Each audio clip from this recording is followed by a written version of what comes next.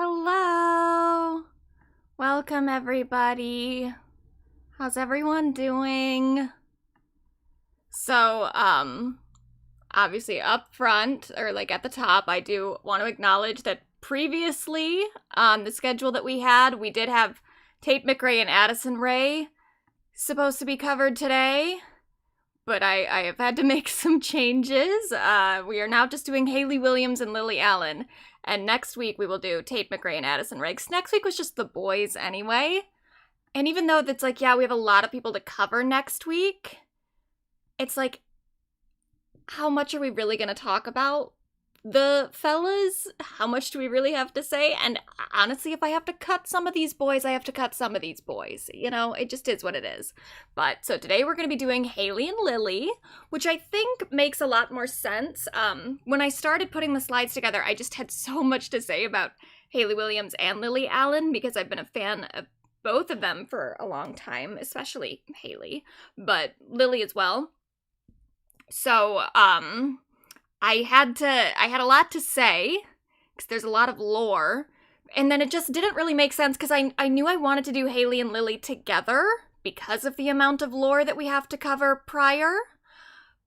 And then with Tate and Addison, I wanted to keep them together, but it didn't really make sense to put them next to Hayley and Lily, because it's like, we're gonna spend so much time talking about, like, a lot of, like, these women's careers that have spanned, like, over 20 years, each of them, and then just cut to Tate and Addison and be like, okay, and these two women just started out, you know? It didn't make sense tonally for them to be in the same slide show, so I am pushing them to next week, but that does mean that next week, because I want to have a full list ready by the time we do, by the 22nd, because that's when we'll start doing the polls, so we have to have everyone covered next week. So, yeah, hopefully that works out. It probably will be fine. Because again, it's like, what are we gonna... We could probably even cut Ed Sheeran if we have to. You know? I I don't know. I've also cut Alex Warren, but I don't know. It does feel somewhat significant that he's nominated for Best New Artist, so maybe he should be there. But I don't really have a desire to talk about Alex Warren, if I'm being totally honest. I think he's very boring. I think all of these guys are kind of boring. Well, Conan is fine. Role Model seems cute. Justin Bieber, I guess, is a lot. We have a lot to talk about with Justin, but whatever. We'll do that next week. And then I also did, some of you might have already seen, but I posted this because in addition to the brackets, I also did just want to like have some sort of poll for us to decide album of the year. So I put this post up of all the ones that I have currently in my list of people to choose from. And I said that if you would like to, if there's anyone that you think is missing, just leave a comment. So if you guys want to go over to that post at some point and look at this, just to see if your favorite albums of the year have been included. And then, yeah, flop bracket on your birthday. Well, that's not because you're a flop. It's just, it happened to work out that way. But also, yeah, and let me know who you guys want as well for the flop bracket, because I've got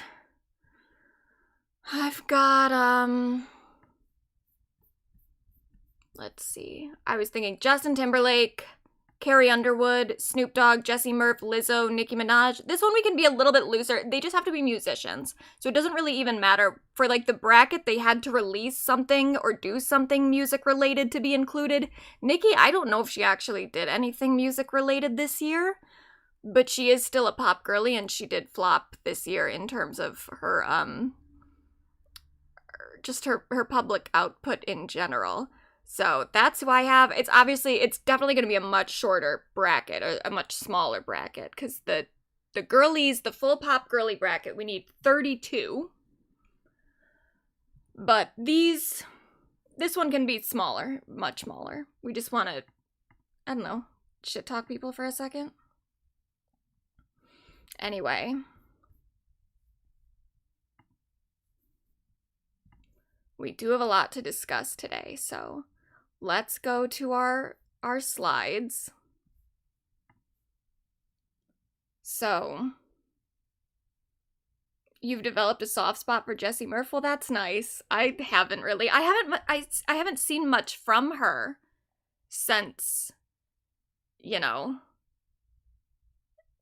the thing that she put out. I saw something earlier this week where she covered Hallelujah, and some people were really hating it. I didn't hate it. I thought that the cover was fine, but that's literally all I've seen from her since that, like, Trad Wife song that she put out. Anyway. So we've got another Pop Girly non-competitive, and that's for last week. We just put we talked about Olivia Dean just because she was a little bit too new for me to put into this year's bracket, but I did still want to shout her out. And she's not an honorary pop girly. She is a pop girly. So this is just the non-competitive side. Previously, so we've been through a whole journey at this point with Ice Spice. I had her in like the nomination list at the beginning of the year, and then she just kept releasing songs that just fucking sucked. And I just could not take her seriously as an artist anymore, to the point where I'm like, I'm just taking her out of the running. I'm not going to include her in the Pop Girly nominations. But I did then, when she released SpongeBob Big Guy Pants Okay, I was like, well, that's fun. So I gave her an honorary Pop Girly slot that week, just to shout out that song. But I still just wasn't really taking her seriously as an artist. And now she's released another song. It's called Tootie or something, and it is good. So this is just my acknowledgement of the fact that I do think for next year, Ice Spice could be in the running again. I'm taking her seriously again as an artist for the time being, but we'll see where things go. Our dishonorary mentions, our dishonorary flops, people who are not pop girlies, but who I still want to talk shit about anyway.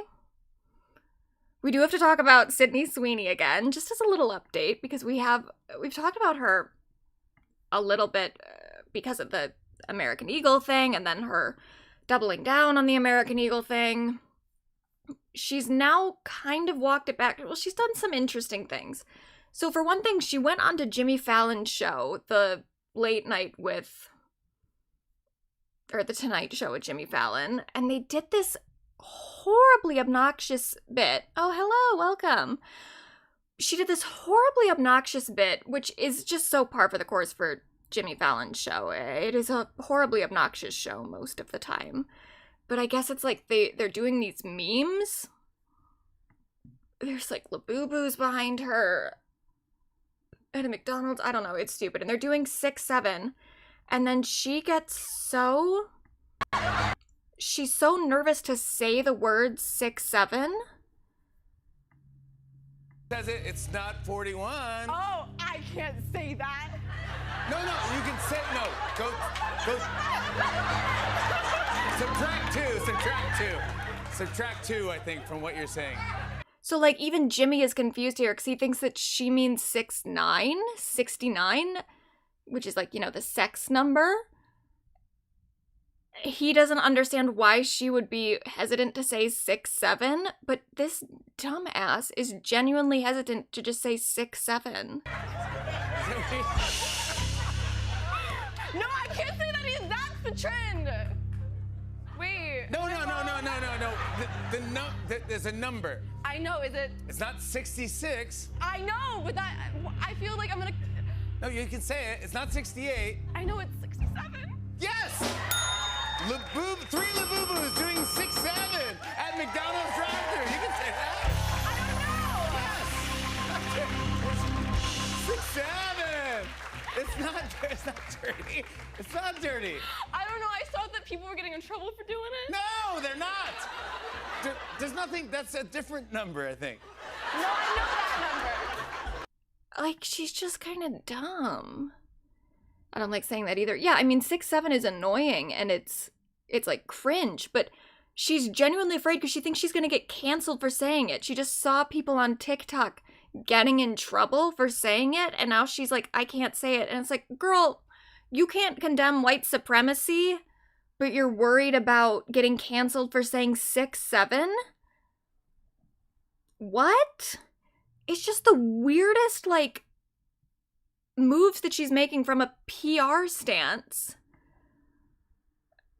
I don't understand whatsoever, but then she did address the ad this week. She told People magazine, she said, I was honestly surprised by the reaction. I did it because I love the jeans and love the brand. I don't support the views some people choose to connect to the campaign.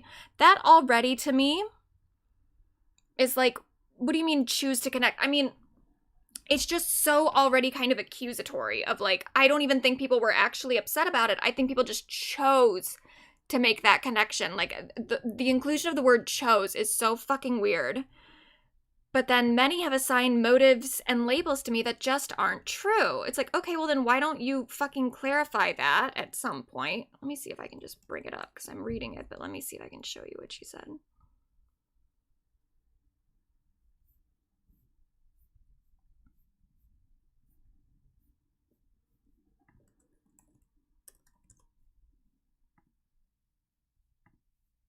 Yeah, here it is. I was honestly surprised by the reaction. I did it because I love the jeans and love the brand. Okay, like, fuck off. I don't support the views some people choose to connect to the campaign. Many have assigned motives and labels to me that just aren't true.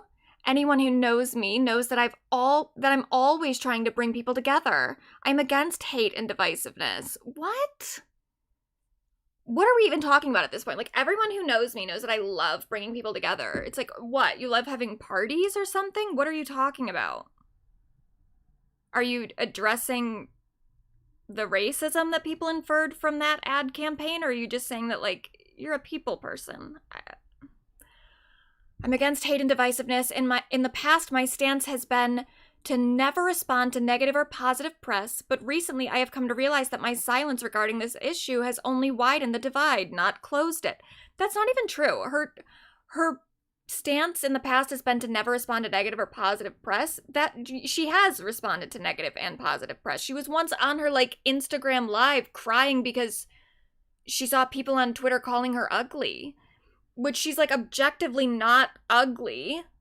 I mean, I guess I can't say objective because it's obviously everyone has their own preferences, but like clearly she is meeting a high standard of beauty norms in like Western culture. Like she looks exactly like, I mean, she looks like something that a horny boy would design. Obviously she's not fucking ugly, but for whatever reason that was important for her to address, to show people how sad she was that people called her ugly. But then when people were like, she kind of seems like she might be racist, she was like, I shan't respond. I shan't dignify that with any sort of response. Like, how is you being ugly that much more important to you than whether or not you're a racist? But whatever. So I hope that this new year brings more focus on what connects us instead of what divides us. And it's like, again, are you going to address the actual controversy? Are you going to address what people were saying about that ad campaign? And the weird, like, eugenics-y tone to it? No, you're just going to be like, I am addressing it, technically, by acknowledging it, and I'm saying that everyone is wrong. It's like, well, that's not good enough, girly. It's just not good enough. I'm over her. I just don't even think she's a good actress. I'm so upset. If that Barbarella film goes forward, I'm gonna be so fucking sad. Ugh. And then our other dishonorary, not Paul, he's not the problem, but fucking Quentin Tarantino did an insane podcast interview with,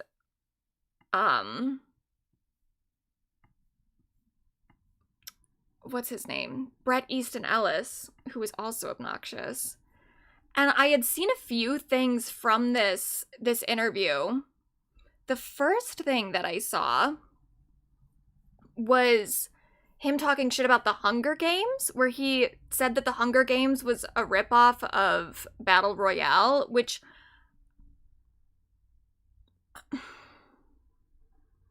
we've had this conversation. Everyone had this conversation in 2013 when the movies came out. And they're really, like, they're not that similar. Obviously, the basic structure, like, the idea of, like, the games itself is kind of similar. But there's also just so much, there's more world building in the Hunger Games that is very different from Battle Royale. There's way more to the story than just the games themselves. It's a stupid comparison. It was a stupid comparison in 2013. And his whole thing, he says at one point, he says, I do not understand how the Japanese writer didn't sue the Japanese writer. He's talking about Battle Royale, and he can't even, like, remember the name of the person that wrote Battle Royale. He's such a huge fan that he's defending their honor, but can't remember their fucking names. So he just says, the Japanese writer didn't sue Suzanne Collins for every fucking thing she owns. They just ripped off the fucking book. Do we want to talk about the amount of media that you've ripped off throughout your career? Like, that's kind of been your entire thing, is just paying homage to different movies in your own movies. Like, there are like full scenes that you've taken from other people's work. It's just so weird. Yeah, and he did move to Tel Aviv, as Princess Kitty Glitter is pointing out. And he moved to Tel Aviv like right after October 7th. So it was literally, and then he was like posing with IDF soldiers to boost morale. So yeah, he's like a shitty person across the board. I've always had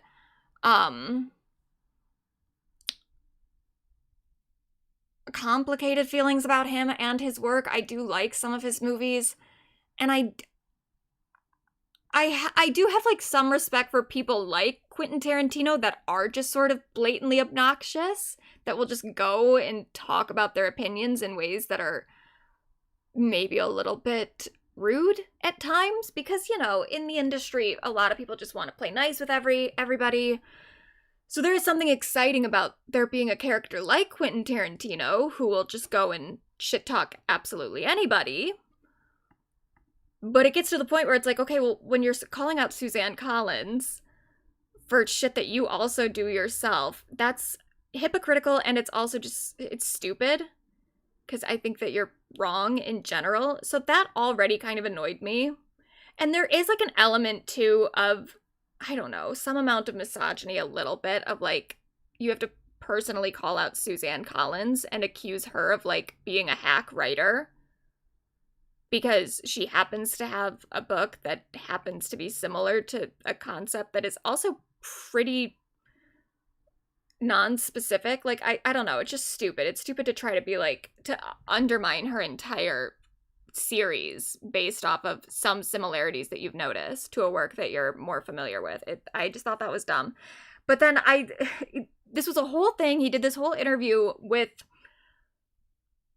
Bret Easton Ellis on his podcast, and he was talking about all his favorite movies. It's like his top 20 movies.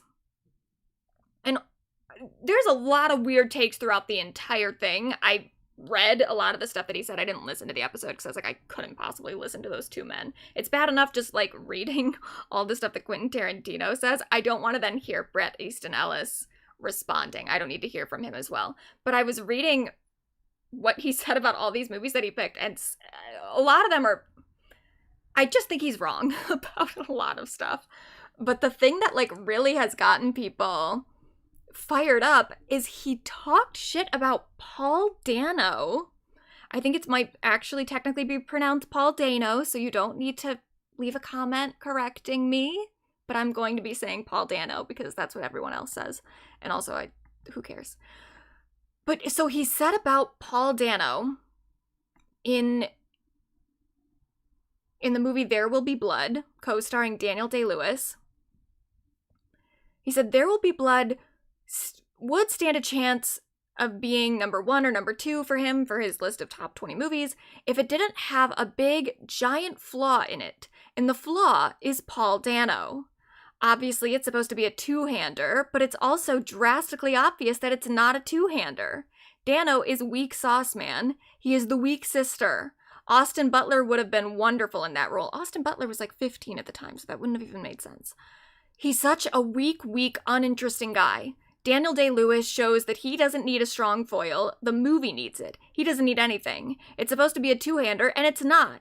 You put him with the weakest fucking actor in SAG, the limpest dick in the world. Genuinely, what is Quentin Tarantino's problem? First of all, I have never in my life heard anyone talk shit about Paul Dano's performance in There Will Be Blood. I would say it's a stronger performance than Daniel Day-Lewis's. He's great in that movie, and I've never seen literally anybody saying otherwise. But then on top of it, it's like, okay, if you think Paul Dano was like miscast or something, you think that he wasn't right for the role, you needed someone with like, I don't know. He says that Paul Dano was uninteresting. I cannot imagine. I wish I could show clips from There Will Be Blood, but I feel like I'm definitely gonna get copyright claimed. But like, I cannot imagine seeing some of the scenes that Paul Dano is in and being like, wow, what a boring man. No, he's so fucking good in that movie. What are you talking about? But then on top of it, okay, sure, you think maybe he was miscast, it should have been somebody else. You have someone else in mind that you think would have done a better job. Maybe Austin Butler, who again was not the right age for that role anyway. But sure, fine, you would have waited until Austin Butler was a little bit older, and then you would have cast Austin Butler if you had done it, which if you had done it, the movie would have been a fucking disaster. But, okay. To say that Paul Dano is the weakest actor in SAG? I've never heard anything so overdramatic in my life. Obviously, Paul Dano is not the weakest actor in SAG. Do you know how many actors are in SAG? All of them, essentially. Including Quentin Tarantino. Quentin Tarantino is in SAG, and he is 100% a weaker actor than Paul Dano. What are we talking about? And I was so taken aback, because I was like, I've just never heard anyone talk about Paul Dano like this. Paul Dano is one of those actors that, like, he's not like super famous in terms of his celebrity or anything. He's not like a huge public figure, but he is a big actor. He gets into a lot of big movies and gets like critical acclaim. People love him in pretty much everything he's ever been in. I've never heard anyone say that they don't like Paul Dano whatsoever. He's in so many good movies and pulls off so many good performances. It was mind-blowing to me. And apparently to a lot of other people as well. The industry is really like rallying behind Paul Dano in a way that is like, it's kind of endearing and kind of cute to see. At the same time, I'm like, okay, we don't need to be doing this much. I almost put Paul Dano as our honorary pop girly for this week, but I was like, he's getting hyped up by everybody else anyway. I don't need to, like, we all agree. We all agree. Paul Dano is a good actor. Nobody thought that he wasn't, except for, I guess, Quentin Tarantino. No one was agreeing with Quentin when the episode came out, but a lot of people have really felt the need to get behind Paul Dano in a way that is so funny. So here's Alec Baldwin. Paul Dano. I just want to say I love Paul Dano. And if you don't love Paul Dano, I just want to say I love Paul Dano. And then Zach Woods also said something. Zach Woods, I do respect for being like the one person in all this who's actually naming Quentin Tarantino. Everyone else is just like making posts that's like, I love Paul Dano. Zach Woods is straight up like, why is Quentin saying this? Which I do respect. Has been talking shit about Paul Dano, and us very weird looking white boys have to stand up for each other. So shut up, Quentin Tarantino, you little bitch. You suck. Your movies these days are just taking a historical villain, slave owners, Nazis, the Manson family, and then using them as a thin pretext to enact your same old tired pornographic violence. And then some shot of feet and the N-word. You know, your next movie is going to be like, probably like the Boston pedophile priests, and then someone ends up putting a Tommy gun in their penis and blowing their brains out through their perineum, you know, and then their dying words will be the N-word for some reason. Shut up, bitch! Quentin Tarantino. And then we've got Matt Reeves saying Paul Dano is an incredible actor and an incredible person. Yep, everyone thought that. Ben Stiller as well. Paul Dano is fucking brilliant. A lot of these people have worked with Paul before. Simu Liu, he said, IDK, I think Paul Dano is an incredible actor. He's one that I don't think has ever worked with Paul Dano, but I guess just still wanted to say something in support. Josh Gad as well. So not sure who needs to hear this, but Paul Dano is one of the best actors of our time, full stop. And then Colleen Foy, who I think also has worked with Paul, or yeah, she's worked with Paul before. Oh yeah, she's in There Will Be Blood. Paul Dano and I played brother and sister in There Will Be Blood. His incredible performance speaks for itself. I sat behind Quentin Tarantino at the cast and crew screening, and he was legit vibing with Paul's performance. His recent comments are incongruent with his reaction that night. I don't know what his problem is. I saw some people speculating that like maybe Paul Dano is pro-Israel and that's why Quentin has some weird beef with him, but that doesn't appear to... Paul's never said anything about that conflict, and he's never said anything about anything that I know Quentin Tarantino would be interested in. So it's so out of the blue, it's so out of pocket. It is just mean too. It's one thing, again, if he had just said, I love There Will Be Blood, but I do think that Paul Dano was a little miscast, I still think that would be a crazy opinion. But okay, sure, we can all have our opinions. We can all have our weird hot takes. It's so mean to just say that you think he's the worst actor in SAG. It is so unnecessarily cruel. And it's not even the only person that he was cruel to in that interview. He said something else about Owen Wilson, which Owen Wilson, it seems like he almost came around on because he loves Midnight in Paris, which again, fucking weird. I know I talked some shit about Woody Allen last week, I do think that Woody Allen's, like, earlier movies, I kind of get it. They don't hit that hard for me. But okay, sure, Woody Allen has some great movies. Midnight in Paris is your favorite Woody Allen movie? Already weird. But then he was like, I hate Owen Wilson so much, but then I kept watching that movie and I was so, like, transfixed by Owen Wilson.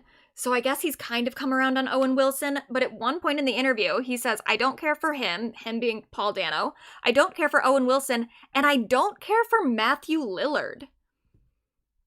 What does Matthew Lillard have to do with anything? Why are we being mean to Matthew Lillard, too?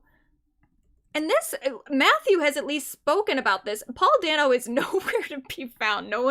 He hasn't made any sort of public statement about his feelings on Quentin talking shit about him. I imagine because that's the thing that's just crazy too, is like Paul Dano didn't do nothing to nobody. Paul Dano minds his business. He's really not even like a celebrity, totally. He's in big movies, but he doesn't do anything when he's in between promo cycles. And even when he's promoting something, he's still pretty low key.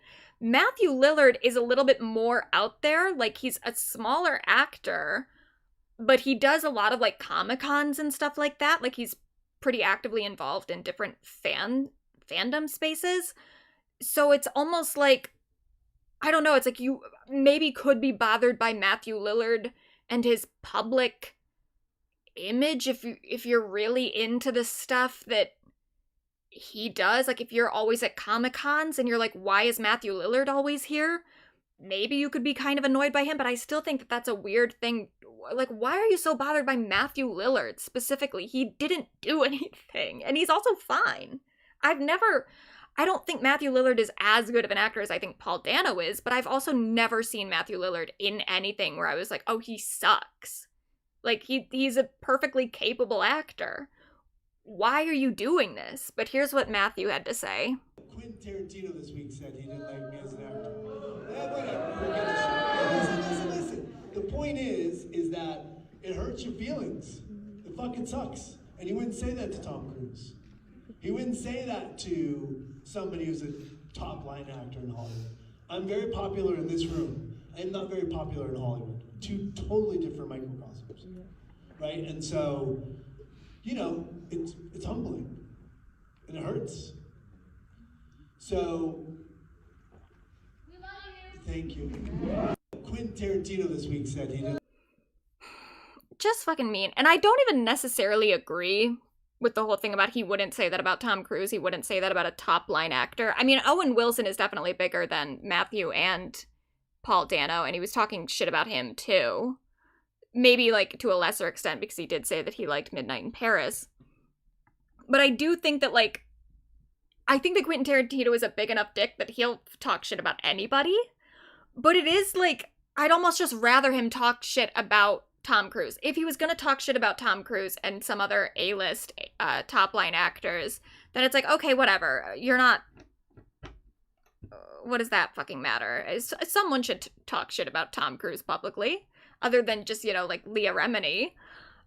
Someone, you know, can humble those people. But to go after, even Owen Wilson, who I think is a bigger actor, especially in, like, the comedy sphere, he's not huge. So, weird to go after him. Very weird to go after Matthew Lillard, and very weird to go after Paul Dano. It's just mean. You are just, like, really punching down at that point. I mean, at least with Paul Dano, he's so critically acclaimed that everyone just immediately thought that his criticisms were weird. Matthew Lillard is almost in a more vulnerable spot, though, because he is just kind of, like, the genre guy, you know? Like, he's the horror guy. He's the, like, nerdy media guy who most people wouldn't want to take seriously in the first place. So it's just cruel and strange. And I feel bad for Matthew that he did seem to really get his feelings hurt. I am seeing a lot more people defending Matthew now, though, now that he said something about it. Because for a minute, it was like all anybody cared about was Paul Dano in this situation. But yeah, Matthew also got his feelings hurt. Thank you. Now, we have one more flop. And this one is from earlier today, because this was just bizarre. Judi Dench? said some weird shit. She's defending Harvey Weinstein and Kevin Spacey. She apparently is like on texting terms with Kevin Spacey, and also apparently revealed that she has a crush on Johnny Depp. Weird. Gross. She also is 91, so I'm like, okay, well, maybe she's just not all there mentally. I'm not sure. But low-key, fuck Judi Dench. I don't know much about her.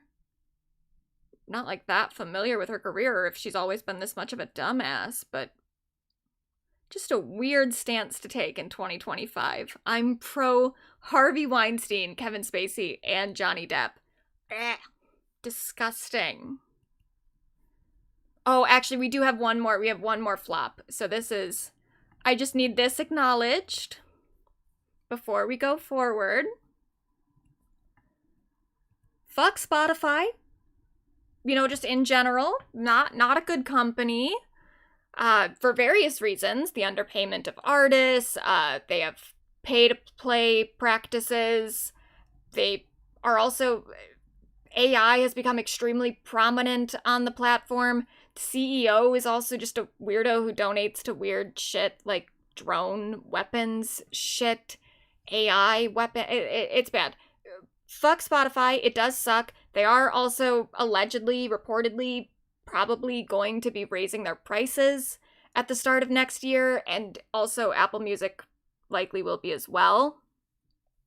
So it does suck. I don't want to be like pushing any pro Spotify thing here, because I do hate it, but unfortunately it's like there aren't really many good alternatives, especially for like an affordable price.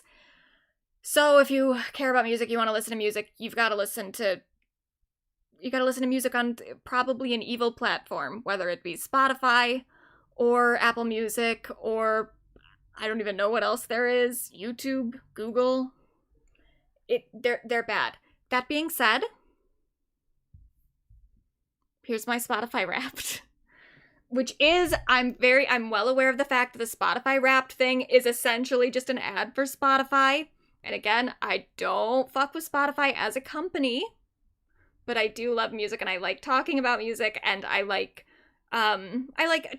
listening to, seeing what other people are listening to. So the Spotify Wrapped thing is very fun. It's fun to see what everyone was listening to.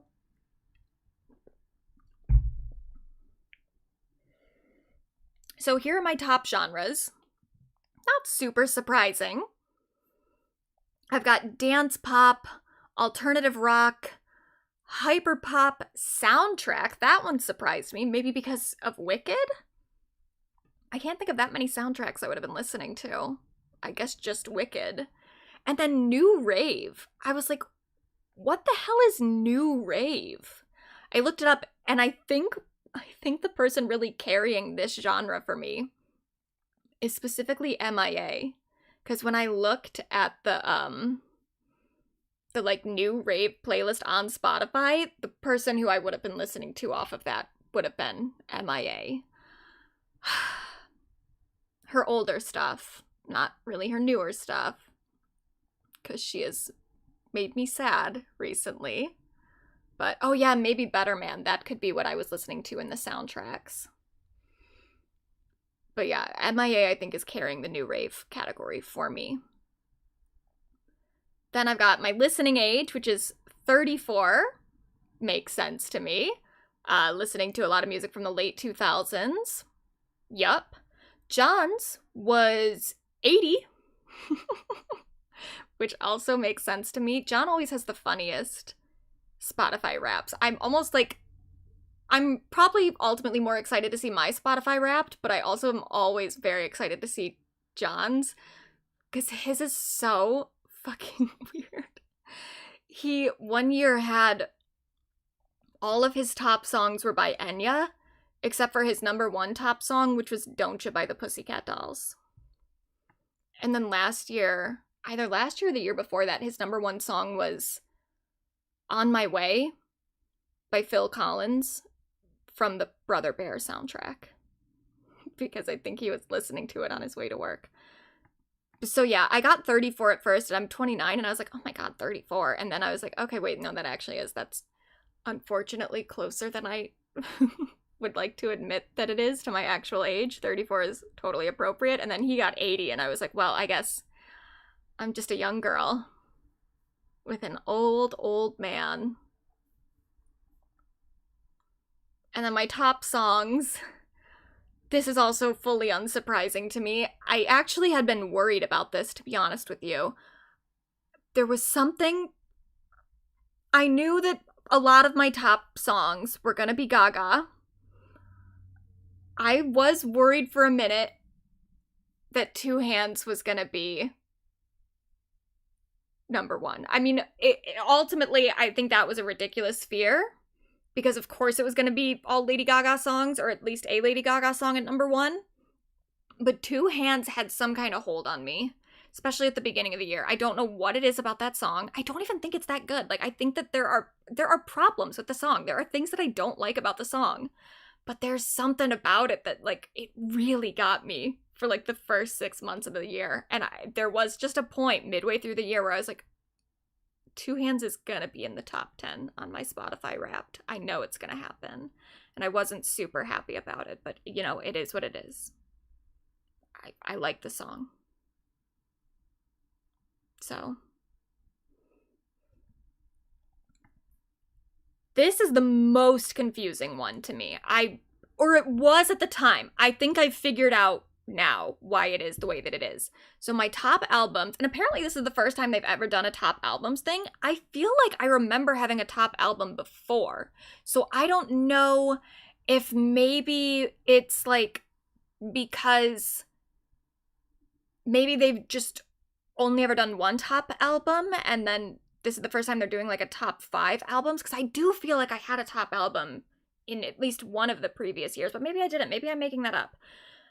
But I do think I was very excited for there to be a top album category, but now I kind of understand why it's a somewhat challenging category to create, because what I think, where I'm very confused by this, the first 2 albums make sense to me, the bottom 3 albums do not, and there are definitely other albums that I think I listen to way, way more than these 3.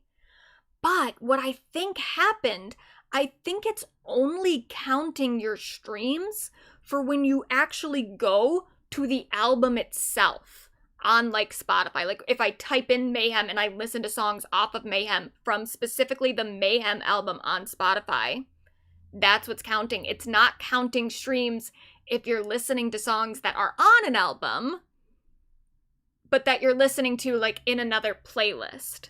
I think that's what happened here, which makes sense because the way that I listen to music, I listen to, like, the entire album all the way through, and then if I really, really, really like an album, like, I think every song is good, or at least there's, like, 1 or 2 skips, because normally, even with an album that I really like, there's usually about, like, 4 songs that I don't care that much about, at least. Maybe even more. Not that I think that they're bad, they don't pique my interest. But if an album, like, really, really gets me, like, every song, or only, like, 1 skip, 1, 2 skips, then I will just keep going back to the album and listening to the entire album all the way through again and again. But what normally happens is, like, I listen to an album all the way through once or twice, I get the songs that I find the most interesting, and I just keep listening to those over and over and over again until they start going on to my other playlist, like either my on repeat playlist, or I'll put them onto a playlist of my own, or Spotify just, like, it picks up that I'm listening to that song, and then it starts putting those songs into, like, the algorithm generated playlist that it makes me, like pop mix, dance pop mix, indie mix, whatever the fuck. And that's mostly what I listen to. I mostly listen to music off of playlists. So that's why I think that some of my actual top albums are not represented here, because I wasn't going to the album specifically to listen to the songs. What I think happened with these 3 albums, though, and this is kind of not complimentary, I think these are my top not my top 3, but my lower, my 3, 4, and 5, because I like these artists a lot. I love Marina, I love Taylor, I love Miley, and I've loved some of their albums, some of their previous albums, but I just wasn't really wowed by these albums in particular. So when I listened to them all the way through, they didn't have, well, Marina, it does kind of make sense, to be honest with you. Like, in this order, I would say that Marina's album had the most songs that I revisited. Then Taylor had like a few. And then Miley, this album didn't even have any entries into my top 100 songs of the year. But I do love Miley Cyrus. So what I think happened was, like, there weren't a whole lot of songs off of these albums that managed to find their way into my regular playlists. So because of that, and because I love these artists, I kept going back to the album to try to see if I could, like, get a few more songs to stick with me. Because I kept thinking, like, maybe I haven't listened to it enough. Maybe I didn't give it enough time. Maybe I didn't have my head in, like, the right space. So I kept going back to listen over and over again, trying to get some more of the songs into my normal playlists. And then it never really worked for any 3 like, the songs that I really liked from the albums were the songs that I really liked from the albums pretty much from the beginning. Taylor especially, I did listen to it a little bit more when I was doing the track by track review for when we returned to the Pop Girlie streams. So that one, I fully understand why that one's here. And then, yeah, the Miley album, I kept going back. I really tried. And I don't dislike it as an album. I think it's perfectly enjoyable to listen to as an album. There were no songs on it that really stuck with me throughout the year. So that's what I think happened here. I think I definitely was just going back to Mayhem and Addison a lot because I just really, really like those albums. Like, there's one song on each of them that I don't love, but the albums as a whole I think are pretty great. These 3, I think I just kept going back to the albums because I wanted more songs to be great. And it is what it is. Now, where I'm kind of sad about this, I think that there is an album that should be number 3. But what I think happened was, when Hayley Williams released her album that we're going to talk about today, Ego Death at a Bachelorette Party, she first released them on her website, so not on streaming services. She just put the songs onto her website. Then, a little bit later, when she put the songs onto streaming, she didn't release them as an album. She released them as just a collection of songs. Like, they were all singles. So 17 different songs listed individually on streaming services. So for that reason, like, when the songs first started to come out, I wasn't listening to them on an album at all. I was only listening to the songs the way that she released them, which is just as songs. Or sometimes I would listen to maybe like somebody else's playlist that they had made ordering the songs. And the album itself came out at the end of August. And I listened to like the new songs, or the new song at the time that was on the album. But the album came out at like right before I went to New York to go see Lady Gaga. So I was just in like full mayhem mode for like the entirety of September and the entirety of October and quite a bit of November as well. So I just wasn't really ready to move on to any new like full project yet, because I was still just so thinking about Mayhem and thinking about Lady Gaga. But then midway through November, when I kind of like cooled off on Mayhem a little bit, and I'm ready, if she wants to drop a deluxe edition, I will jump right back in. But I cooled off on Mayhem for a minute, and I was like, okay, I'm ready. I want to like really get into that Hayley Williams album. And so the last few weeks, I have just been listening to a fuck ton of Ego Death at a Bachelorette Party. And I am listening to the album. Not like... I mean, I am also listening to it as it comes up on my playlist when I'm listening to a playlist, because it is now in my algorithm that way. But I am frequently going to the album itself to listen to the whole fucking album, because I really do love it. But that happened, I think, a little bit too late into the year. I think Spotify had already stopped tracking my data by the point that I was ready to start totally diving into the album. So it's not represented here at all, and I am kind of sad about it because it has turned out to be a very big part of my 2025. It just was kind of a late entry into my 2025. But you know what? It's okay. I'm gonna make it up to Hayley today because I'm gonna talk about the album quite a lot.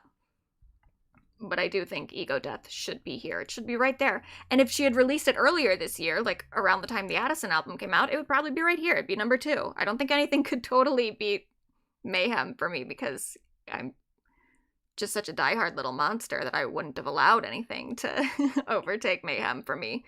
But if I'm being honest with you, a lot of my thing with Mayhem is like I'm so devoted to Lady Gaga, and there's so much other stuff around it, like thinking about her live performances and the music videos and the visuals and yada yada. Like, Mayhem will always be my album of the year in terms of it dominating my personal life. Like, I went to New York to go see Gaga. Like, I think about Lady Gaga so much. If I'm being honest, though, the album that I do think I have enjoyed the most in terms of just the music on it, the album that I think produced the most songs that I'm like totally addicted to, I do think Hayley had the better album. So in a way, Ego Death at a Bachelorette Party is my album of the year, but then in a different way, Mayhem is my album of the year. But Gaga has had plenty of moments on this stream in the past, so today I am going to be a little bit more dedicated to Ms. Williams. In addition to that, I also have my top podcast. It does make me laugh. Legends Only was my top podcast last year, and I am a little bit surprised that it's not number 1 this year because it's like a weekly pop culture podcast. But I do listen to a lot of If Books Could Kill, so it's like, okay, I guess that kind of, that makes sense. But if you notice here, it's If Books Could Kill, then If Books Could Kill Mile High Club, because that's the Patreon podcast that you get access to when you're a member of their Patreon, and then Maintenance Phase, and you're wrong about 4 out of 5 entries here are Michael Hobbs podcasts. You're wrong about he's not on You're Wrong About anymore, but I'm pretty sure the episodes that I was listening to, he was. So, yeah. We love you, Michael. The Michael Hobbs podcast universe is my favorite. I don't think that should be surprising, though. My top artists, obviously, Lady Gaga, then Charli XCX, then Taylor Swift. Because Taylor Swift, even though I didn't really love Life of a Showgirl that much, she released, or she not released, but she gained control of her. She got her masters for her entire catalog this year. So I did at the beginning of the year, or midway through the year, whenever she did that. I was just going back and listening to a lot of old Taylor Swift songs that I hadn't heard in a long time, because I hadn't heard those versions. I'd only heard, like, I'd been listening to the Taylor's versions for most of them. So that definitely boosted Taylor quite a lot. Then even when Life of a Showgirl came out and I didn't love Life of a Showgirl, I still kept going back to Taylor's, like, other songs just to remind myself of, like, no, but you do like her as an artist. You have to remember, you do. She's released some other stuff that you really, really loved, just because this one album was a flop. So I have listened to a lot of Taylor Swift this year. So I'm not surprised that she's at number 3. Then Sabrina, and then Addison. That all makes sense to me. I do think if I would like Hayley to be a little bit higher, but, you know, it is what it is. Some people, though, so with Gaga, I think I was like top 0.1%, which that's good. I mean, that's nice for an artist who has so many fans. Some people got really high, though. I'm not even on the actual leaderboard for Gaga, but I guess there is a leaderboard where you can, like, be ranked amongst other fans for how much you've listened to a particular artist. You have to listen to quite a lot to get onto the leaderboard, I think. I guess it depends on the artist that you're listening to, though. You know, if you listen to a smaller artist, it'll obviously be a lot easier.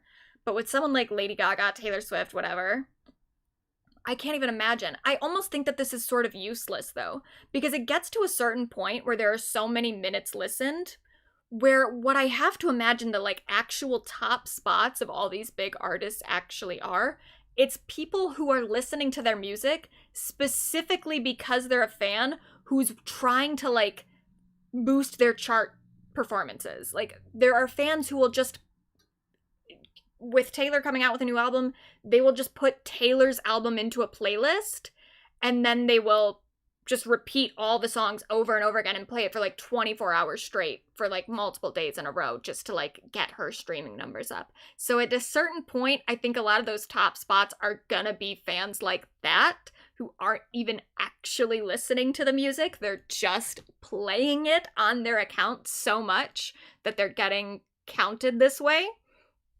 So it's like, it's kind of a cool idea to be like, who listened to whatever artist the most, but at a certain point it's like, well, those people probably weren't listening if they have that high of a number.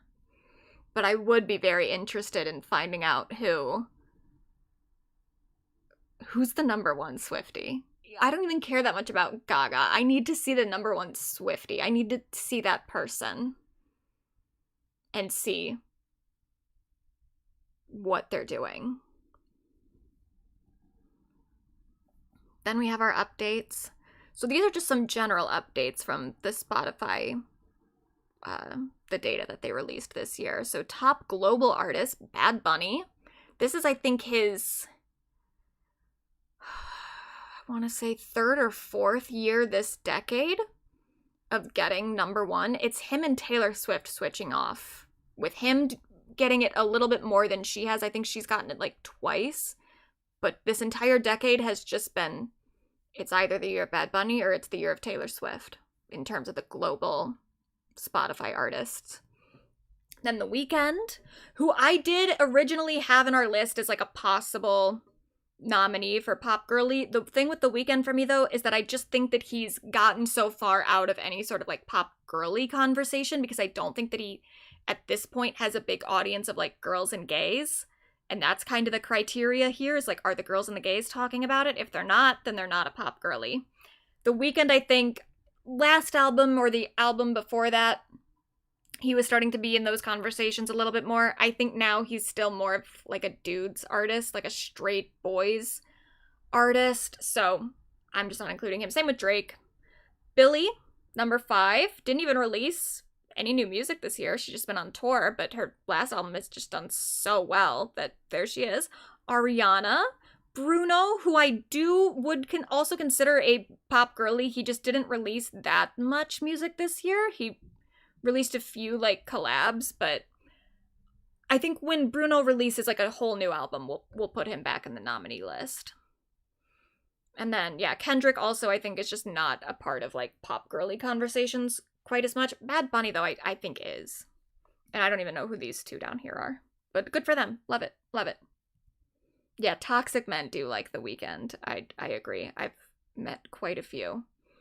To the point where it almost ruins The Weeknd for me. I mean, The Idol already had a bit of an effect on my thoughts about The Weeknd. But really, it's like The Weeknd's fans, to me, are... It's a barrier for me to really enjoy him. Top artists in the US specifically, Taylor Swift, Drake, Morgan Wallen, Kendrick Lamar, Bad Bunny, The Weeknd, SZA, great. Zach Bryan. Is Zach Bryan the one? I think it was. The University of Michigan, the big house, the stadium that gets used for all home games for the U of M. It's this big like arena stadium thing. Stadium, I guess, not an arena. It's a big stadium. They've never had any artists in it at all. It's only ever been used for football. And then this year they decided to allow musical acts inside the big house. And I think it was Zach Bryan, which kind of annoyed me. Because I don't know anything about Zach Bryan. Maybe he's like a good guy. Maybe he makes good music. But I just was like, the first ever performance at the big house. And it's a man and it's a country singer. Would have loved it to be a pop girly, but oh well. I don't know if they're planning on doing more performances there, though. Tyler, the Creator, Kanye West, somehow is still, like, I don't know. Whatever. Let's not even talk about that. Top albums globally. Bad Bunny, obviously. K-pop Demon Hunters. I have not gotten into that at all. I'm afraid to. I'm afraid of K-pop, to be honest. I think that's maybe the biggest problem with these pop girly streams is like, I don't listen to K-pop. I'm afraid of K-pop. I'm afraid of K-pop fans. And it's just very overwhelming for me. So like, there's no real K-pop representation in this, in the slides, if you've noticed, because I'm just very afraid to get into that arena. It's like once I start, I don't know where to like make the cutoff. It's like, what are the best K-pop people who are the most significant? I don't know. I don't, it just seems like a whole can of worms that I'm afraid to open. But I guess K-pop Demon Hunters is doing very well. Hit Me Hard and Soft, Billie Eilish, still doing extremely well. SOS, Lana, Short and Sweet, Mayhem. I guess I don't know about these down here, or this one, obviously. This is an older Bad Bunny album. And then this is, I guess, the new Kendrick album. I don't know about Morgan Wallen, but if you notice, most of these are albums that were released last year or in this case before. Like that one, Billie's album released last year. SOS, I guess the deluxe edition, there were some new songs that came out this year, but for the most part, that's an album from last year. Short and Sweet from last year. But we do have a few new ones. Top albums in the US. Morgan Wallen.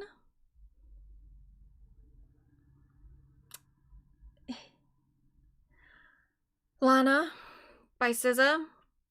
Then we have, of course, Bad Bunny again.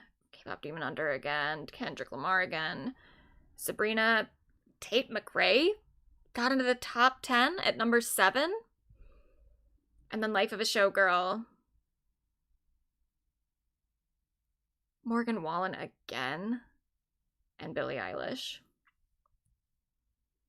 Top songs globally. Die with a Smile. Birds of a Feather. Apata. Ordinary. DTMF. Back to Friends. Golden. Luther. That's So True. Gracie Abrams got in here. Wildflower. And then in the US, mostly the same, but also Pink Pony Club and Timeless and The Marias. Oh, and another Kendrick Lamar song. A different one. So yeah. There's that. And then this is from Apple Music. Apple Music didn't release like graphics like this though. And I also couldn't see anything about their top artists, but I guess their top songs are roughly the same. Apata, Luther, Die with a Smile, Not Like Us, Birds of a Feather. And then they've got like the top Shazam stuff. So Shazam is like the thing that you put your phone out just to see, to like find out what like a song playing in like a store is, or a song playing on TV. So one thing that I did find kind of significant about that is the amount of people that were looking up Messy by Lola Young. People wanted to know, who is this young lady singing? And then Lola Young also does have a top 100 in the global radio. So good for Lola. And then moving on to our other updates, Brat is the first album by a female artist since Lady Gaga's The Fame to rank as Billboard's #1 year-end top dance album in back-to-back years, so it's still kind of the year of Brat, in a way. Charlie also, she's in quite a few movies that are coming out. One of them has just released, 100 Nights of Hero. Apparently she's good in it. Not sure. Haven't seen it myself. This person says, good news, Charlie can act. Bad news, she has a very severe case of iPhone face. Yeah, she does, for sure.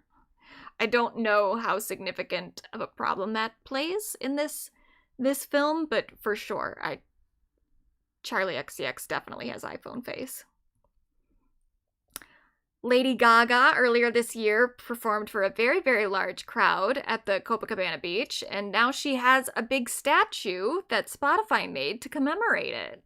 of her little paw, and it says Brazil, let's go, and it's even got her little tattoo on it, so that's cute. She also, the top trending song on YouTube was Die With a Smile, and then there are other songs here as well, but that's the only one I care about. What's iPhone face? iPhone face is just a term for, like, you have a face that looks too modern. You have a face that has seen an iPhone. That's all it really refers to. So there's certain people where it's like they just don't, actors whose faces don't ever really fit in a period piece because they look like they were born in either the 20th or 21st century. They look like they've seen an iPhone. There's someone else's really bad iPhone face that I can't think of, but that would be a really good example. But there's a lot of people. Because it has to do, I think, with, like, the ways that humans have evolved to some extent, like features that have become more prominent with time and features that have kind of faded. Or it's, like, just people that have had, like, a lot of Botox or something where it's very clear. I mean, in general, even if you don't get Botox, just skincare regimens and stuff have changed the ways that people's faces look. So people just look very different from the ways that they looked previously, you know? Because we're all using sunscreen now. It's a big, big part of it. Yeah, Anya Taylor-Joy is another one, too, who is in a lot of period pieces, but every time I see her, I'm like, that doesn't look quite right to me. But she's good in them. Gaga was also named Mother of the Year by Grindr. I don't know. I've never used Grindr, obviously. But I guess maybe there's like a poll or something? I'm not sure. But they picked their favorite artists and their favorite songs, so she got Mother of the Year. Ariana had second, Beyonce number 3, Taylor number 4, and Chappell Roan number 5. Gaga also got Album of the Year from Grindr, Song of the Year, Tour of the Year, and Music Video of the Year. So she really is Mother.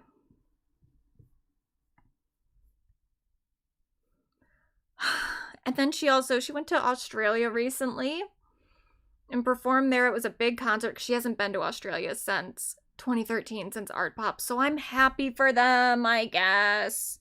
I'm glad that she went to Australia and she did a big show, but also she performed Brooklyn Nights, which is it's an unreleased track, and it's her best unreleased track, just straight up. I've always loved Brooklyn Nights. I'm so sad it's not on streaming, and she fucking performed it in Australia. You couldn't perform it in New York. It's called Brooklyn Nights.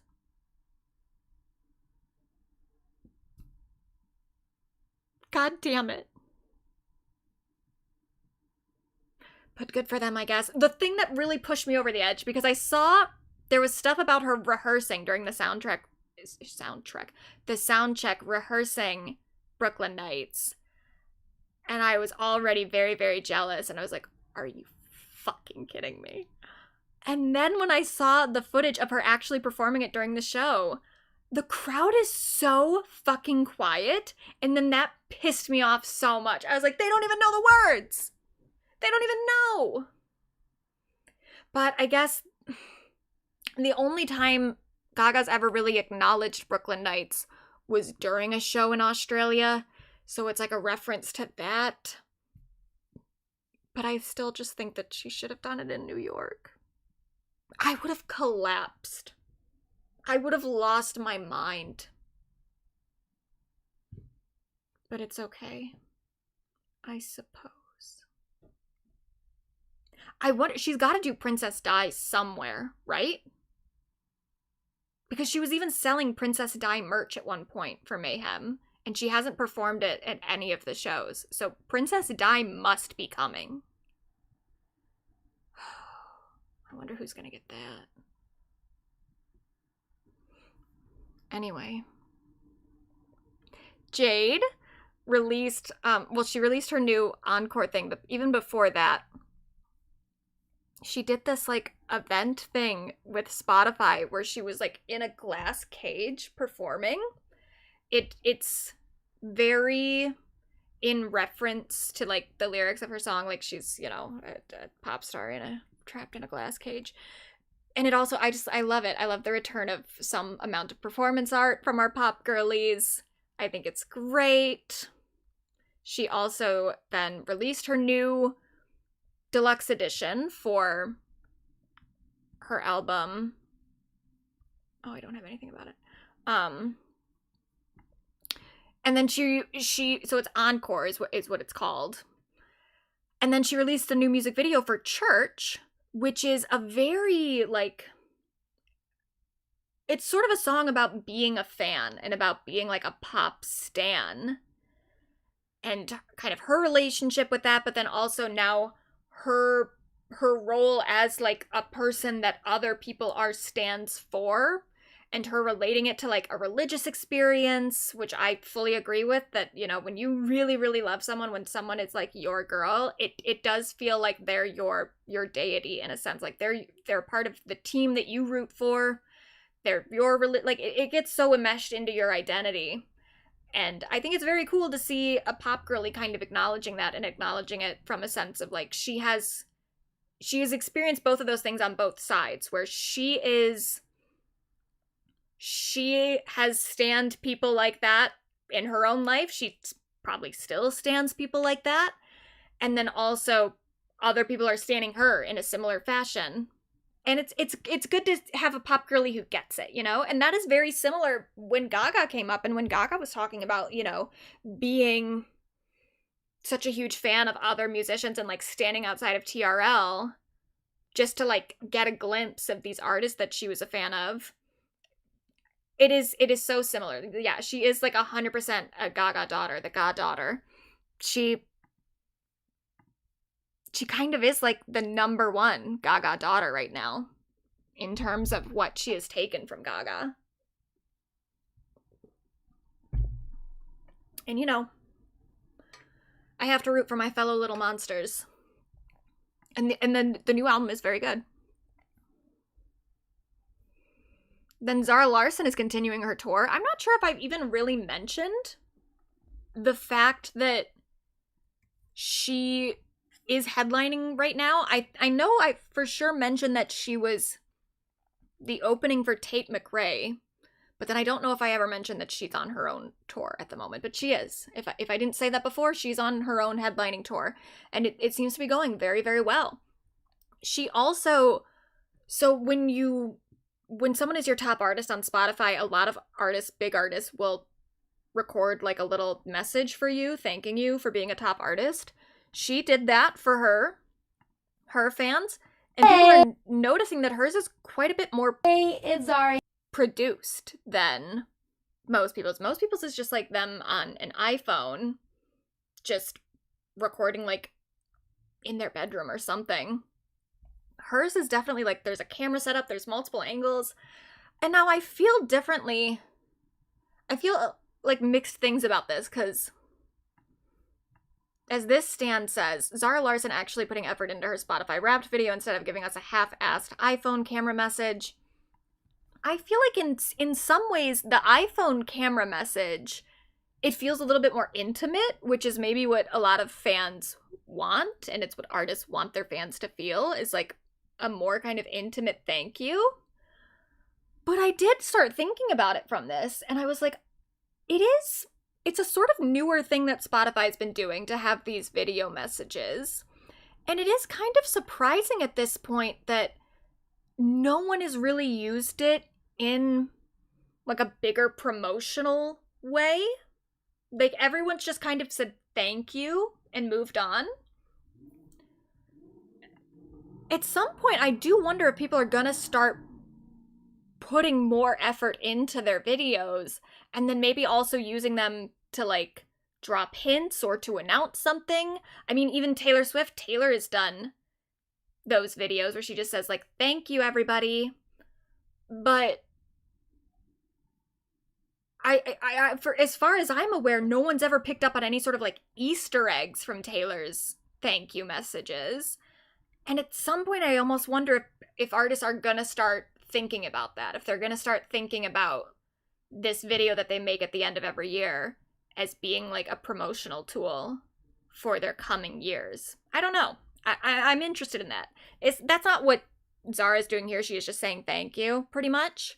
But just the fact that she is clearly putting more effort into it and like filming it with multiple cameras and everything, I'm like, at some point I do wonder if it's going to start moving that way. That it's not just going to be like an iPhone camera thank you kind of thing. It's going to be more of a production. We'll see. Maybe next year. Rosalia has now officially announced her new tour for Lux. I don't know, because before there were like rumors that she was coming out with tour dates and stuff, and then there was an image of her, supposedly her stage. I don't know if that stage has been confirmed yet, or if that's still just like a fan thing, but it looked really cool, so I kind of hope so. But she has now officially announced the tour. Good amount of dates here. I likely will not be going because, you know, money, but I'm sure it'll be a great show. Ray is she's still out here, still doing shit. She also just did a magazine cover with her sisters. Because before, when we were talking about Ray, I had like just found out that her sisters did stuff. But it seems like they're really getting involved in the like, in Ray's career, even if they're smaller artists at the moment, which I wonder if that's gonna, if maybe that'll have like a bigger impact on Ray's own career, that it is sort of like a family venture at this point, you know? Kind of, it can be very helpful, you know, if multiple members of your family are out doing promo, you can cross-promote pretty easily, so good luck to Ray and also to her sisters, Amma and Absolutely. Ariana Grande, nominated for a Critics' Choice Award. The only actor, her and Cate Blanchett are the only actors to ever be nominated twice for the same role. Now, congratulations to Ariana, obviously. It is a little bit infuriating that Cynthia Erivo was not nominated for a Critics' Choice Award. Because, as I've said before, I think Ariana does great in the movie. She's good. She's a great Glinda. I think Cynthia has the standout performance in the film. I cannot understand why you would nominate Ariana and not Cynthia. I think that's fucking insane. But good for Ariana. Now, good news is both Ariana and Cynthia are nominated for Golden Globes. So I'm very hopeful that, I mean, I don't know. I haven't looked at the other nominees for the category that Cynthia's nominated in, so I don't know who I think should win, but I'm pulling for Cynthia, because people have been so fucking weird with her recently. And she is so talented that I don't know. I need her to get something out of this. I need her to get some recognition, because that's the thing that's so annoying about her not getting a Critics' Choice Award nomination. Is like, okay, people on the internet are being weird. It sucks, but it happens, you know? The internet's weird. But then she can't even get, like, acknowledged and properly given her, like, dues just professionally. Even other people in the industry are ignoring the fact that she's the one leading the whole project. I can't. It's like, if she's gonna suffer all of this abuse on the internet, it at least needs to be for something. Let's get our girlie some awards. And then Ariana also did an interview with, with Mr. Adam Sandler recently, and I did just want to point this out because this part was funny to me. So there's one part where Adam happens to say the words 6'7", and then Ari's eyes get real wide. Sequence was like 6 or 7 shots where you had sequence was. So that clip was already very funny of Ariana just reacting to 6'7". And then she said something about this on Instagram, and she said, I don't know what this means. I was reacting to him saying the amount of emotional scenes back to back. I'm scared. What is 6'7"? The girls are afraid of 6'7". I mean, at least she just, like, confronted it head on, unlike Sydney Sweeney, but, like, what? They're terrified. They don't know what to do. And I thought that was funny. And then Ariana is also back on the charts right now because of her Christmas song, Santa Tell Me. Now, good for Ariana. I'm happy for Ariana. I would like to know where Kelly Clarkson's Christmas song is. What the hell?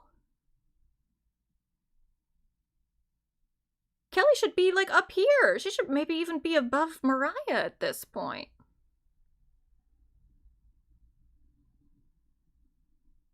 The fuck?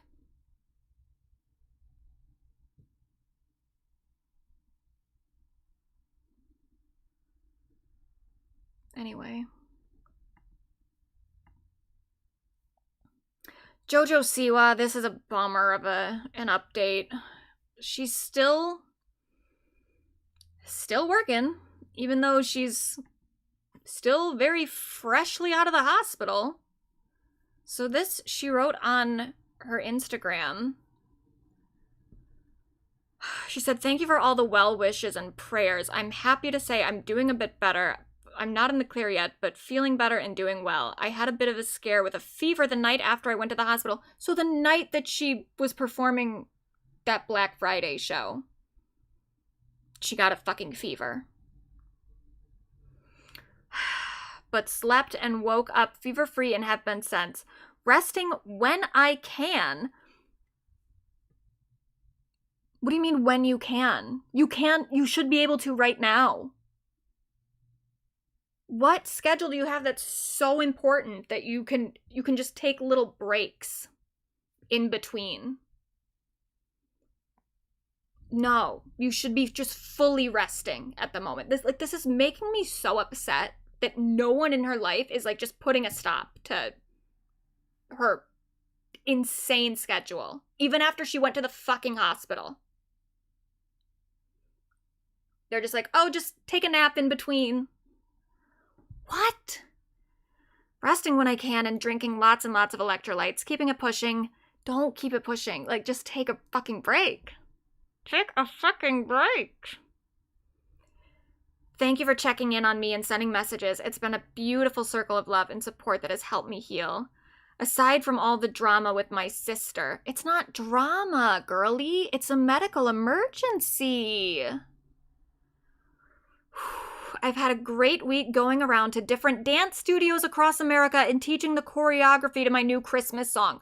She's going around the fucking country teaching classes right after she got out of the hospital. And she's not in the clear yet, which she admits. And there's fucking photos of her in here. So there's photos of her in the hospital and getting put into an ambulance.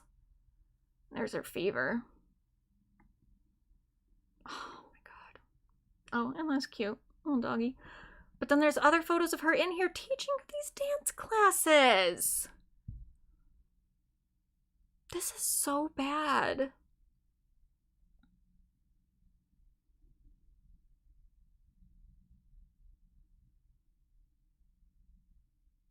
Just sit down, JoJo. Sit down, lay down, watch TV. What are they doing to this poor girl? So yeah, that's our JoJo update. Sorry, JoJo. Miley Cyrus is engaged. Congratulations, Miley, to a man who I've never heard of in my life, but his name is Max Mirando. Don't know anything about him. I guess he's, I have it written down, he's a drummer for the rock band Lily. Never heard of him. But here's her talking about him on Good Morning America recently. Asia. How did he do it? Did he go on one knee? Did he? Yeah, and I am not easy to surprise because I love to control every situation, and I had completely surrendered. And I'm telling you, I was so surprised. Did you say yes? Of course, yeah. Is that the ring? Yeah. Oh my God. Did good. Oh my God. So do you and your fiance Max dream as one? I would say so. Me and Max have been together for 4 years, and it's very obvious the drastic amount of growth that I've had in those 4 years. You just want to dream the biggest you can, and you want to have someone by your side that always tells you you can do it. You're the only one. Oh my God. I'm gonna get claimed now. She also, another update with Miley, apparently she's afraid of paper. She has papyrus phobia. I'm known as a little bit of a Grinch because I have a qualm with Christmas. What is it? I hate paper. Like, looking at that makes me want to vomit. Don't even do it. Should I move it away? That's worse. Moving it is worse? Okay, and then the real problem for me with paper is when people have dry hands and they touch paper, and then it's Christmas and it's cold and everyone's hands are dry and they're all touching paper. Oh, I was gonna moisturize. Oh my God, don't even start. No, I see stationery. I was just gonna moisturize, but I don't have any. No, like when someone sends me like a lovely letter, I just don't even open it. Really? No. Wow. Just don't even worry. That's I love text message, interesting. no paper. Email, no paper. Phone call, no paper. It's I can't even talk about it. I'm known as a little bit of a Grinch because This is very interesting to me because she's talking about she has papyrus phobia, and these phobias are not like rational anyway, so it's dumb to even try to find any sort of through line. But she's talking about how like rolling paper is okay because it's not as dry because you lick it, and I'm like, well, before you lick it, it's very dry. So what does that mean?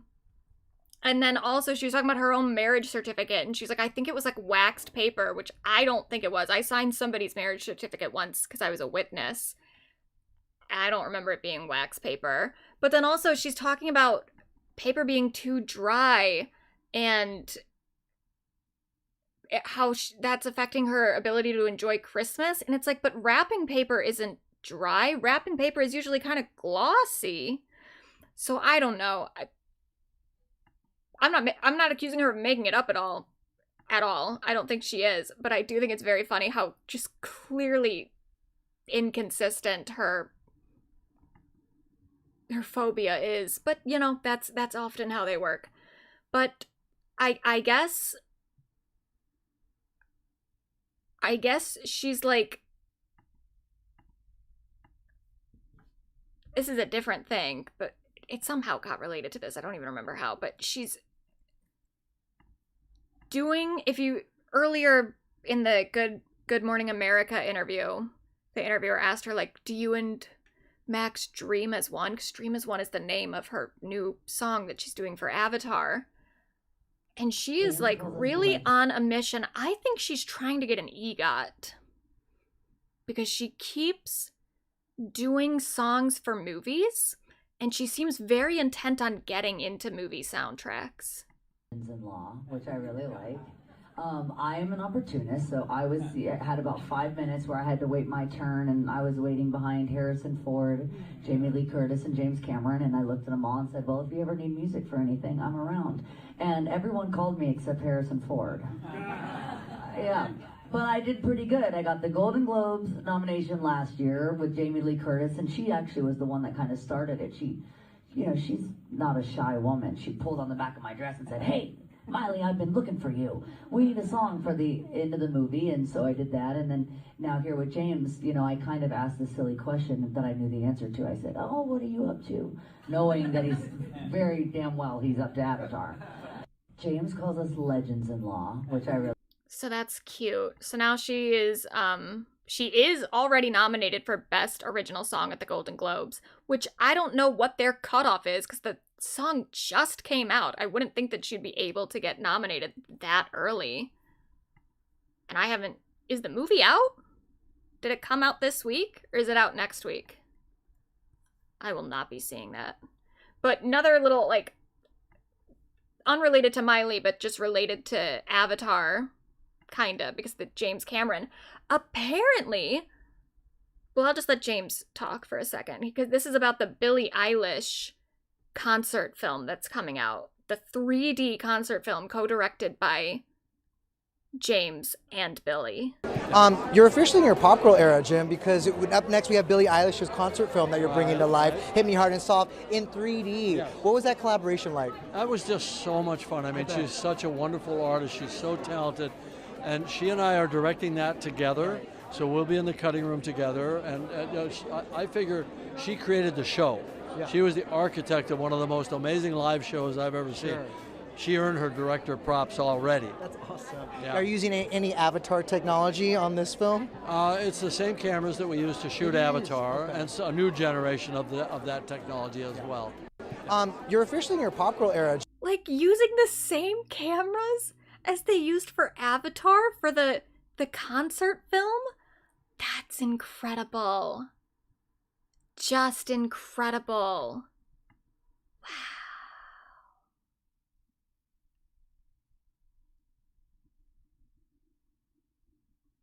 I'm really excited about that.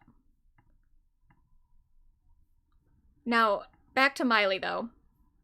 In a very, very strange, not really even update, like a side story that really doesn't even matter because it's so nonsense. Some woman is alleging that she's the biological mother of Miley Cyrus, and that Billie and Tish adopted Miley from this woman, and now she's suing them for, like, breach of contract or something. I don't even know what the details of the lawsuit are, but I think it's already been dismissed, because it's like, it's just so clearly not true. And I don't know why you would lie about this, because obviously people can do a DNA test. They can find out that Miley Cyrus is in fact the biological daughter of Billie Ray Cyrus and Tish Cyrus. Or not Tish Cyrus, whatever her last name is now. Tish. But I don't even think you need to do a DNA test. I mean, you should for, like, I guess, if it's that big of a deal and you need it to be official. But, like, I just want to present to everybody Exhibit A. There's Tish. That's Miley's mother. They have the exact same eyes. That is Miley's mother, her biological mother, and the woman that raised her. Like, let's be serious. But yeah, I don't know what's going on with that woman. I don't know why she would say that. But yeah, okay, so the Dream as One song is out. I have not listened to it. I don't have any interest in an Avatar soundtrack song. I don't have much interest in Avatar. I did see the first two, because I have a friend who's really into it, but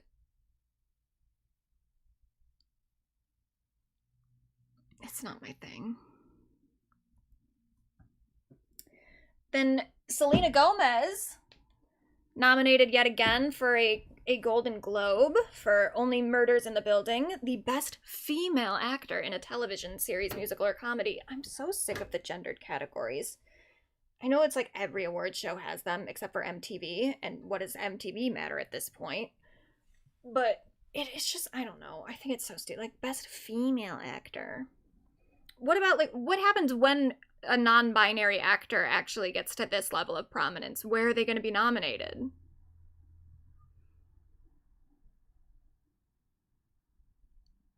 And look, the argument that I've heard people make for why we need these gendered categories is that if we don't have them, then it's just going to be men nominated all the time. This is how we ensure that women get awards. I think women are generally better actors than men. So if it was just men getting nominated all the time, that would also just be a different problem in and of itself, because I don't think that men are putting in the performances that a lot of women are. And it's not even because of, like, it's not an inherent thing. It's the same thing with, like, the music stuff and how men get away with being so fucking boring all the time in the music industry. it's similar to that, but it's also a little bit different, where I think that like a lot of it is just like women are socialized to be comfortable being vulnerable in a way that men aren't. So I think that acting is just like a craft that generally comes a lot easier to women than it does to men. And so, and again, it's like they just have to put in so much work to get the same kind of recognition. So in a way, I almost think that these gendered categories are protecting men more than they are protecting women. But whatever. Men are also fine. They're also good actors sometimes. Like Paul Dano. Paul Dano, I don't think needs to worry about it. He'll get nominated for whatever. I don't even know how many times he has been nominated. But I don't know. These gendered categories are just so fucking weird to me. But she's nominated. Congratulations to Selena. I've never watched this show before in my life. But I've heard it's good.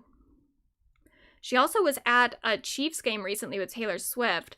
And I did just want to point this out, not even because of the Taylor Swift and Selena thing. Because I obviously, like, they're still besties, so they're gonna be hanging out together. But that's Lena Dunham. I had no idea. Maybe they've talked about each other recently even.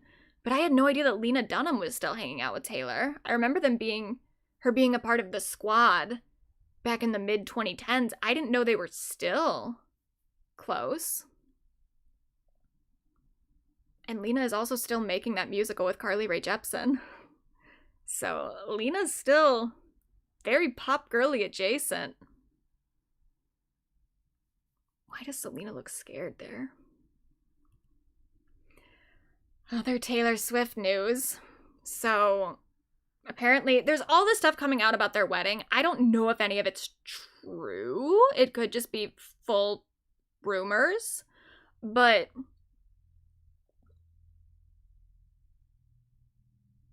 if this is true, it's very kind of par for the course for Taylor.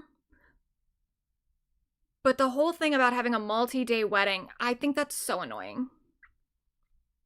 And it's fine if Taylor Swift wants to do it. I guess it's like whatever, especially because she's such a huge celebrity that I'm sure her wedding will be like a blast because she has the money to do anything that she wants.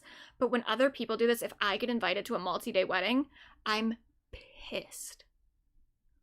Go fuck yourself. I don't want to spend that much of my time thinking about you and your relationship.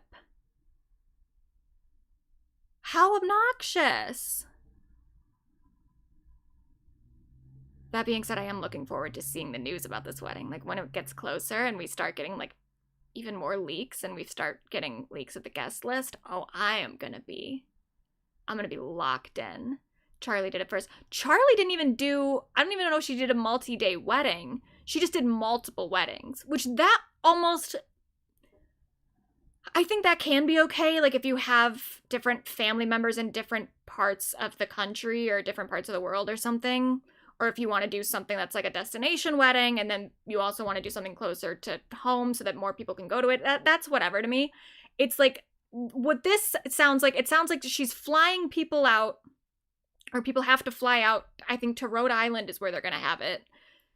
Everyone's coming to Rhode Island, and then they have to stay there for multiple days because there's just a multiple day event for them to participate in. It's like, what is there to do? What is there to do? Oh, was it the second one in Italy was a whole weekend? That's obnoxious too. I guess it depends on how much people are expected to participate in everything, because I can understand for your own wedding party of being like, we're going to do rehearsals the day before, and then we're also going to go out to dinner or something and do blah, blah, blah. But it's like if everyone getting invited has to like participate in these different, it's just, I hate it. I hate it. I don't want any part of that. You can't even buy booze in Rhode Island? Is that true? You can't buy booze in Rhode Island?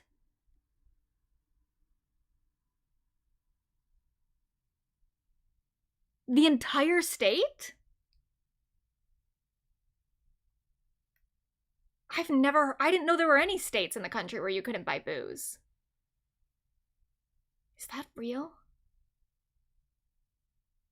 I mean, you could probably still, like, get it into the state, right? Like, if they just got a bunch of booze and then just... Because it's like... It's a small state, you know? It's like you just go to the neighboring state, get a bunch of booze, bring it in. Not on Sundays. Oh, that's weird. There are weird rules like that in Michigan, too, I think, of, like, you can't buy booze on, like, Thanksgiving Day or something. But it's not, like, any specific day of the week. That's so weird. Well, good luck to them. Good luck to them. And also, good luck to them in this, too. Apparently, Travis Kelce revealed on his podcast that him and Taylor have never argued in their entire 2.5-year relationship.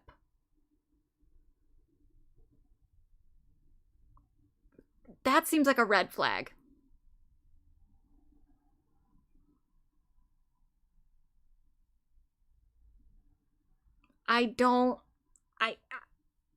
Maybe it depends on what he means by argue. I could almost understand if you don't have, like, a full fight. Even then, I think you need to get one fight under your belt prior to getting married. You need to have, like, one argument where you walk away and you're like, fuck that guy. Just so that you can, like, come back and then, like, you know, figure out how to deal with situations like that. But to say no argument at all, it's like, what do you mean by that? You don't have disagreements? You don't, like, go back and forth about anything?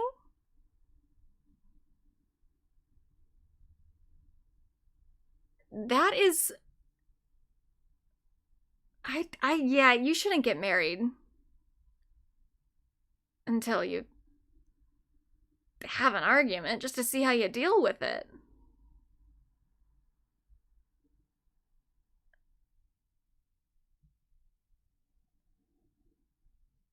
It's just weird.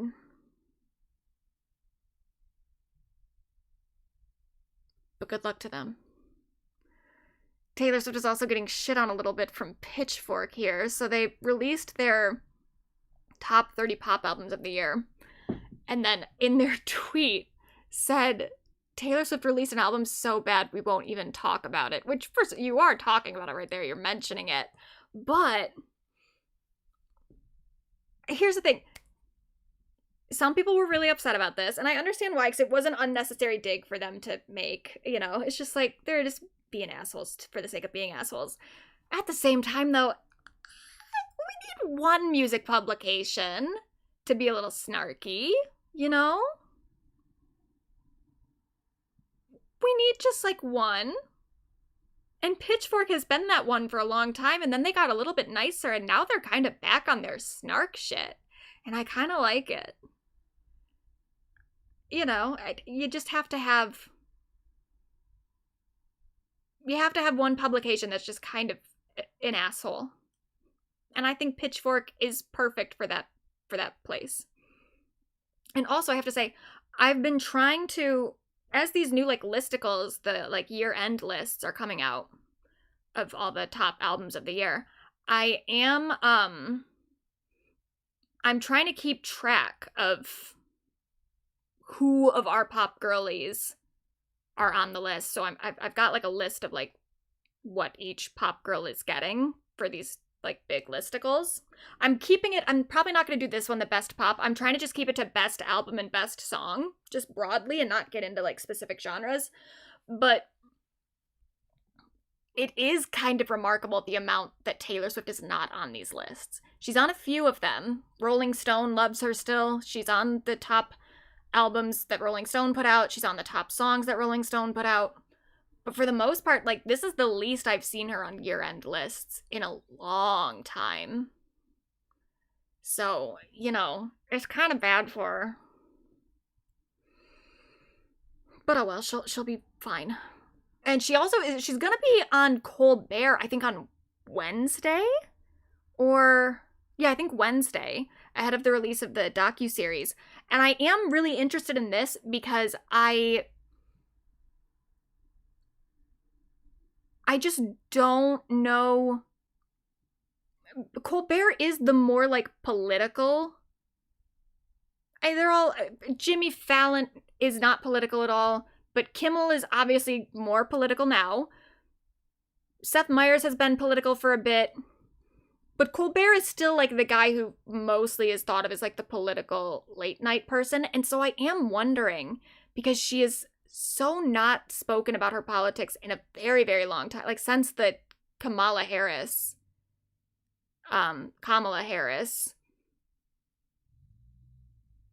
endorsement, she hasn't really spoken out about politics whatsoever, to a growingly, she's being growingly criticized for that. So I wonder if there's going to be any sort of political talk on this interview. I will be interested to see that. Speaking of politics and also relationships, Katy Perry and Justin Trudeau are still going strong. She was in this photo of him and the former Prime Minister of Japan. So now she's hooking up with the former Prime Minister of Canada, hanging out with the former Prime Minister of Japan. Like, this just all went in a direction that I really was not expecting. At the beginning of the year, she was still with Orlando Bloom, going to space. And now she's hanging out with Justin Trudeau and the former Prime Minister of Japan. Oh, what a weird turn of events. Also, relationship news. Supposedly, Jennifer Lopez is getting some like infinity sign that she had gotten with Ben Affleck covered up. That is what the people are saying. There's some like images that people have from her concerts where it looks like she's getting the tattoo covered up, but the tattoo looks so... they're very blurry images, so I'm not 100% convinced that she's getting it removed, but that's what the streets are saying. She also was at this Hollywood Reporter event and won some... What did she win? Let me see. She accepted the Equity in Entertainment Award. I don't know what that really means, but it's just one of those awards that they just like to give people so that they show up and then, you know... It's like an ass-kissing event, essentially. But she gave this speech, and it's very cute and also very funny. Let me play this part. So humbled to be in the presence of all of you. Thank you so much. All these amazing women. I just feel like I should have spent more time on my speech. I've been so busy.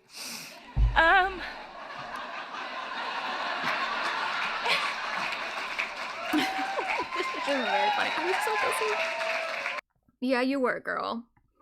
You were working hard. You can say it. Now, in other news, and also related to politics, the White House social media accounts, they've been wildin' the whole fucking year. Just absolutely unhinged. They released this video that's just videos of them like ICE agents attacking immigrants, or even just, I don't even know if I don't know about the immigration status of the people in the videos. It's a horrendous video. It is really hard to see. It's really nasty, really disgusting.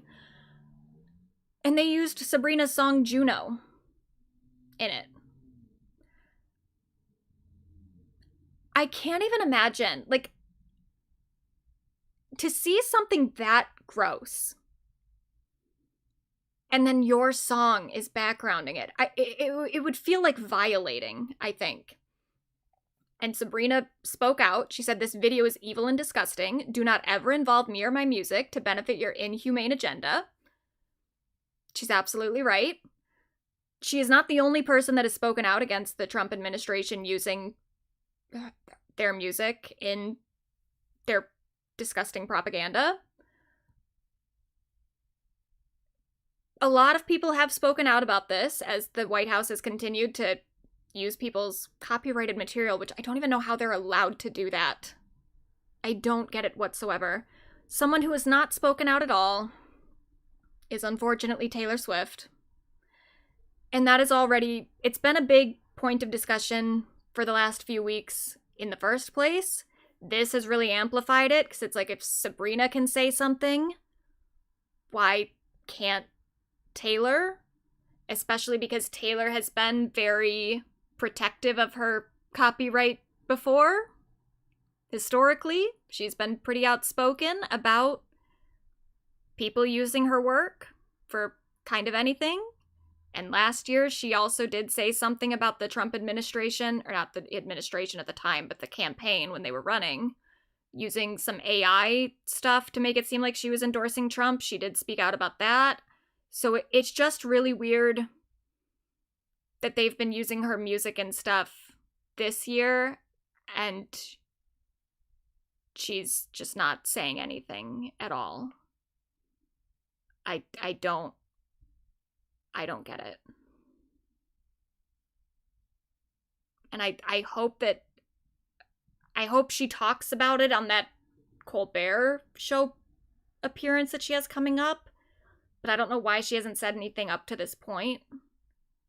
It's kind of just gone on for way too long. I don't know. I don't know if she's just so in like Travis land that that's all she's thinking about. She's just planning her wedding and isn't paying attention to anything else. Or if she really is just like, she doesn't want to rock the boat with this administration. I don't know. It's really disappointing though. And it's hard to even be disappointed at this point when she's kind of been on some bullshit for a minute. But I still just keep hoping for the best, and then it doesn't get better. I don't know. Now, the White House did respond to Sabrina.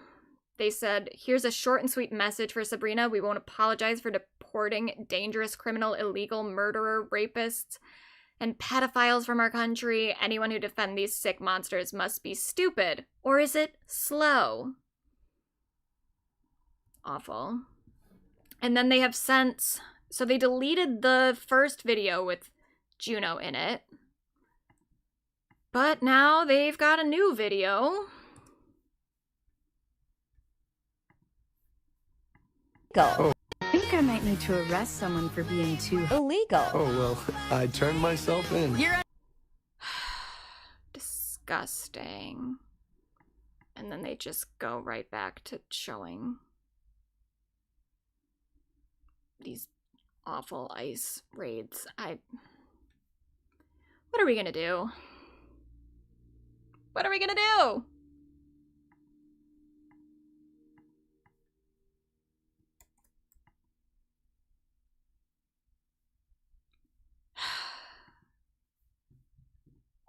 So then she got some Variety of the Year award thing and had a very nice speech, lovely speech. Go watch it. She looks really good. So there's that. She's got a new perfume out. It is Sweet Tooth Lemon Pie. And she will be on the Late Night with Seth Meyers tonight. So we definitely have to finish this before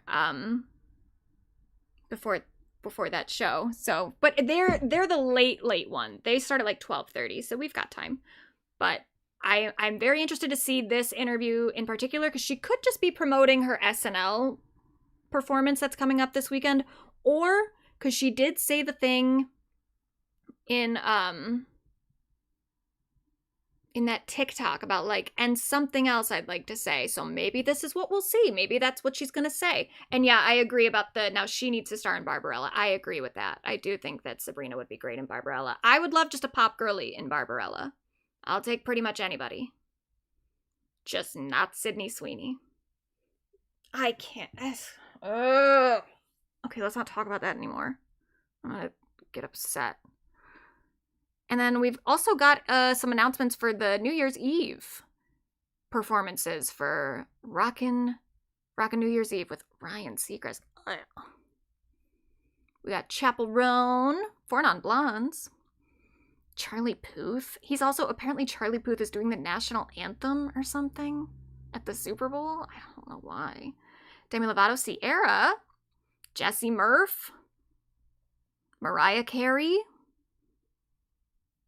That's kind of, oh, Zara Larson, there she is. All American Rejects kind of had a comeback earlier this year. They were doing like a lot of like college shows. Like they would just show up at people's like college parties. It's weird. It's cute. But it's kind of weird. But cute. So yeah, that's what we have coming up. Madison Beer. Yeah, nothing that like really, I mean, there's K-pop Demon Hunters. I don't care about that.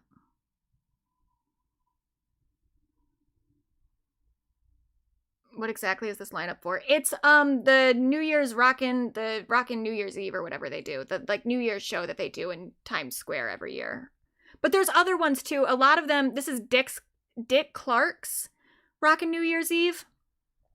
But then there are other ones that are also in New York too. There's like CNN is in New York. They don't do as many performances. This is the one that's a little bit more heavy with live performances, though I do like seeing, I like the CNN one because I like seeing Anderson Cooper and Andy, what's his face, getting really drunk.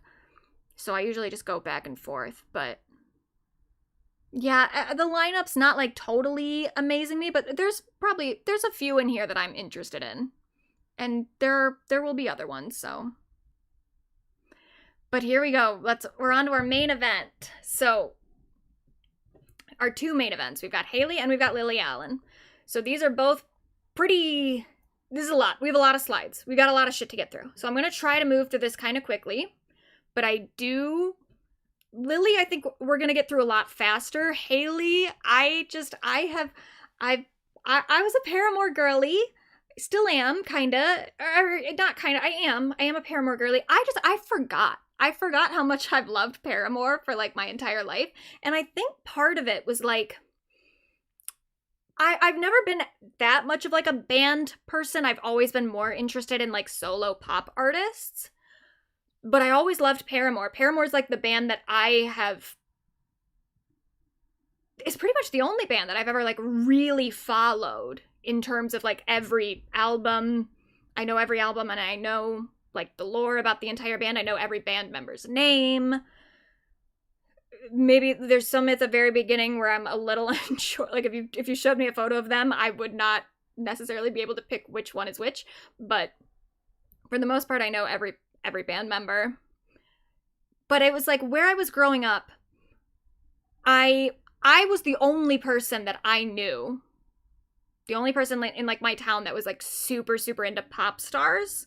So that kind of became a little bit more of like a part of my identity because I had to defend it a lot. I would get into arguments with people about whether or not like certain pop stars were real artists. With Paramore, I loved Paramore, but like I had a friend who introduced me to Paramore who, you know, like liked the band at the time more than I did. Eventually she turned on Hayley and I'm not friends with her anymore. Not because of that specifically, but like it was a sign. It was definitely a sign. But so like there were a lot of other people that I knew that liked Paramore, so it just never felt like a special interest to me. It wasn't something that I needed to defend. So I didn't really think about it, but then when I was putting these slides together, I'm like, oh fuck, I know a lot about Paramore, and I fucking love Paramore. I forgot. I just haven't really thought about it. But so I'm gonna go through, in order to talk about the new Hayley Williams album, we gotta go through the Paramore lore, because it's very important. The Para lore, if you will. So get ready for that. This is going to be a very Paramore heavy episode, and I apologize if you don't fuck with it, but you should. Cuz they are kind of, Paramore really is, they've been referred to as like the Fleetwood Mac of this generation, and I do think that's true, especially in terms of the breakups, the people leaving the band, the drama behind each album, and the lyrics that are definitely about like one band member to another.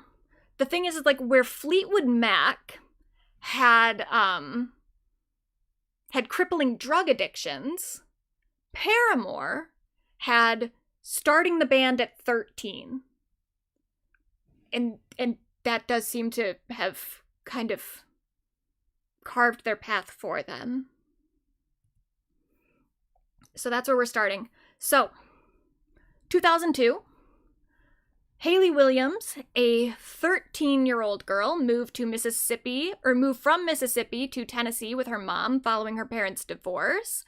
The divorce is something that is continuously referenced in Hayley's music. It is really kind of shaped a lot of her perspective on relationships, and not just her own romantic relationships, but also her relationships with her own band members. She said recently in an interview that she is a child of divorce that's just never stopped going through divorces. And that is this is a spoiler, but she's also personally gone through a divorce now herself in her adult life. But that is also very much in reference to the way that she has had to deal with the constant lineup changes of Paramore. So she comes to Tennessee. She meets brothers Josh, who is 15 at the time, and Zach, who is 12 at the time. And Hayley initially starts talking to Zach. They meet at this weekly music program for homeschooled students, because Hayley is homeschooled. I don't know about them at this point. They were either homeschooled or they were in some sort of like private school or something, and then she was coming to their weekly music program thing. They will eventually be homeschooled as they get into the band. But so she meets them. They're all into music, and that's what connects them. Hayley is super into music. She meets Zach, who's super into music. He introduces her to his brother. And Hayley also at this point is taking voice lessons with Brett Manning, who is a very big like voice person. He's worked with Leona Lewis, Taylor Swift, Miley Cyrus. So she is getting some very high training. And it, you know what? It really shows. Because like Hayley Williams for sure has one of the best voices in rock music right now. Or ever. Like she has an insane voice.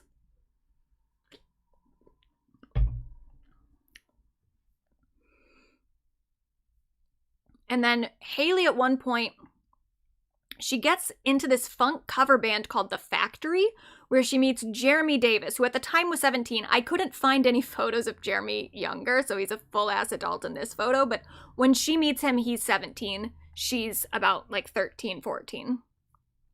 At the same time, Josh and Zach befriend another young boy named Taylor York, who's about 12 at the time. So there's Taylor, there's Zach. He is a guitarist. They have some sort of band with him for a little bit. And then Josh and Zach start a band. I don't know if Taylor was in this band or if this is a separate band, but they start a band. They're looking for a lead singer. They ask Hayley to audition, and she's obviously the ideal pick because she's Hayley Williams and she has an insane voice, even that young.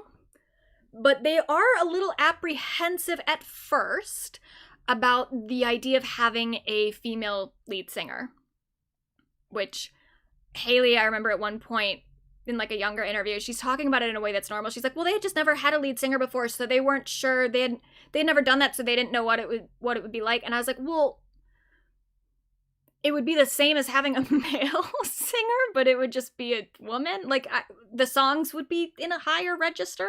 I don't know why it should ever be that big of a deal.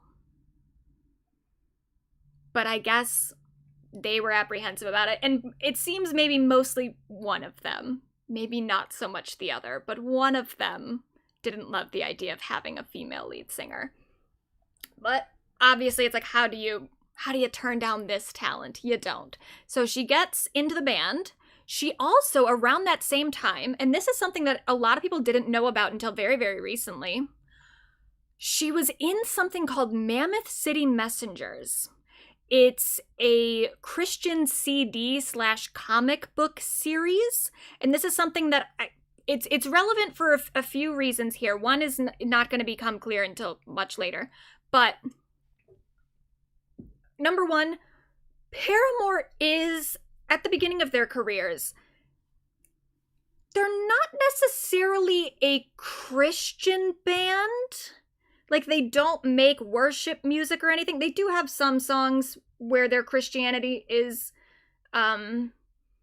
relevant to the songs, but they're not like a full Christian band. They are a little bit more just like general mainstream. They're like Evanescence. Evanescence is very, very, it's close to a Christian band, but it's not fully a Christian band.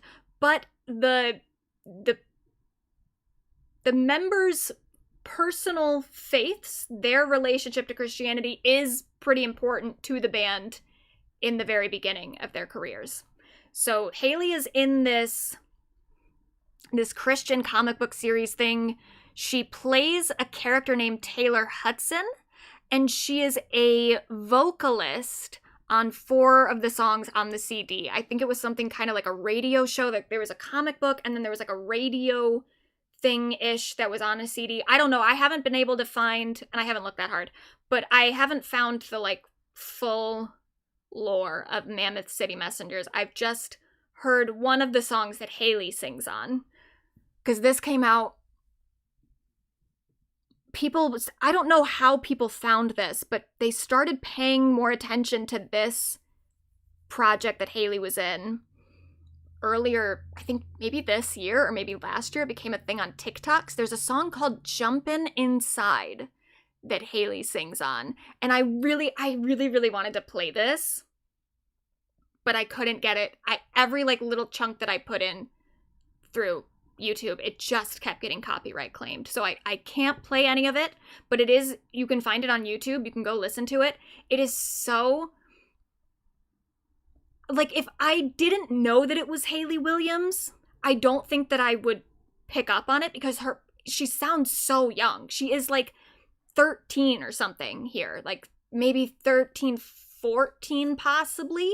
She's very young when she records this, but you still definitely can hear that it's Hayley Williams if you're paying attention, and if you know that it's Hayley Williams. You can kind of pick up. I'm like, oh yeah, I guess that does sound like her voice, but she's singing in such a different style, and it's a little bit more nasally because she's younger.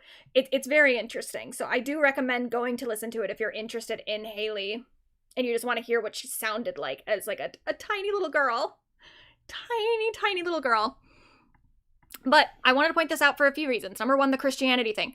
Number two, Hayley Williams is someone who is like getting involved in other music stuff. You know, like she's not just with the band. She is in other bands. She was in that cover band with Jeremy. She's doing this somehow. I don't even know how she got involved in this, but like Hayley's out there. Hayley's doing shit. So keep that in mind. And also, just keep these lyrics in mind. They're not going to matter so much right now, but they will matter later. This is the chorus from that song, Jumping Inside. I'm spinning circles and I can't deny, floating on your love like a butterfly, got me jumping inside, thinking about you.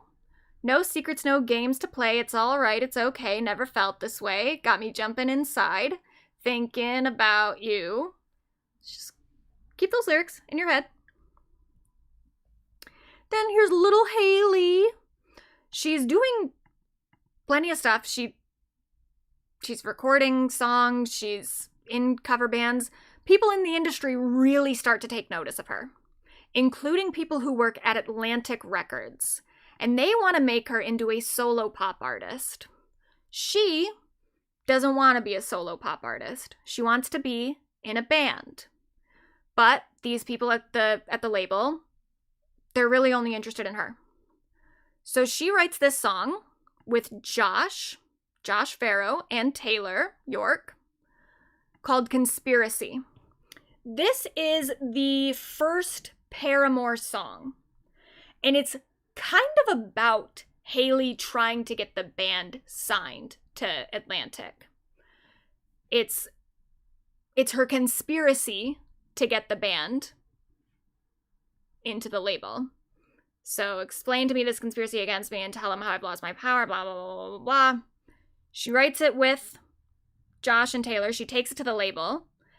They like it. They like the song. And then she's like, cool. I wrote it with my band. Can we sign my band, please? And the label's kind of like, I guess. They like the song that she wrote with the band. They also just like her a lot. She's very clearly someone with something special. And there's this thought that the label has that, like, she's a very young girl. She maybe doesn't know exactly what she wants. She probably needs to get a lot more development. We'll let her have this little band for a minute. After a while, she'll want to be a solo artist and we'll move from there. But they're willing to humor her at this point because she is just kind of the shit. It's like, what do? You're going to let Hayley Williams go? No, you're not. So they sign the band. Well, they sign Hayley to Atlantic.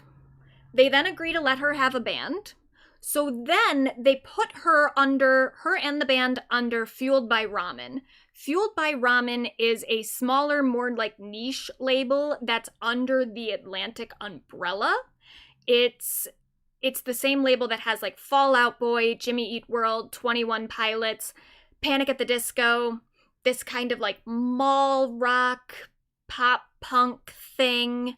And they think that the band is going to do better under that label because then they won't be seen as like a major label band. They'll be seen as something a little bit more indie. Obviously, Fueled by Ramen, this is not an indie label. It is owned by Atlantic. It's under the Atlantic umbrella.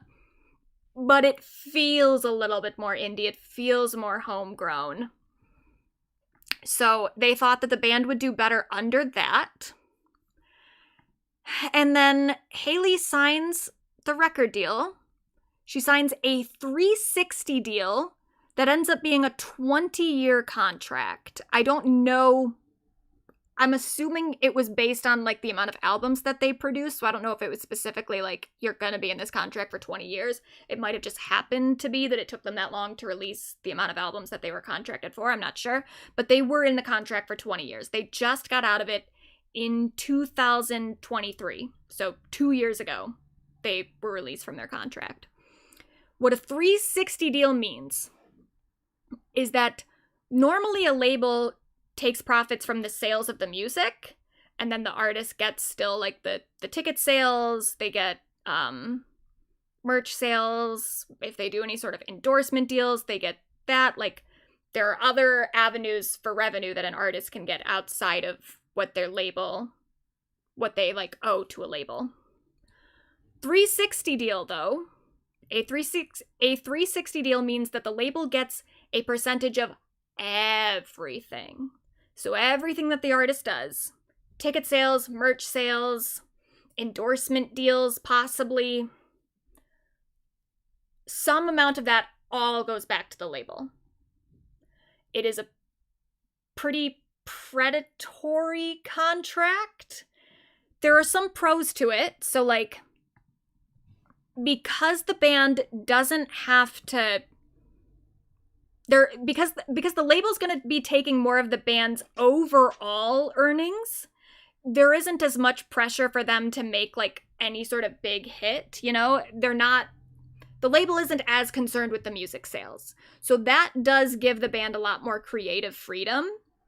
And it also allows them to be on like a longer timeline. You know, they don't have to get like a big hit right away to prove to the label that they're worth it, that they should be able to continue making music. They're able to like continue just working throughout a number of years because the label knows that they're gonna get some percentage of their money no matter how well the actual music does. So there's that pro that they get more artistic freedom this way. The con is obviously that the label is just taking most of their money.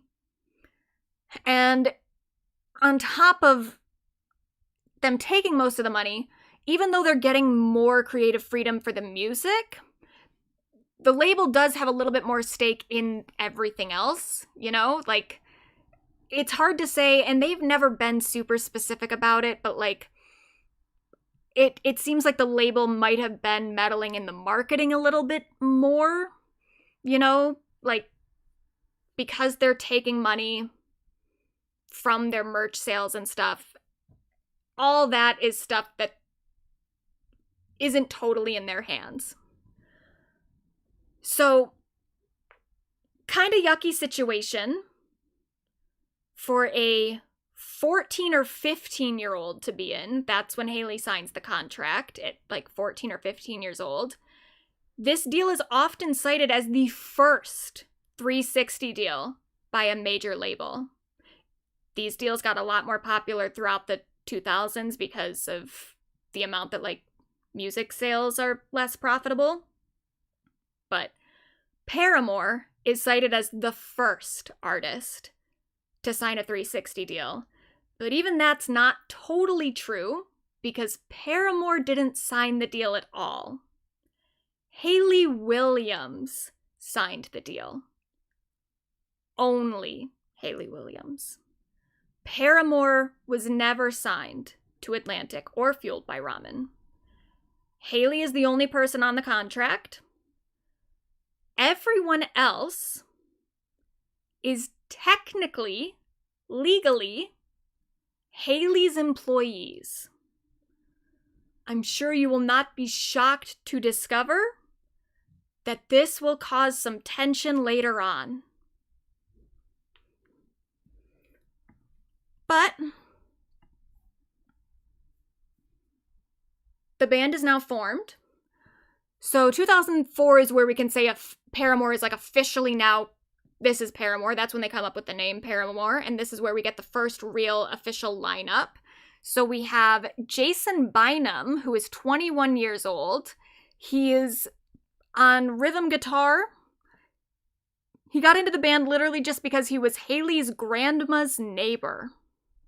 Then we have Jeremy Davis, who is 19 on bass. He's the person that Hayley was in the funk cover band with. We obviously have Hayley Williams, who is 15 at this point as the vocalist. Then we have Josh, who is 17 on lead guitar. And then we have Zach, who is 14 on drums. Now we notice here that Taylor York is not present. Taylor York is the person who Zach and Josh had been in a band with, and Taylor is also one of the co-writers on Conspiracy, the first official Paramore song. Taylor was 14 at the time, as was Zach, and Hayley was only 15. But, quite reasonably, Taylor's parents wanted him to stay in school, so he will not be in the band. Josh will later Josh will outright state that like one of Hayley's managers or something didn't think that Taylor was good enough to be in the band. Nobody else has ever said that. Everyone else has just said that he was just staying in school at the time because he was 14. And Taylor will also be credited as a songwriter or a backing vocalist on Paramore tracks like throughout the entirety of their career. So Taylor is always kind of orbiting around Paramore. He won't become an official member until a little bit later. But that seems to be why, is that he was fucking in school because he was 14 years old. That's the reason that he wasn't in the band that early. That leaves Hayley and Josh as the songwriters of the group. Everyone else is pretty much just a musician. Jeremy is... Well, we'll talk about Jeremy. They're all musicians, and they're all good. They're a good band. Like, from a technical skill standpoint. Zach is really something special as a musician, though. Like, even though Zach isn't a songwriter in these early years, I do think Zach has always been one of the most integral members of the band because he is an insane drummer. And Hayley is an insane vocalist. So these two, they're kind of the shit. And Josh is also present. And he is an important member of the band as a songwriter too. What year did she sign the contract? About like 2004. 2004 or 2003-ish. Maybe 2003, I think.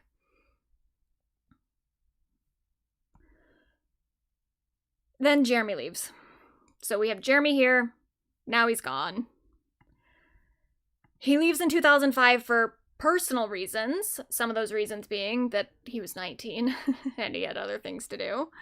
He leaves. He's only gone for like 5 months. He's gone for pretty much the entirety of them writing their first album. By the time they're promoting the album, he's already back in the band. But they were really like in their feelings about it at the time. So their entire first album, not their entire first album, but a good portion of the first album is about Jeremy leaving. This is the album cover. There's a couch there with his shadow walking away.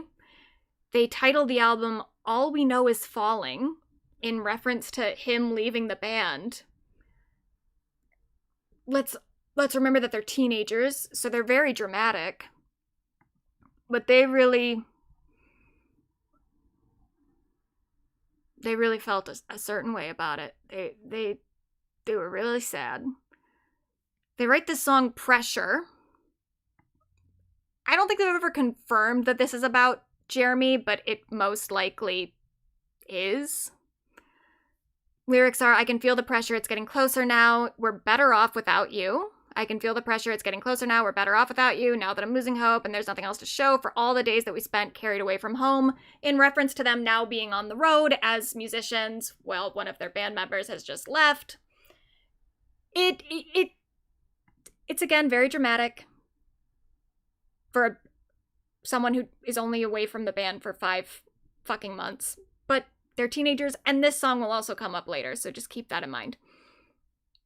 And this song was also in The Sims.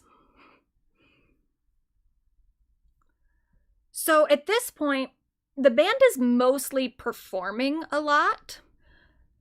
Hayley's mom is homeschooling them while they're on the road. Hayley and Josh and Zach, they're all still minors. The label doesn't really send a whole lot of songs to radio. They want the band to grow a fan base in a more organic fashion from like word of mouth marketing. So they just have them out performing all the time. They're performing a lot. They're performing with other bands. They're at like different kind of like rock music festivals. And then also in addition to that, their website becomes really important to their marketing. So they will regularly post updates on their blog. They also post a lot of like behind the scenes videos. So this is a vlog from them while they were on the road. Not a vlog, but this is like a video that was on their website. They're so awkward here. You can see Jeremy's already back. But I love this because you can feel how much they are children. Hey guys, it's Paramore. We just wanted to take some time to thank everyone for the incredible year we've had. It's been amazing. Thanks for coming out to our headline tour. It's our first ever, and you guys have helped us come out and have great shows and sold out shows and stuff. It's been a lot of fun. Thanks. And right now we're on our way to, well, not right this minute, but we are about to go record a new record for you guys. It'll be out next summer sometime, so we hope you guys enjoy it, and we'll miss you while we're gone. But we hope you have a Merry Christmas and an awesome New Year. Yeah. Thanks. See ya. Oh, look at those little babies. But so the website and the videos become really, really important to the band because they are making these very like kind of personal connections with their audience. They're always putting out videos of them on the road doing stuff. People get really attached to all of the members and their relationships with one another, you know? People are noticing like which members seem to be closer than others. It is all very like focused on who they are as people, like all the time. And I remember that like I used to go to their website very regularly just to like see their blog updates, to see the videos that they were uploading of them just on the road doing stuff. And this becomes a very big part of Paramore's legacy and why there is always so much speculation around the members and if they're dating, if one of them is maybe about to leave the band because they don't seem as happy. Like, people are just watching these people very closely from the beginning. And that's really kind of what the label wanted, is they wanted people to feel these deep parasocial connections with the band. They play Warped Tour in 2005, but something pretty significant about this is that while they would become a very big band on Warped Tour, this entire scene is something that they come to dominate eventually. On their first Warped Tour show, they get relegated to the Shira Girl stage, which is the stage that they just put all of the bands with female front members. Which is insane. That there's just one stage that's like the girl stage. And it's not even like girl solo performers. It's like usually bands with mostly male members that just happen to have a female lead singer. So already Paramore is getting treated differently than other bands just because they happen to have a girl lead singer. And Hayley is getting treated really poorly. Like, there are frequently men throwing condoms at her while she's on stage. And I remember that. I remember seeing videos of men throwing condoms at Hayley, and at the time just thinking it was like funny, because I don't think I recognized it as something that was happening because she was a girl. I thought that it was just like, oh my god, funny condoms. People are throwing condoms. No, it was very gendered. It was very like, oh, there's the girl. Let's sexually harass her. Even though she was always, like, she's wearing as much clothing as she kind of can. She's wearing these, like, t-shirts and these jeans that are very kind of, like, boyish because she didn't want to be too sexy and get even more harassment. It was so bad. Ugh, just disgusting. So then Jason leaves the band. And I think this is where I'm like, I could be a little... The first couple members of the band, the, like, trade-off for the rhythm guitarist, I'm not 100% sure what any of them look like. I'm pretty sure this is the next rhythm guitarist, Hunter Lamb. This could still be Jason, but I think that it's Hunter Lamb. So Hunter Lamb comes in, then he leaves. Then they're a quartet for a bit. Hunter leaves to start a family or something, to get married. I don't really know. The band starts getting more attention in the alt-rock scene, but the focus is always primarily on Hayley, which really, really starts to become a point of contention within the group. She is also constantly named as one of the sexiest female singers, even when she's like 17. So this is one of the Kerrang!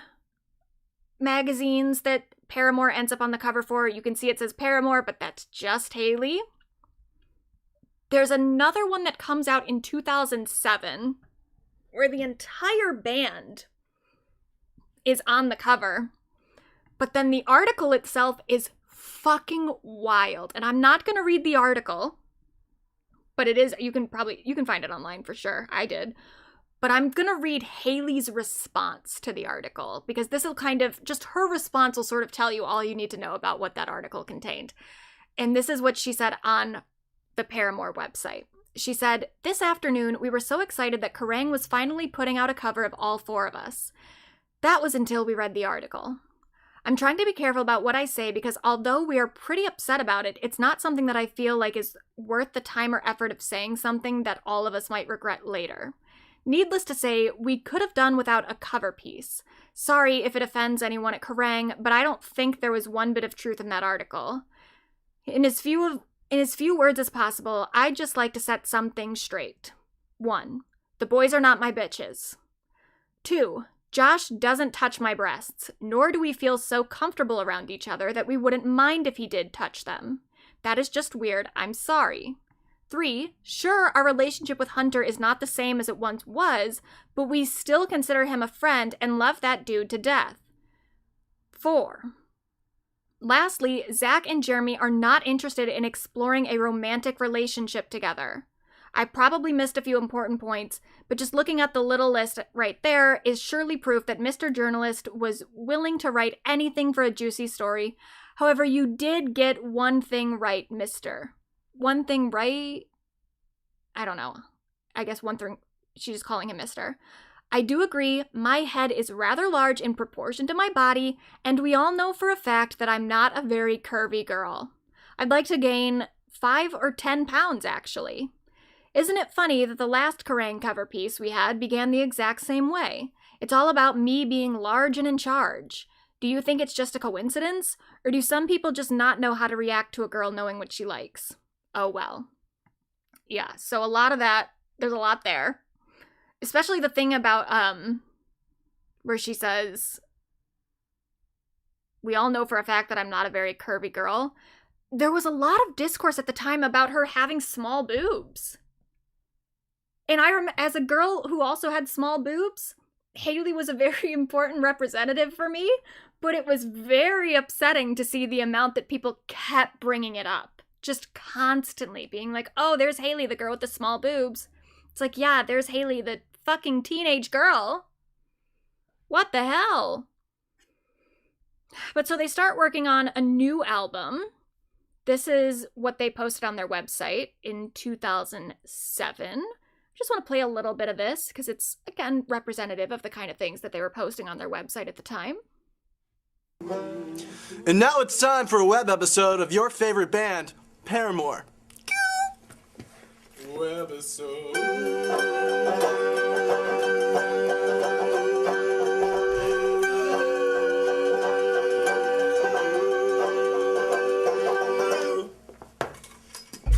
3, 2, 1. You happy with that? Works for me. Hey, we're Paramore, and we're in the studio, House Aloud. We're recording with David Bendeth. Josh, take it from here, brother. Well, see what we're doing, guys, is we're laying down a couple tracks. We're making a new album for y'all, so I hope you guys like it. We just finished up drums about 2 days ago. That's right, I work at the speed of lightning. Yeah, Zach was hammering out those drum tracks like no other. Like that god of thunder in the Greek world of goddesses. Jesus. And Monte Cristo. But Hayley wanted to give you guys a little update on what's going on in the future for us, just so you guys could stay updated. Alright, so we're gonna have a couple things that you're gonna need to keep your eyes peeled for. I guess, as always, we'll be updating on our live journal, so make sure you're checking that out at least once, twice a day. And 4 times. 4 times a day, like Zach. And, you know, you'll find some cool stuff on that. And, eventually we're gonna have, you know, more of these for you. So, you know, for your visual pleasure. Eye candy. Anyways, so, another thing. Contests up the crack. It's gonna be awesome. So, be looking out for that. It's gonna have some great opportunities for you guys to hear some new music and be a part of our new record. Ooh, what you gotta say about that? Hold on. What? There's more? Yeah. And they just play a little song. But, so, as we can see here, they're still interacting with the fan base quite a lot.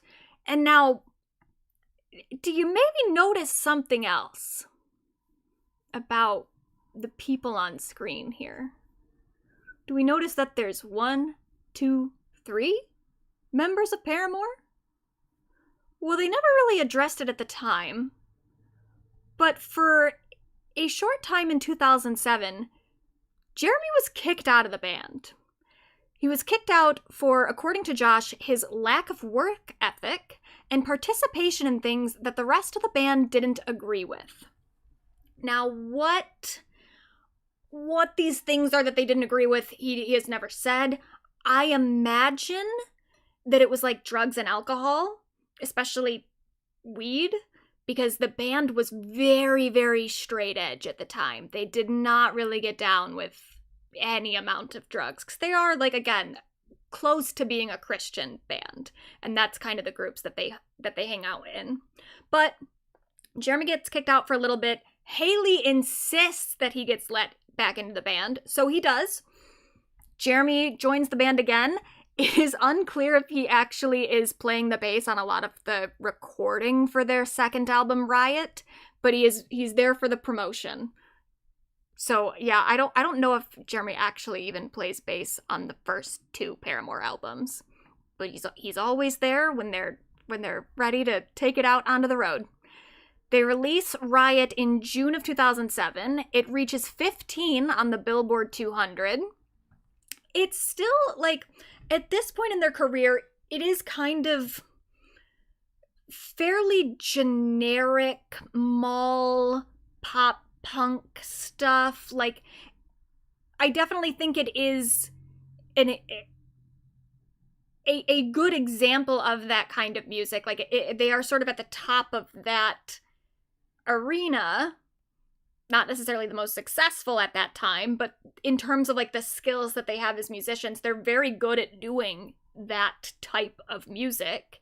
But it is still kind of something that it's within its own niche. It isn't that adventurous outside of that particular style of music, but we do start seeing a little bit more of their other influences on this album. So they are starting to kind of, they're honing the thing that they do, and they're sort of showing that they do have some skills outside of this one genre. They then get a song that becomes their biggest hit to that point, their breakout hit, Misery Business. Now, this is a song that is actually about one of the members. So Hayley had a crush on Josh early into their friendship, but he had a girlfriend at the time. So she wrote this song about his previous girlfriend and how she kind of like stole him from her. It's a song about being a homewrecker, but in a way where you call the other girl a whore. It is very like misogynistic, and Hayley has talked about that quite a lot. They actually stopped performing the song for quite a few years. They've now started performing it again, and I think that's right. I think there was a time period where they stopped doing it because they didn't feel comfortable with it anymore. They didn't like the lyrics, and I think that was a good thing for them to acknowledge that the song is problematic. And at that point, they had so many other songs that they could perform that it's like, you just don't even need to perform Misery Business anymore. Who cares? But at a certain point, it's like, but it is still a bop. So like, now that we've all agreed the lyrics are a little problematic, let's bring it back. Let's do it again, because it is a fun song. But so, this is about Josh. This is about Hayley stealing Josh from another girl, which means that Hayley and Josh were in a relationship, and they had been for about 3 years by that point. They started dating around 2004. Now, the band also starts doing a lot of stuff with other bands, because they're around that circuit. They're on Warped Tour, they're doing stuff with other people in that area of music, including a band called New Found Glory. So in 2007, you can actually see Paramore in the music video for the song Kiss Me by New Found Glory. The guitarist of New Found Glory is named Chad Gilbert. He and Hayley meet in 2007 when he is about 26, she's about 18. They start dating supposedly in 2008, but I think they probably actually did start dating in 2007. Which is interesting, because 2007 is where Hayley and Josh break up. I don't believe there was any sort of cheating on Hayley's part. If there was, I think Josh probably would have said so by now, because he likes talking shit about Hayley, and he's just never said anything about her cheating on him, so I have to believe that she in fact did not cheat on him. But still, new boyfriend. While her and Josh are like on tour together, they're promoting an album together, it's a bit uncomfy. Even more uncomfy than that, though, aside from the very weird age gap, the fact that she's only 18 years old when this starts, Chad is already married. And he got married earlier that year, in February of 2007, Chad married a woman named Cherry Dupree, who I think is also a musician, but I'm not sure. I don't know if she was in a band or if she was a solo artist. But he married a woman in February of 2007. By the end of 2007, he's dating Hayley Williams. Now, Taylor York had joined the band as a touring guitarist by this point. He wasn't an official member of the band yet, but he's around. Josh Farrow then starts becoming increasingly irritated with the amount of attention that Hayley is receiving. He did some interview where he was talking shit about how everyone only asks Hayley questions, everyone just puts Hayley on the cover of everything. He's clearly annoyed about it. He seems more annoyed than other members of the band, except for maybe Hayley. And also he said some weird shit about Hillary Clinton, but who cares? Hayley starts really constantly trying to reinforce the fact that Paramore is a band. So she's always got t-shirts that say Paramore is a band. She also, anytime that they're in interviews, she's trying to kind of direct some questions toward Josh and stuff, because he is also, her and Josh write the songs together, but everyone only really wants to hear from her. Then they cancel the remaining dates for their tour for their second album. They cancel most of their Europe tour. And Hayley writes on the website, "There are a lot of internal issues that have been going on in this band for quite a while now. A lot of it started right around the time we were gearing up for the Riot tour in the US. We were able to fight through all of it for this long, but unfortunately we weren't able to keep it together long enough to make it through till the end of this tour.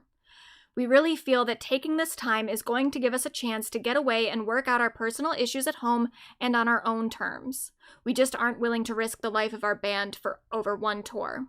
That probably sounds terrible right now to say that finishing a week of shows wasn't worth it, but if we can use this next month wisely, then we will be a lot healthier for the tours ahead. We hope that, even though this might be hard to understand, that you guys can support us at this time. Apologies to fans." She apologizes to fans and the venues, and then she says, "We are extremely sorry to New Found Glory and all their fans who wanted to put on and see a show and who we've let down." Because I guess they had some sort of show or some sort of tour or something coming up with New Found Glory. So then, that same day that Hayley posts that on the website, New Found Glory does a show where Chad Gilbert decides to take a camera and records this performance of them covering Pressure, which is that song that they had written about Jeremy in the first album, where they say, we're better off without you, blah, blah, blah. They cover that, and this is how Chad introduces the song. Hold on. Alright, so I'm going to record this song.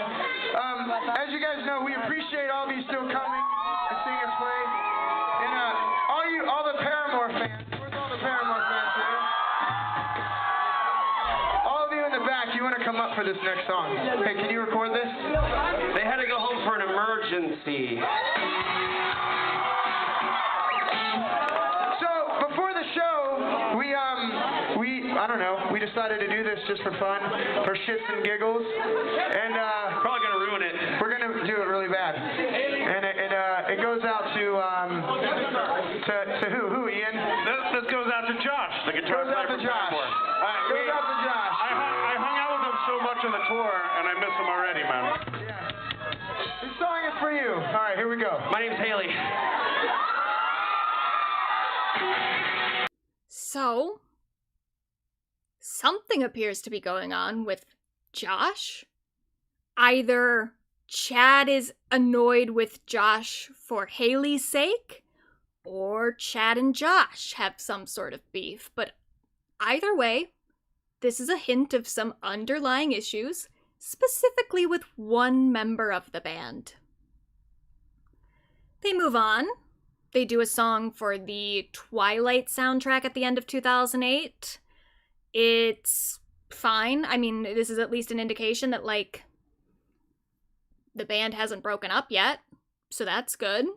Now, as we notice here, Taylor is still not present. He is not a part of the band yet, but he will be an official member by the time they release their next album, which is Brand New Eyes. They released that in September of 2009. It reaches number 2 on the Billboard 200. It was their best album to date at that time. It's an incredibly successful album. It's got The Only Exception on it, which becomes their most successful single to that point, which is about Hayley's issues in relationships due to her parents' divorce, and how Chris is the only exception to her problems with love, that she didn't think she would ever, like, really be in love with anyone, but then she met Chris, and now they're happily together for now. So that becomes their, like, big hit for the album. A lot of the rest of the album, though, appears to be about Josh and about issues that Hayley was having with Josh. So this is the music video for their song Ignorance. Some of the lyrics... Oh, I thought I had them up here, but I don't. But some of the lyrics are, don't want to hear your sad songs. I don't want to feel your pain when you swear it's all my fault because you know we're not the same. There's some problems brewing that supposedly, and they were kind of upfront about this when the album came out. They said the whole album, the name of the album, Brand New Eyes, was about how they learned to look at each other with brand new eyes, and they worked out all these issues, and some of the issues that are on the album, they've worked them out because they wrote these songs together, and that helped them, like, come closer and come to an understanding. Maybe not, though. Around the same time, Hayley starts doing some other projects, so she is on the B.O.B. song Airplanes, and every time that Hayley does another song like this, she is credited specifically as Hayley Williams of Paramore. And this is also true of her social media presence. Like, when she gets on Twitter, she's Hayley from Paramore on Twitter. This was something that, as it happened, I remember feeling really uncomfortable by it. I understood previously when the band was getting kind of upset about the amount of attention that Hayley was getting, because she definitely was getting more attention than the rest of the members. So I was like, okay, yeah, I get why Hayley is wearing these shirts that say, like, Paramore is a band on it. But this is where I really started to be like, so is she not allowed to have an identity outside of the band at all? Even if other people want her on their songs, she can only ever be Hayley from Paramore. She can't just be Hayley Williams. It just seemed really strange to me. Especially because it's like, having a lead singer get most of the attention is a pretty normal thing for a lot of bands. You know? Most bands, all the members aren't as big a part of, like, the public consciousness. Usually it is just, like, the lead singer. And I've never seen any other lead singer only identifying themselves as, like, blank from blank. Like, I've never seen Billie Joe Armstrong being credited on another person's song as, like, Billie Joe from Green Day. It just seemed really, really weird for her to have to do this. But that's what she was doing. They continue releasing songs for Brand New Eyes, including this music video for Playing God, which is a song that is, again, about Josh. Hayley wrote the lyrics. I can't make my own decisions or make any with precision. Well, maybe you should tie me up so I don't go where you don't want me. You say that I've been changing, that I'm not just simply aging. Yeah, how could that be logical? Just keep cramming ideas down my throat. So the lyrics are definitely about Josh. The music video is kind of playing with this idea, though, that she's, like, abusing and holding the rest of the band captive. She, like, poisons them in this dinner scene, and then they're down in a basement where she has them tied up. The really interesting thing about this music video is that it was recorded, it was filmed after Josh and Zach had already told the rest of the band that they were leaving. So, kind of awkward to film that. But the announcement comes at the end of December of 2010. So Hayley wrote, or the band wrote on the website, a couple of months ago, Josh and Zach let us know they would be leaving the band after our show in Orlando last Sunday. None of us were really shocked. For the last year, it hasn't seemed like they wanted to be around anymore. We want Josh and Zach to do something that makes them happy, and if that isn't here with us, then we support them finding happiness elsewhere. So seems like they're ending things on good terms. Until, like, later that day or the next day, I don't even remember, but I do remember this happening. Josh published a blog post. So,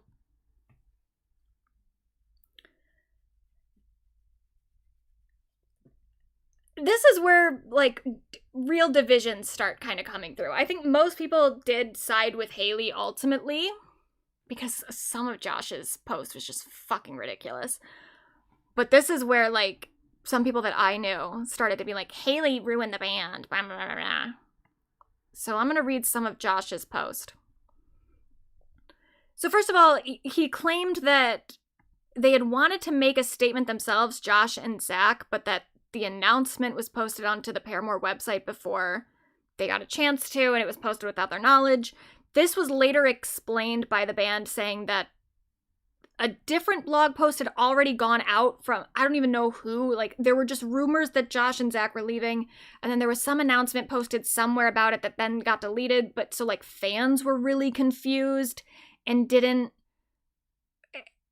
and so there was just a lot of, like, people not understanding if Josh and Zach were still in the band or not, so the band decided to make the post that was like, yes, they're not in the band, just to, like, clarify for everybody else. But Josh and Zach, the whole blog post is signed as Josh and Zach. We find out later that it's definitely just Josh. Zach really had nothing to do with the post. But at the time, he's upset about the fact that they didn't get to announce their departure themselves, but the band is like, yeah, we wanted them to announce it themselves, but then they just never fucking did, and then fans were really confused, so we just had to make a statement about it. So, bad communication, but ultimately, who fucking cares? Josh then claims that him and his brother started Paramore as a garage band with Taylor York and Jason Clark. He said that Hayley's managers and parents then forced her to quit the band because they wanted her to be a solo artist, and he wrote, a couple of months later, Hayley came and asked us if she could use the song Conspiracy that we had previously all written together. We agreed that that would be fine. I got a call a while after that from Hayley telling me that her manager said that Zach and I were invited to be back in the band that we started, but not Taylor and Jason because they weren't good enough in his eyes.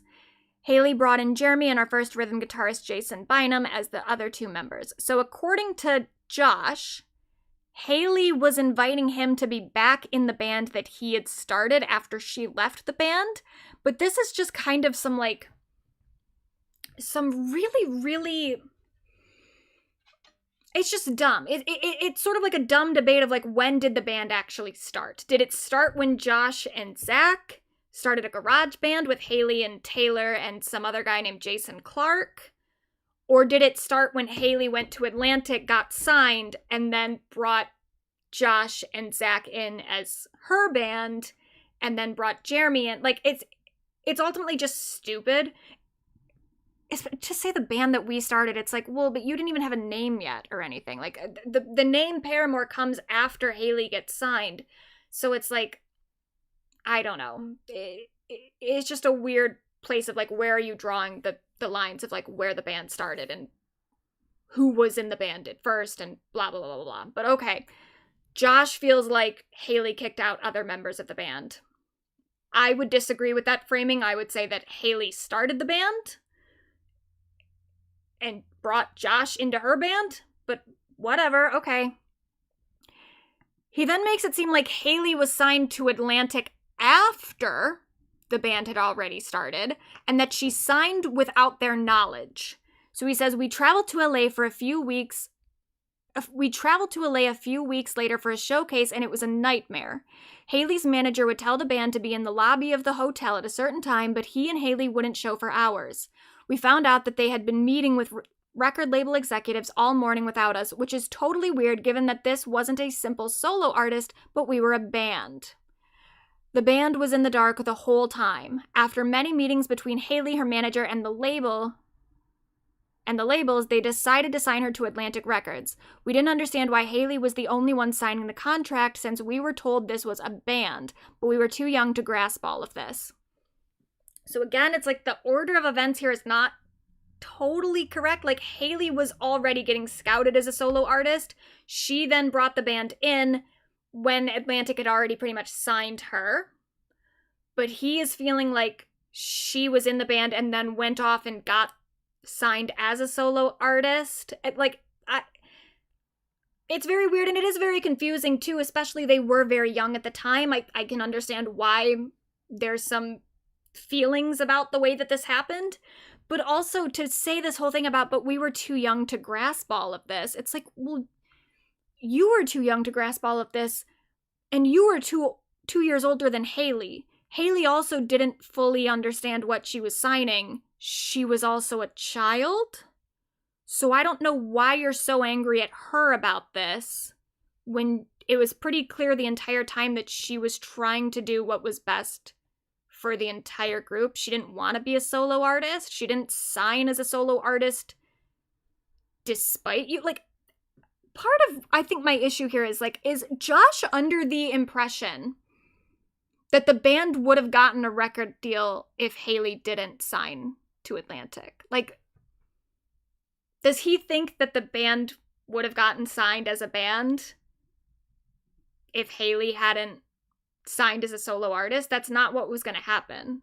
Either Hayley is a solo artist and she is signed and you're not, or Hayley signs and she lets you be her band. You weren't getting a record deal otherwise. You just weren't. And I can understand that there is definitely like a weird dynamic here where one member is signed and the rest aren't, and that is going to cause some tension. Like, I get it. I get why that would be an issue. But the thing is that they never actually voice any specific issues. It's never like, oh, Hayley was pushing us around in this way. I mean, he does start to say that a little bit here, but it's like, okay, she signed, but then you still wrote the music with her. You still acted as a band. And yet Atlantic treated Hayley as a solo artist. Fueled by Ramen treated Paramore as a band. So who signed on the dotted line isn't that relevant for your day-to-day life.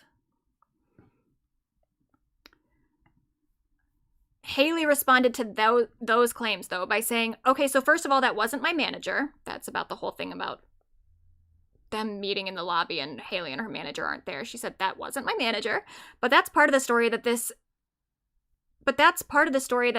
that could be so easily misconstrued because, as I said, I was offered a contract and my whole mission as a 14-year-old person was being courted by these people. Who was being courted by these people was to turn them away from me and let them see what we were doing as a band. So, like, yeah, okay, Hayley was off in these meetings by herself, but she was off in these meetings by herself lobbying for you guys to get signed with her.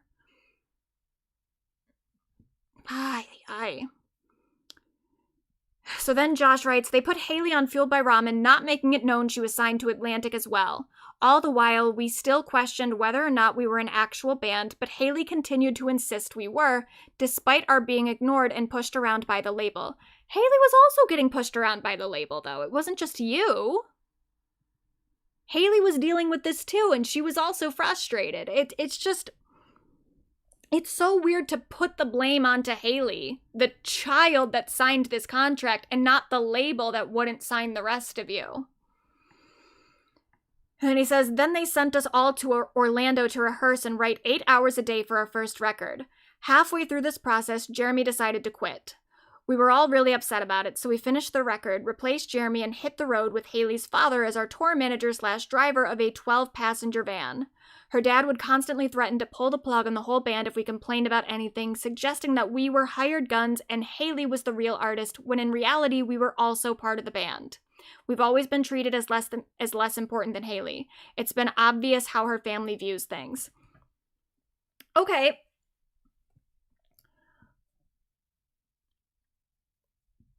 You're upset that, like, her dad was too strict or something while you guys were on tour? Like, you were children. You had to have a chaperone. Her dad went with you. Okay, maybe he was too strict or whatever, but, like, get over it. You were teenagers, and now you're adults. Like, is her dad still the one driving you around? No. That happened years ago. It is literally like if an adult complaining, like, I went on vacation with my friend and her dad made me turn the lights off in our room after a certain time because we had to go to bed. It's like, stupid. It's dumb. It's a dumb thing to complain about. And also, I think it's actually kind of nice in a way that her dad was threatening to pull the plug on the whole thing, because that sounds like a parent to me that is slightly thinking about the actual, like, what would be the most beneficial for their child, you know, instead of just allowing their kid and their kids' bandmates to get away with whatever they want because that's gonna help them be more famous. I think it's probably good that there was a person on the road who was like, we'll fucking turn this van around if you don't behave yourselves. That was probably a good thing for teenagers at the time to be hearing.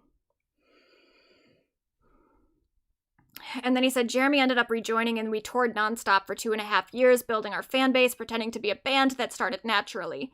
In reality, what started as natural somehow morphed into a manufactured product of a major label riding on the coattails of Hayley's dream.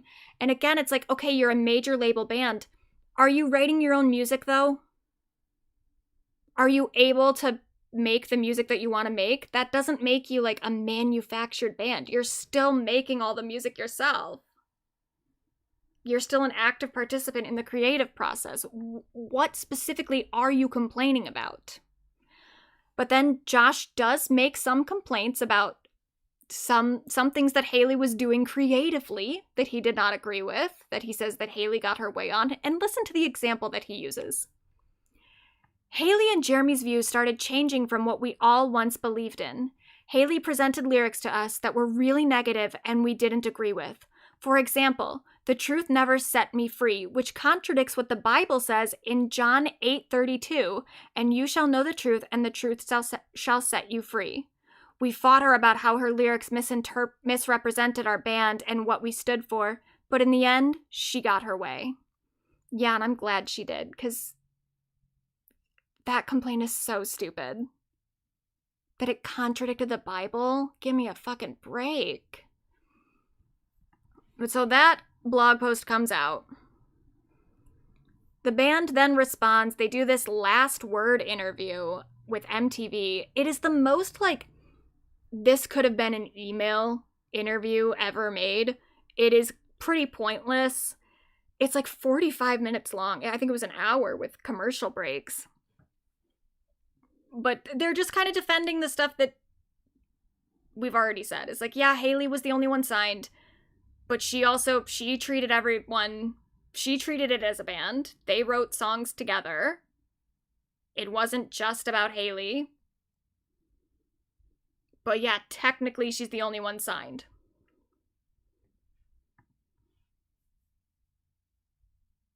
They do kind of make it, they don't say anything in this interview, but from the pronouns that they're using, they keep alternating back and forth between they and he. So they is when they, like, are trying to address this as something that came from Josh and Zach.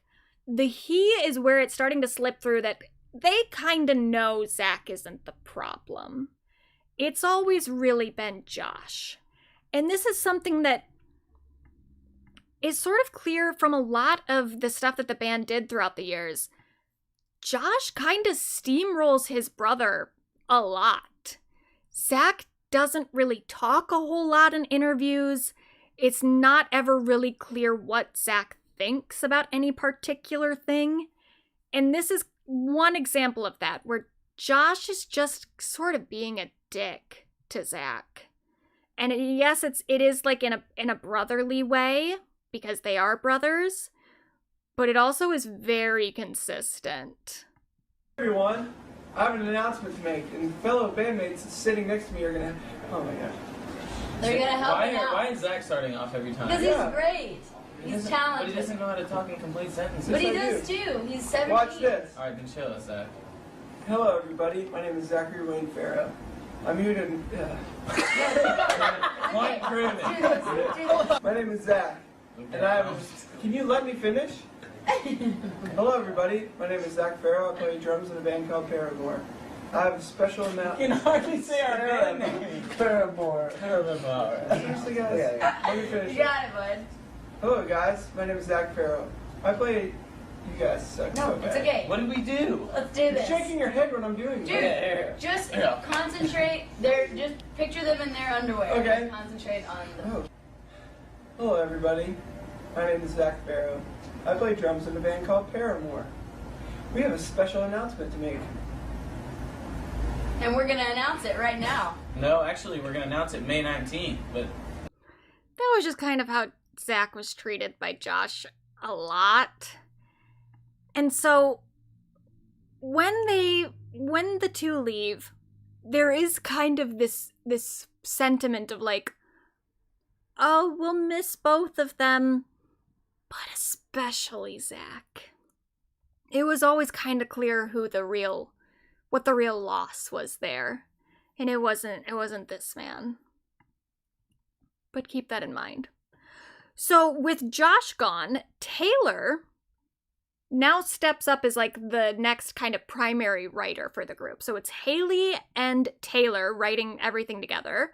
Hayley said later, when Josh and Zach were leaving, me and Taylor weren't close at all at this point. Me and Jeremy were always pretty tight throughout the last few years. But I was pretty sure that it was just going to be me and Jeremy. I was really scared Taylor was going to leave too. Then me and Taylor went to a show in Nashville, and after we went out to eat, and he was like, I'm not ready to go anywhere. I'm not ready to go anywhere. I still have more to do in Paramore. After that, I just got in my car and cried and then wiped the tears away and thought, okay, we're gonna be all right. So Taylor is now one of the primary songwriters. Him and Hayley are writing everything together. They then released their song Monster for the Transformers soundtrack, which seems to be about Josh and Zach's departure, mostly Josh's. So they say, I'll stop the whole world from turning into a monster and eating us alive. Don't you ever wonder how we survive? Well, now that you're gone, the world is ours. And so it was. They released their self-titled album in April of 2013. It was their best album to date. #1 album on the Billboard 200. It has 2 of their most successful singles, including Ain't It Fun, which was their first song to reach the top 10 on the Hot 100. It was a critically acclaimed album. It was much more like musically diverse than their previous releases, and it really kind of proved that the band could evolve past that sort of like post-pop punk or like mall pop punk thing that they had been known for in the mid to late 2000s. They release a deluxe edition, they go on tour, they headline Madison Square Garden for the first time, they win their first Grammy, and they also start to see a shift in the demographics for the band. This is partially due to the gospel influence of the music, starts to bring in a lot more Black fans, but also this has a lot to do with the fact that the band just started playing shows for more like general audiences. They became more of like a kind of pop band. They were more in that sort of general pop field. So they started doing just more general pop stuff. They weren't just doing like Warped Tour shit anymore. They were doing things that could reach a larger audience. And so Black fans start to become like a big part of Paramore's audience, which Hayley talks about in this interview. We're going to play a lot of clips from this interview in particular because it's really good. Fan base. John and I have spoken a lot over the years. There's been a lot written over the years about the diversity of your fan base, about Paramore's Black fans in particular. A recurrent TikTok theme. I feel like once every month or once every 2 months, there will be a TikTok explosion where a Black fan is just going absolutely crazy. And then I've seen ones where you and maybe other folks in the band respond to it. And I've seen great explanations for it. You know, people love your sort of gospel influence, which I think comes from growing up in the South, and of course in churches, and there's a lot of that in your vocals. You have a lot of soul. Oh, thank you. For a white girl, I think like we all know that. I'm not the first or the best person to tell you that, but I think it's well established. Like the Lil Uzi Vert eating gummies, dancing with Paramore, one of my favorite internet clips of all time. Yeah. But why do you think that is? Because it's also like, maybe I thought it was an internet meme for a couple years. And then the last time I saw you guys I did too. at Radio City, I was like, oh no, this is the most diverse crowd I've probably ever seen at a rock concert. That's so cool. At least in recent history. I feel that too now more than I did growing up. It definitely shifted around the self-titled record.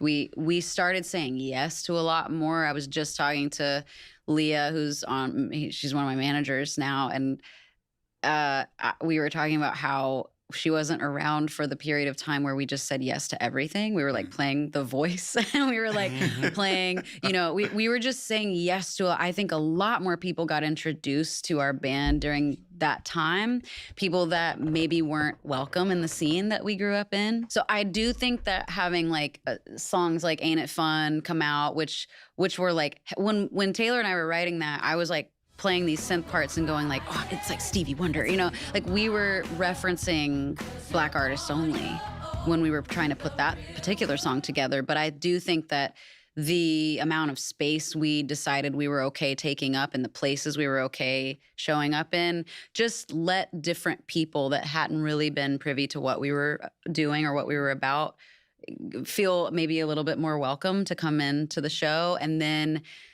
I'll never forget watching Stop Making Sense while we were recording After Laughter, and watching the camera pan across the crowd, seeing how diverse it was, and I just got really teary. And obviously there's like some of the best Black musicians like on stage with them, and they're on stage, they're all working together as if they are all the talking heads. There was no separation. It just felt like this celebration of like humanity. And I was like, that's what I want it to feel like. And I don't know if that was manifestation or if it was just all completely out of our control. We couldn't have done anything for or against it. But I had this moment towards the end of After Laughter. We're playing a show, and I kind of looked across the crowd, and I just was like, we're doing it. We're here with all these people that the music gives them a space. It makes them feel a part of something. And that's the only feeling that I've ever wanted since I was a kid in Mississippi. I just wanted to feel a part of something, and I wanted to feel safe in it. And yeah, I mean, now it's like you said, the TikToks and it is memeable at this point. It's not really, sometimes I think it gets like, how like blown out of proportion is it really? But to your point, then I'll go to we'll play a show, and I'll see the proof. Yeah, it's just, I'm so proud of that, because I'm very passionate that we have a long way to go in making and to make people feel that they belong in the world, and the repercussions of people not feeling like they're a part or they belong. We see it all the time in the news. And I just, I don't know. I think music is not only the easiest, but the most beautiful way to tap into people's hearts and their subconscious and change their minds, and have people show up to a show and stand next to someone that they may never see again, but they're going to share this really wholesome, cathartic moment. That's the kind of shows I want to be at. And it's not really the kind of shows I grew up going to. I just went to my first new. Anyway, so that's important too. Like, Paramore is for everybody, not just the people going to Warped Tour anymore. The white suburban kids that I think at first felt like they had a claim to Paramore. But Paramore maybe is not for everybody in terms of the actual lineup, because Jeremy does leave the band after this. Not over that, but this is the timeline. He leaves in December of 2015. The band refers to the split as painful, but they don't go into any real details. So, also Hayley briefly left the band in 2015 as well. For a minute, leaving only Taylor.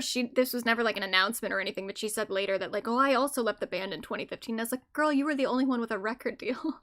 If you left the band in 2015, Paramore is not a signed artist anymore, but whatever. Hayley then gets married in February of 2016. It is later revealed by Hayley that she had actually broken off her engagement a few months before the wedding, but then she said that one day she just woke up and there was a wedding ring on her finger. So I'm sure that'll go great. She also, sometime in 2016, launches her own hair dye company because she has very brightly colored hair. That is something that she is known for. This will come up later to an extent. But I've never used her dyes before. I always am kind of tempted though, because like her hair looks so fucking good all the time. I don't know how her hair survives the amount that she's dyeing it. But then Jeremy starts filing lawsuits mid-2016. So there are actually multiple lawsuits. The first one revolves around the issue of just whether or not Jeremy was a partner in the creation of the band or if he was Hayley's employee. He was claiming that he was a partner and he was entitled to a larger percentage of the band's earnings, but that case was dismissed pretty quickly. Then, in addition to that, he files another lawsuit claiming that he should have been credited as a writer on all 17 songs from the self-titled album, but that he only received credit for one interlude. Now, he of course uses this as another way to vilify Hayley, as everyone leaving the band will do at some point. Make it seem like Hayley is a backstabber, even though Jeremy was filing a lawsuit against both Hayley and Taylor. Hayley is the one that gets the public scrutiny for it. But while I can't say, I mean, who's to say what credits he's owed and what he's not? I don't know. I wasn't in the room. Maybe he should have gotten more credits than they gave him. But I think there's a few things worth pointing out here. Number one, as we remember, Jeremy was already kicked out of the band in 2007 for a poor work ethic. It is brought up kind of often that he's not writing the songs, and that's through their entire careers, so he didn't have any writing credits on anything until you get to the self-titled album and there's that one interlude that he has a credit in. He's never been a songwriter throughout the entire history of the band. And even when they're doing promo for the self-titled album in 2013, the way that they're talking about it, it's pretty clear that Hayley and Taylor wrote everything. There are interviews where he's admitting to being asleep during the writing sessions. So I could maybe buy that he was owed more credits than he was given. It is a bit of a leap to think that he was owed credits on all 17 tracks. But even then, even though he wants credits on all 17 tracks, in his actual claims, he seems much, much more focused on getting credits for Ain't It Fun specifically. Ain't It Fun was their first song to win a Grammy. And because Jeremy wasn't listed as a songwriter for the song, he doesn't have a Grammy. I kind of think this is the root of the problem. That Jeremy was okay with not being a songwriter for the band throughout the entire stretch of their career until it came time for the accolades, and then he realized that he wasn't going to be a Grammy Award-winning artist because he didn't write any of the music. I feel like that's kind of the point that he switched up. I don't know. Who's to say? But I think my final piece of evidence that I don't really buy what Jeremy is claiming is the fact that after he left the band, he started his own music career as a rapper named Jerm. I'm gonna play this little 24-second clip. So I can get away with playing this 24 seconds without getting any sort of copyright claim. If you go listen to the full song, this clip that I'm showing you is definitely not the worst in the song. There are parts that are way worse, but this will still give you a little bit of a taste of what Jeremy's songwriting abilities sound like. Oh, yeah, I can definitely tell I'm supposed to be here right now. Show them move. I'm just bass jumping in the landing right in my tracks, Chattanooga choo. Crazy train, I'ma make it rain and I don't want it back. Oochie wally wally, ooh. Yeah, bang bang, if I all them rings and you know you gon' have to take them back. Yeah, I don't think he wrote any of those songs. They settle with Jeremy in 2017. At some point, the album cover changes because before it had all three of the members on it. Now the album cover that you can find on streaming only has Hayley with a jacket that says "Grow Up" on the back. We don't know exactly when they made that switch, but I have to imagine they did it for a particular reason. So now it's just Hayley and Taylor making music together. Just the two of them. They're just a duo now. Just kidding. Zach is back! This is the ideal Paramore lineup. The two songwriters that we like, and Zach. It becomes very clear after this that the issues that the Farrow brothers had with the band were really just Josh's issues. Zach does admit that he never really agreed with the stuff that Josh wrote in that original blog post. And after this, Zach does become a much bigger part of the creative process. He had been in this... It was like a band. It was a musical project that I think started as a band and then eventually just became just Zach. It's called Half Noise. So he had been doing his own shit for like the entire time that he was gone, which Hayley has talked about as being a very big point of inspiration for her and also something that really benefited the band in its entirety. I was a huge fan of what Zach was doing with his first solo project. Was called Half Noise. He had gone away for like 7 years from the band and really found himself. I believe he found himself in his 20s in a way that Taylor and I still haven't. Because you didn't get off the ride. Yeah, we didn't get off the ride. Arrested Development is a thing. Zach sort of like, he like fucked off to New Zealand, lived there for a while, made music. He kind of he sort of started over. He did like a couple band tours and just made music like that he wanted to. And when he came back into the band, he had just made this record called Sudden Feeling, and I was such a fan of it. I was so excited that he was back in my life, but I was also just enamored by this new... I didn't know this side of him because he just really wasn't allowed, like... There's no space for it. He wasn't allowed to be a real part of the creative conversation, and that wasn't my doing. That was, like, bad family dynamics in the band. Like I think Zach, like people don't know this, but when we were writing Zach would sometimes come in the room with me while I would just be like working away trying to figure out my parts, and he would suggest stuff. So like the woes and That's What You Get are him. There's background parts on our Damn. There's like background parts on some of our first demos that are him telling me what to do. Like He's sneaking contributions to you. Yeah. And I'm really proud of him because he's come out from under the thumb of, I think, family dynamics that were unhealthy for him. And I was so inspired by that courage and obviously the sound as well. And I don't know. So Zach comes back. They release After Laughter. It's their best album to date, or it was their best album to date. It is an even bigger musical departure from their first albums. It's very like new wave inspired, very synth pop.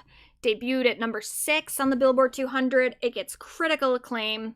And yet again, a lot of the songs are about the band itself. So Grudge is about rekindling the friendship with Zach. There's another song called Idol Worship, which is about Hayley dealing with the pressures of being a public figure. A lot of the album, though, is about Hayley's struggles with depression. And this will become a big topic for the coming albums. Hayley writes quite a lot about her struggles with her mental health. And then also, some of the songs seem to be about Hayley's experiences within a tumultuous relationship. So, I think we kind of know what's coming here. Paramore's Hayley Williams and New Found Glory's Chad Gilbert split after 1 year of marriage. And thank fucking God they did split. So there were some cheating rumors. No one's ever confirmed that he cheated, but he almost certainly did cheat. They've both kind of indicated it in their own work. He's alluded to like having a problem with cheating on people, and Hayley has indicated that there was some amount of abuse in the relationship. She said that she got diagnosed with PTSD after their divorce. And the band does almost break up around this time, but they don't. Instead, they go on a break, and then Hayley releases 2 solo albums. The first one, Petals of Armor, was released in May of 2020. This is Hayley's first solo album. It is produced by Taylor York. And then the Dead Horse music video was directed by Zach Farrow. So even though it's her own solo album, it's still very much like approved by the band itself. And then she also releases another one. I forget what this one is actually even called. But eventually both the albums get released together as like a deluxe edition, so they can kind of be thought of as like the same project, because this is again just another thing that she released in quarantine during the pandemic. There are no Paramore credits in like the music. Taylor produced the first album, but he did not produce the second album, but he was credited as doing the lighting for this photo. This is a photo of Hayley in her own jacuzzi at her house, and I guess Taylor did the lighting for it, because again, this is like a COVID album, so small crew. But that implies that Taylor is at Hayley's house, hanging out in her jacuzzi with her. Could be fine, you know? Friends sit in jacuzzis with each other sometimes. It's not an abnormal thing for friends to do. But it's maybe noteworthy. She releases the song called Dead Horse on, I believe, the first album, Petals of Armor. Definitely about her ex-husband, and definitely confirming that not only did he cheat on her, but that she also was the other woman in his relationship with Sherry back in 2007. She says, sometimes it's good to be the bigger person, but I'm so small I can't compare, and after all, it's only fair. I got what I deserved. I was the other woman first. And she does talk about that in this interview. I feel more willing to talk about the things that I had hidden away. You know, there's quite a few songs on this record that were really, really hard to decide to release. One came out yesterday. It's called Dead Horse, and it kind of, man, it really describes the shame that I lived with for, a good decade of my life that was all about, an affair that I got into as a teenager with someone who was married. And I really, that was the first major mistake that I made in my life. And if you had told 19-year-old me that I would be talking about this on a live radio program one day, I would have thrown up and jumped out a window. But it feels necessary to my personal growth. And, like I said before, everything that I've ever written for Paramore and otherwise has always been autobiographical and fairly transparent. But I think my capacity and the courage that I feel to move forward into transparency is just different than it was before. And I'm willing to own up to the things that held me back before. And maybe offering it in a song is, not only a way for me to flush it out of my system, but hopefully reach out to other people that are carrying shame too. So a lot of the album is about her divorce from Chad, but some of the album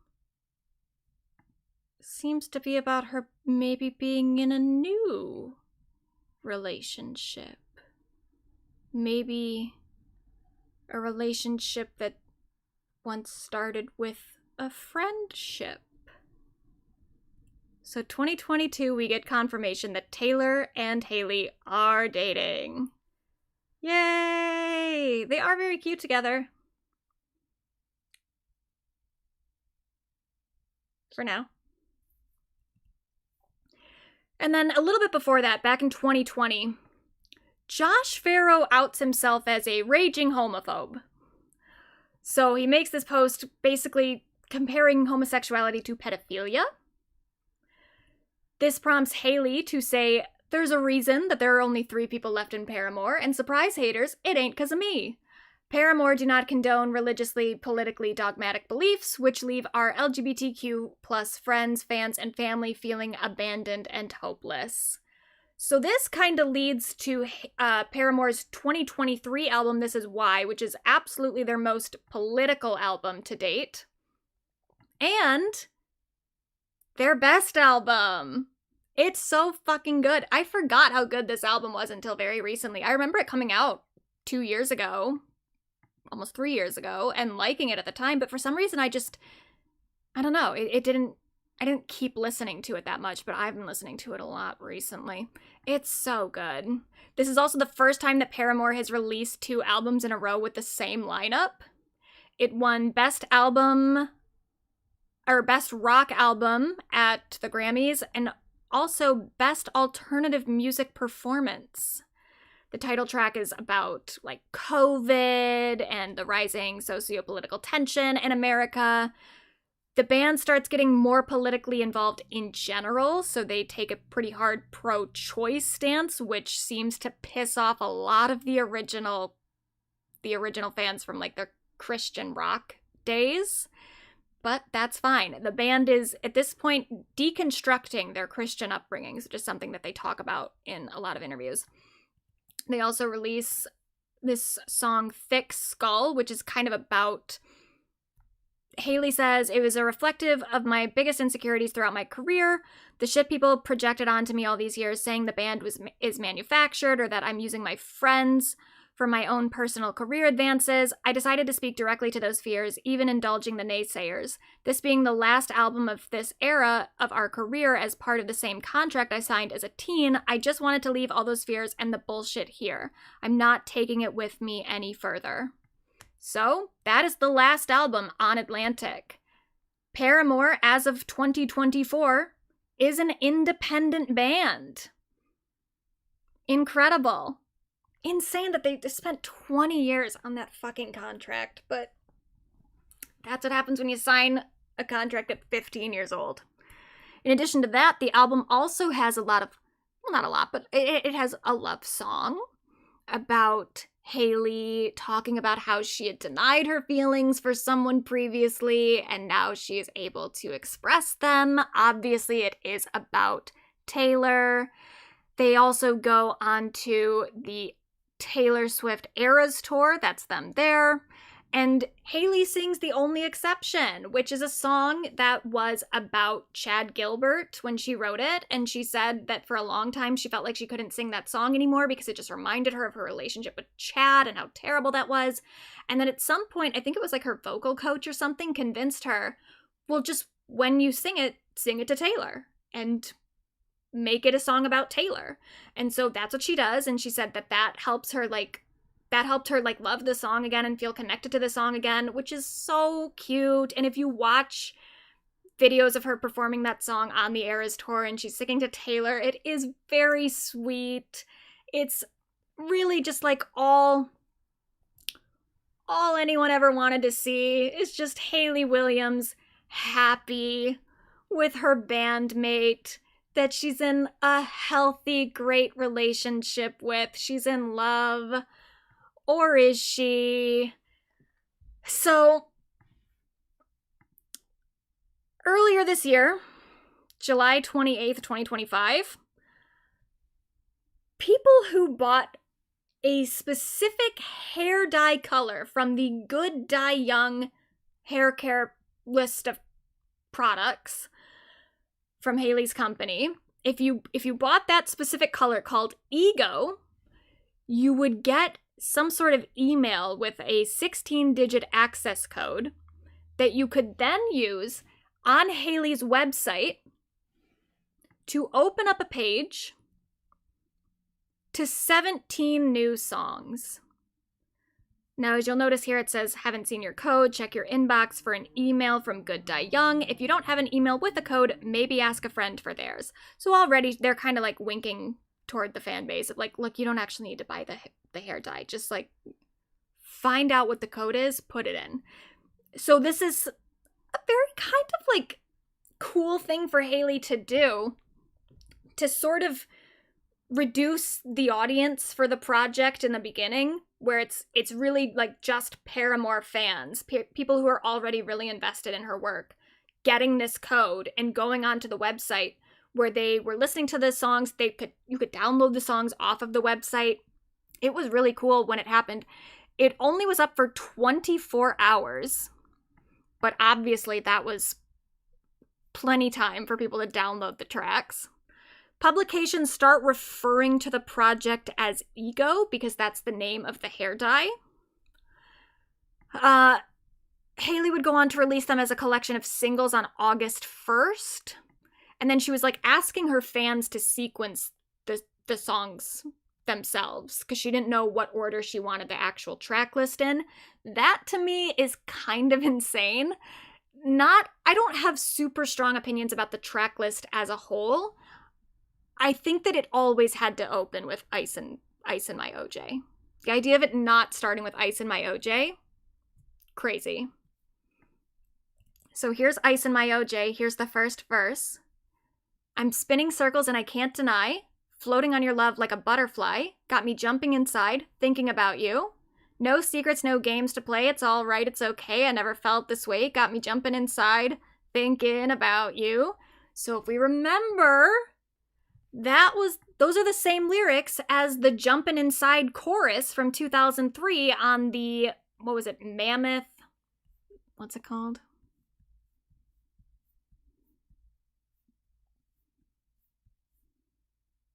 Mammoth City Messengers. So we're going back to the beginning. This is Hayley talking about this song that she sang on at 13 years old. And then immediately after that, she goes into the chorus where there's like these songs or sounds. And then you can hear Hayley in the background yelling, I'm in a band. It's so fucking good. And then I got Ice in My OJ, I'm a cold hard bitch, which I interpret as like her referencing her being on tour and like the Warped Tour as a child, that she couldn't drink alcohol, she had to drink OJ that she put ice into. A lot of dumb motherfuckers that I made rich. Yeah. A lot of them, like Jeremy fucking Davis, who's writing some of the worst music I've ever heard in my life, but she made him rich. Might go back to Mississippi, careful I don't take you with me. It's like, at this point, I feel like Hayley is finally acknowledging the fact that, like, if she had stopped, if she hadn't taken that record deal, they all would have just gone home. And I can't even express to you how, like, cathartic it feels just to hear her acknowledging it. And also acknowledging the amount that, like, she was putting herself into Paramore. This, like, I'm in a band, where she's screaming it. It's like, that is how she spent her entire life. For the entire, like, from 13 or 14 to just a couple years ago, Hayley Williams was defining herself as a person in a band. She couldn't be Hayley Williams. She had to only be Hayley from Paramore. And she talks about that in this interview again. This is a whole other the amount that, like, deconstructing her Christianity kind of led to her deconstructing what Paramore meant for her. Conversation, but I really have decided that while I was deconstructing my faith and my religious upbringing from around age 19 to forever, I really didn't realize how much of Paramore for me was a religious experience, a God pillar in my life. Instead of the organized religion. Instead of God, it was like Paramore is the backdrop to every conversation, to every it's the organizing principle. Yeah. So songs like Discovery Channel are really me kind of like roaming the halls of those of whatever that structure is and just trying to take it apart more. True Believer is like, I mean, talk about True Believer in a second, but I'm like, I don't know. It felt like she got so lost in Paramore for so long that she no longer had a personal identity. And this album is her reclaiming her own personal identity. Yeah, she released 2 solo albums before this, but those were pandemic albums.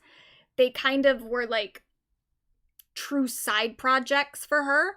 This is the first time where it feels like she is in a Hayley Williams era.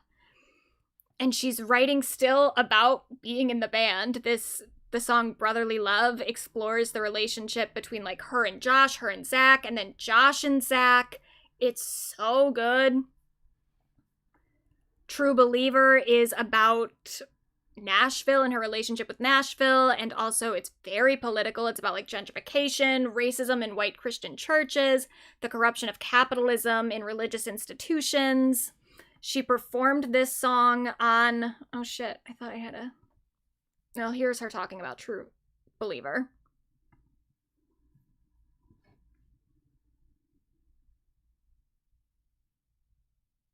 Oh, come on.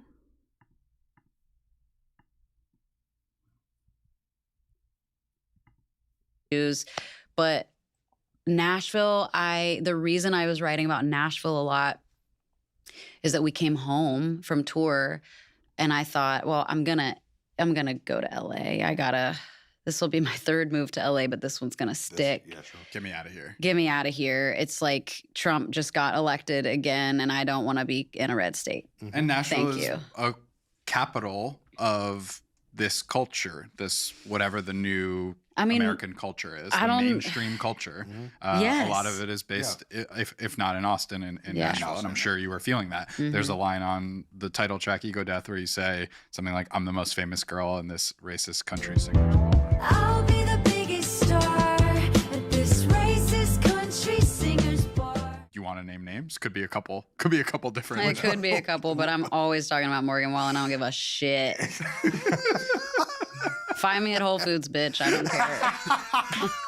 I just don't care. And look, and I think it's important for you to be able to speak that truth, but I also think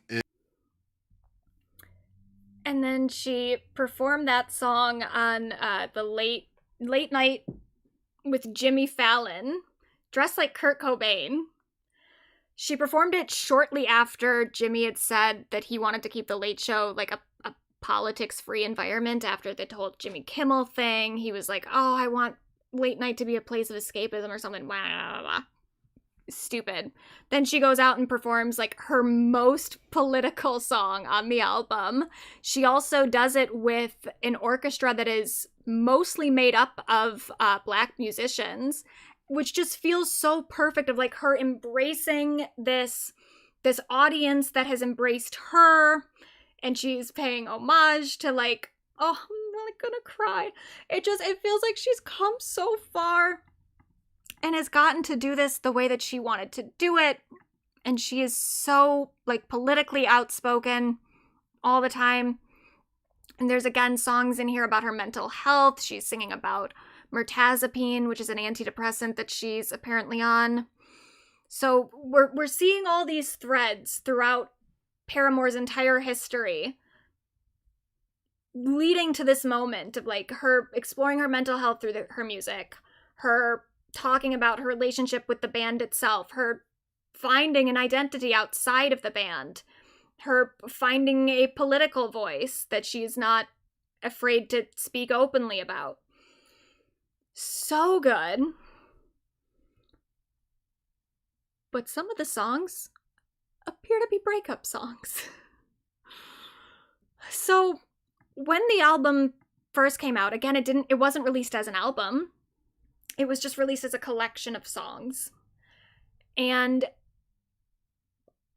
there appear to be some breakup songs here, but you know, who's to say? They're very vague. They could still be about Chad. They could be about the divorce. Maybe she's still working through some of those feelings. Or maybe they could be about Taylor. I don't know. Nobody really knows at this point. But then she releases the actual album. And on the album, there's another song. The song is called Parachute. I found this image. I literally just Googled. I was like, Hayley Williams Parachute, and this image came up because this is from the Paramore subreddit.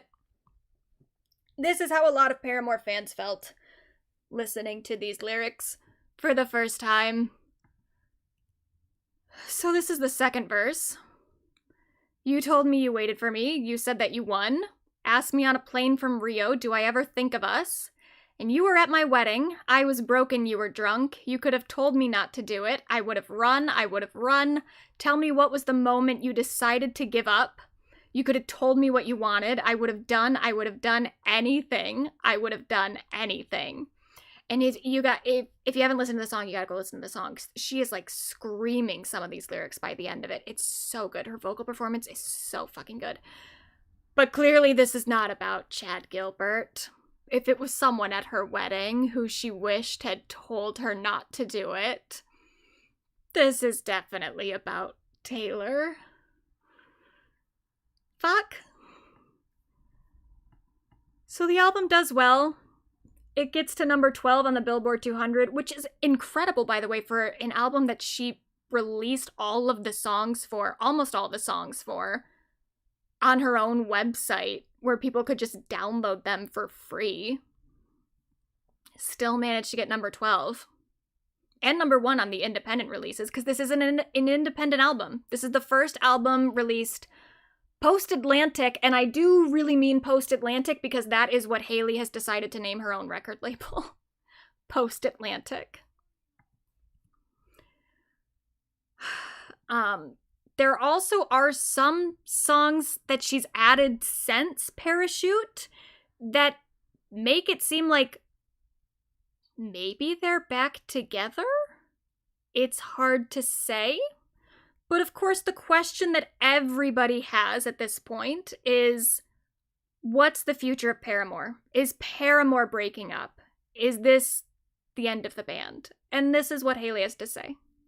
Cute anymore. Before we move on to our lightning round, I have to ask about the current state of Paramore. As if things weren't fraught enough in the history of the band, you entered into a relationship with one of your band members, and now there's, again, same as 5 years ago, 10 years ago, 15 years ago, a lot of speculation about how the lineup dynamic affects what Paramore could become. Like, is that PTSD for you to then see, oh, I'm all grown up and it's still the same conversations about, is Hayley breaking up Paramore? I mean, it is PTSD, but this is the moment in my life where I think I get to reclaim a lot of things for me, the person. And I've been heavy on the reminiscing lately and thinking about the full circle moment of, celebrating 20 years. And there's a lot of reasons that I think I could be triggered every day right now. But I do feel like I've done the internal work to understand why people are interested. I mean, we all grew up on the internet. Everything is parasocial. You can't avoid it. I don't resent our fans for being that way. But look, Paramore's not ever going away. If I woke up tomorrow and hated it and was like, fuck Paramore, it's not going away. But it's my favorite band. And I think I think that we need breaks. Like we are three people that have been in a washing machine since we were teenagers, and it really affected all three of us in vastly different ways. And this is not a moment that I get to say what the future. I don't get to say like, well, this is exactly what we're gonna do next, because like I've been saying my whole career, Paramore's a band. Like I don't get to decide. And it wasn't time to make another Paramore record, but I had a lot of shit to say. So I've done what I've done for myself and made this record. But speaking to the parasocial aspect of it, I'm trying to do things this time around in a way that can communicate to the people who care. I don't feel like I owe the wider world an explanation of what like my real life. I just feel like the people that care are going to read into what I'm saying, and that's where I put that part of my life. That's where I put the things that I feel, the things I'm struggling with, my losses, my gains, my just all of it in the music, into the music. And I think that the right people are like, they're there to catch me, and that's like that's what I feel this moment in my career. I'm finally willing to like let that happen. And it's okay that it's me by myself and not Paramore right now. Paramore will always have its time because that's just what we do.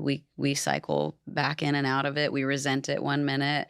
We want to like wear matching clothes, and the next minute we want to like wear trash bags. We got to find a photo of those early matching I think I outfits. have a lot of them. Okay. I'm gonna cry. It's just like we saw her shrink herself so much for so long. Now she gets to do this whole thing on her own. And then also, the Spotify did a liner notes thing with her and Zach for the 20th anniversary of All We Know Is Falling. And that also, to me, is like so meaningful of like, these are the last two remaining members of Paramore who were there during that time. Taylor isn't here because he wasn't in the band when the album came out. But Zach and Hayley were. And it's like, we didn't even get to hear from Zach for so long because his brother kind of steamrolled him in so many interviews. And Zach was always so much more shy. And he has become a bigger part of the creative force now. And it's just so nice to get to hear these two people specifically being in dialogue with one another and getting to reminisce about this time that they shared. It means a lot to me. And then it just means a lot, too, to see Hayley out in, like, doing press and doing promo for her album.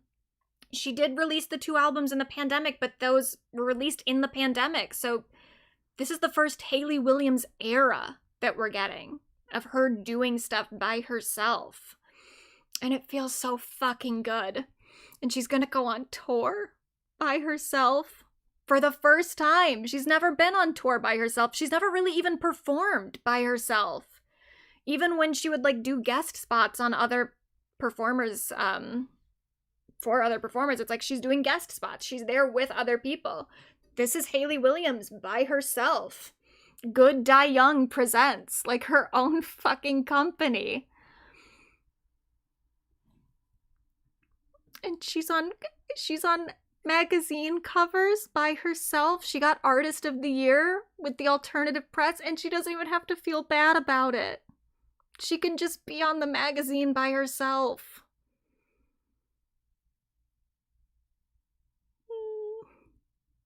And she's releasing merch that says Hayley Williams is my favorite band. Like, oh my god.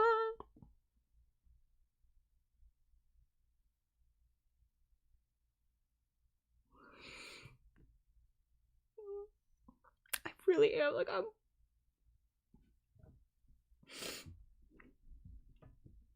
it's just been a very long time coming for this. For her to just be her own person.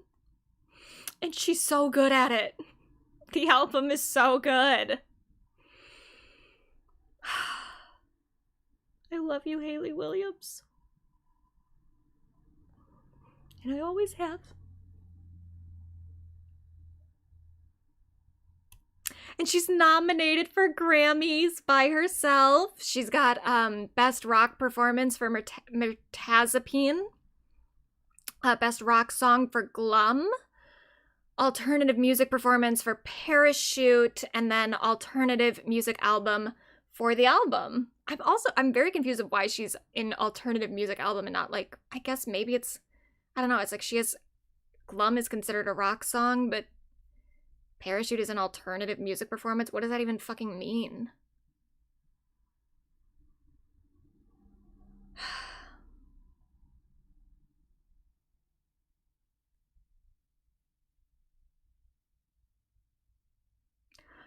I'm gonna play the puppy video for a minute as I collect myself, and then we're gonna come back and we'll talk about Miss Lily Allen. So I'll be right back.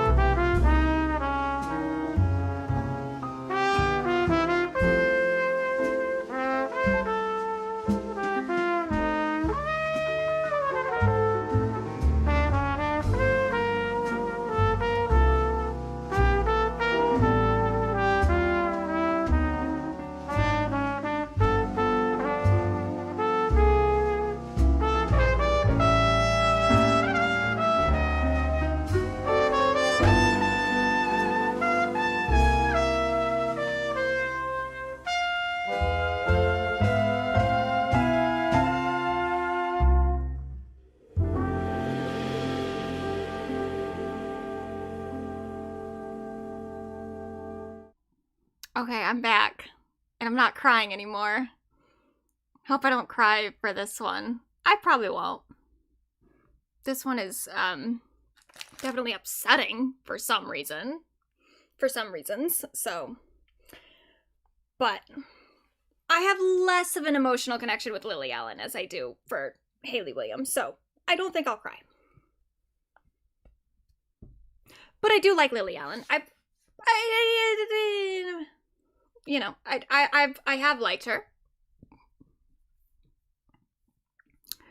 And we're gonna kind of go back through Lily Allen's career a little bit here, not in as much detail, but enough for us to kind of lay the groundwork here. So Lily Allen she's the daughter of actor Keith Allen and also a producer named Allison Owen. This is her at 12 years old, already on TV, so she's a Nepo baby, big old Nepo baby. She was also a very troubled young girl. She got expelled from multiple schools for drinking and smoking. She attended 13 different schools in total before dropping out at age 15, after which she worked at a record store and sold ecstasy for a while. So she was a little 15-year-old drug dealer for a minute. But she was really into making music. She started making music. She used her father's connections to get herself a record deal while also getting a lot of attention for herself by posting music onto MySpace. And then she released her first album in 2006. It was called All Right Still. She becomes very known for her biting lyrics and ironic humor. And she proves herself to be very, very willing to write unflattering tracks about people in her life, including breakups. So this is her song Smile, which is one of her first big songs. When you first left me, I was wanting more, but you were fucking that girl next door. What'd you do that for? She says, at first when I see you cry, it makes me smile. Yeah, it makes me smile. So kind of mean lyrics, but also lyrics that are written from a state of vengeance to some extent. Also just stuff that's petty and kind of mean. She wrote a song called Alfie, which is about her brother Alfie Allen, who is an actor. This is from the music video. She's got a little puppet playing her brother, portraying him as this kind of fuck up. Her brother, you may know him. He's an actor. He was Theon Greyjoy in Game of Thrones. She wrote all the lyrics about what a stoner he is and how he needs to get a job. So, oh, Alfie, get up. It's a brand new day. I just can't sit back and watch you waste your life away. You need to get a job because the bills need to get paid. Get off your lazy arse, Alfie. Please use your brain. At the time that she wrote this, Alfie did have a job. He was teaching snowboarding in Canada. But she said of the song, when I wrote Alfie, nobody really knew who I was. At first, he was really upset about it because he thought that I was just pointing out all of his bad points and attacking him. I thought it was really flattering. I thought he'd be really, really happy because it proved to him how much I loved him, that I care about him, and I want him to do something with his life. I suppose his paranoia, influenced by smoking so much weed, made him think, why are you trying to be mean? It was kind of mean. And also a little hypocritical, given the fact that in terms of who seems to have the bigger problem with their drug consumption, doesn't seem to be Alfie. It does seem to be Lily. She has struggled with drug and alcohol addictions throughout her entire career. This is her getting kicked out of the Glamour Awards in 2008 after she snorted a line of ketamine backstage. This is her at the 2011 GQ Men of the Year award ceremony. This is her with Elton John, who also has had struggles with addiction throughout his life, but he's been sober for quite a while. And Lily was very not sober this night.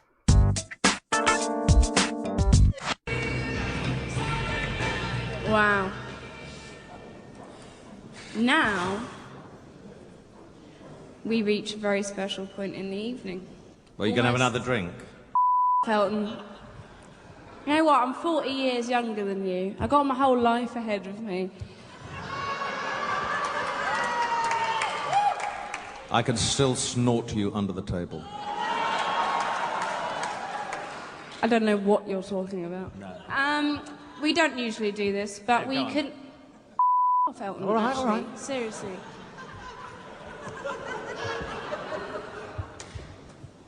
We don't usually do this.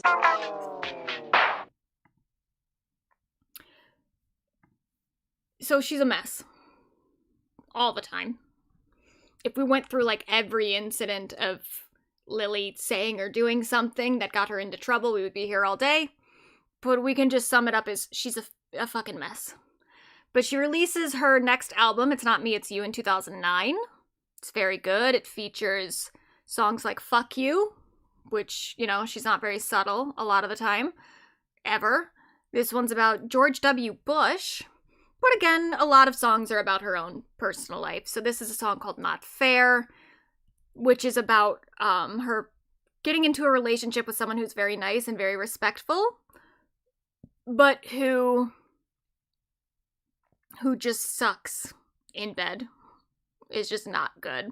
She's never said who this song is about, but it is definitely about a particular person. She then starts dating a man named Sam Cooper in 2009. He's not like a public person, I don't think. I think he's literally just like a building person. Like he makes buildings. Like he works in construction, maybe? I'm not really sure. I still don't totally know who Sam Cooper is. But he was her husband for a bit. They started dating in 2009. She announced a pregnancy with Sam's child in 2010, but 6 months into the pregnancy, she got an infection that led to a stillbirth. She was later diagnosed with PTSD from this, but then her and Sam get married in 2011, where she was already pregnant with their first child. She got pregnant, I think, about like 3 months after the stillbirth. She gives birth later that year. She then gives birth to her second child in 2013, after which she experiences pretty severe postpartum depression. But unfortunately, she was promoting an album at the time. She had her first single, Hard Out Here, come out in November of 2013, so the same time that she was really going through postpartum. They then released the album in May of 2014. She then embarked on the Sheezus World Tour, where she was really not doing well. She cheats on her husband while on tour with female escorts. Unsurprisingly, gets a divorce. And then she releases No Shame in June of 2018. This is her last album for a while. It is largely about her divorce, about her problems with substance abuse, and her struggles with her mental health. She has a rock bottom moment with her addictions in 2019 after she found out that her ex had a new girlfriend. She went to the house and started causing a bunch of problems. Then she went to a bar or something with a friend, and then her friend made a comment about how she kept drinking alcohol, how she needed to drink alcohol, and then she realized, like, oh fuck, I actually am really dependent on alcohol, and it's actually making a huge problem for me. So she starts getting into AA. She gets sober in 2019. Around the same time, she meets the actor David Harbour. David is from Stranger Things. He was also in that Hellraiser movie, right? I've only ever seen him in Stranger Things, and I do not like his character in Stranger Things, so that will absolutely impact my view of him as a person. I think of him and Hopper as the same person, and I'm not fond of either of them. But she starts dating David in 2019. She's getting sober. He is sober. He's sober for about 20 years. He had some problems with addiction in his past as well. He said that his kitten helped him out of his severe alcoholism. And he becomes the first person that Lily says she can remember having sober sex with. So David is very much a part of Lily's journey to sobriety. which makes the rest of this not feel very good. They get hitched in Vegas in 2020 at the Graceland Chapel, officiated by Elvis himself. When asked by the Sunday Times after the wedding if she thought monogamy was possible, given the fact that she had cheated on her previous husband, Lily said, yeah, at this point it is, and I'd like it to stay that way. At this point, we're up for monogamy. That's what she thinks. And this is, I want to play this clip, because this is David talking about why he decided that he needed to marry Lily kind of as quickly as possible. We had to do it. Like, we got engaged right before the pandemic. And, then the pandemic hit and nothing was happening. But before, when we were riding around, beginning of the pandemic, and she has 2 kids, these like beautiful daughters, 8 and 9. And we were riding bikes out in the country, like trying to figure out what we were going to do for the next year or however long it was going to take. And the little one was riding along, and she was going like, David, Dad. Because the D got her confused, and the older one got very upset with that, which I understand. It was like, he's not our dad. He's not our dad. And the younger one was like, well, what is he? I mean, he's kind of our dad. And she's like, no, he's not. He's kind of our stepdad. No, he's not. And she goes, what is he? And she goes, he's just some guy in our lives. Yeah, for real. And I was like, I need to marry this woman. Because the emotional fallout. Yeah. So now how are you referred to? Still like some guy. Still some guy in our lives. Yeah, some guy. That's sort of the favorite thing I've ever been called. Just some guy in our life. 9 years old. Some guy in our lives. So that's kind of why they get married, is like he really wants to be a father figure to these 2 girls. And he does become a father figure to those girls. He is their stepdad. And I think that's an important thing for us to keep in mind throughout the rest of this, because we may have some feelings toward this man as we keep going, but let's try to be considerate of the fact that ultimately, while it may feel to us that this is just a celebrity couple breaking up in a very messy way, there is a family here. There are children here that are being affected by this. This is a family unit that's breaking apart. So let's try to keep that in mind as we go forward. There are kids involved. They moved to New York around 2020, 2021. Lily and the kids moved to Brooklyn, New York with David. Their home is actually featured in an Architectural Digest video, which I'm going to show like 2 clips from that. This is the opening here. Oh, God. What the hell are you doing here?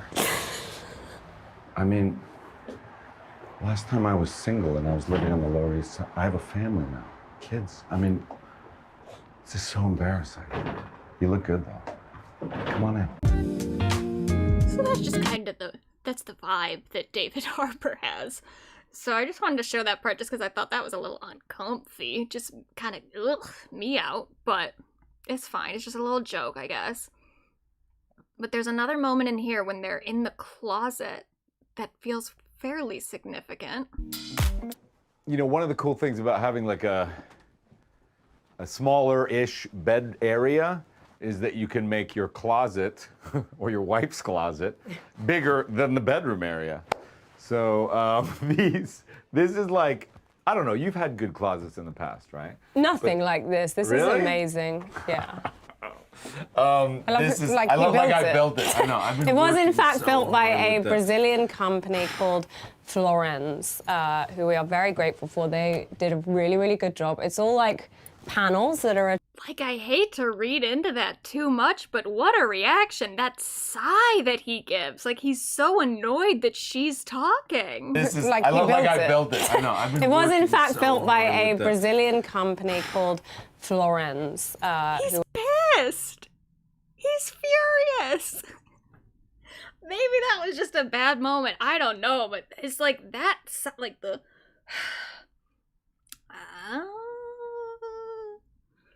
doesn't feel good. And so that's really where we start here. So Lily released an album not too long ago, like a month or two ago, and it's her first album since 2018. People have been waiting for a new album for forever. So that in itself is very exciting that she released anything at all.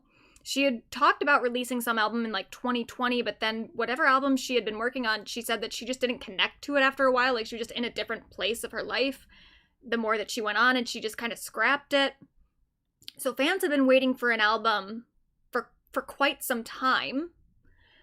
And the album is pretty remarkable. It's a concept album. It's clearly autobiographical. She has said that it's like a mix of real things and also fictional elements. I think that the fictional elements are probably few and far between. It seems like it is mostly just the story of the end of her relationship. And it is in chronological order. It is a full story. So we're gonna go track by track and let Lily tell us exactly what happened. And of course, let's acknowledge here that this is just Lily's side of the story. Maybe David will come out with his own album and we can discuss that later. But for the time being, I am taking this as what happened, more or less. So we start with the first track, West End Girl. It is the title track. She says, and now we're all here. We've moved to New York. We found a nice little rental near a sweet little school. Now I'm looking at houses with 4 or 5 floors, and you found us a brownstone, said you want it, it's yours. So we went ahead and we bought it, found ourselves a good mortgage. Billy Cotton got sorted, all the furniture ordered. I could never afford this. You were pushing it forward, made me feel a bit awkward. So around this time, Lily gets cast in a West End play called 222, A Ghost Story. She talks about that here. She says, I walk up the stoop, I put the key in the door, and then my phone starts ringing, so I answered the call, and they were like, hey, you've got a lead in the play. You got to be back in London for rehearsals in May. And then later that evening, you said, how was my day? I said, I got some good news. I got a lead in a play. And that's when your demeanor started to change. You said that I'd have to audition. I said you're deranged. And I thought that was quite strange. I found that quite strange. This is apparently a card, a note that David gave to Lily on a bouquet of flowers for her opening night.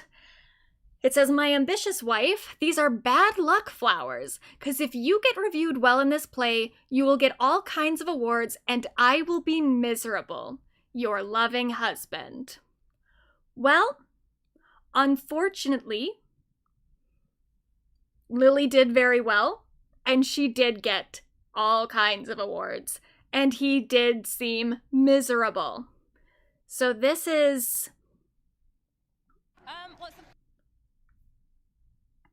This is, the Olivier... How do you say it?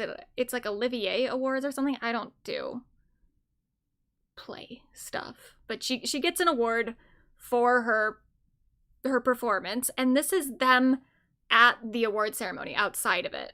First time. So,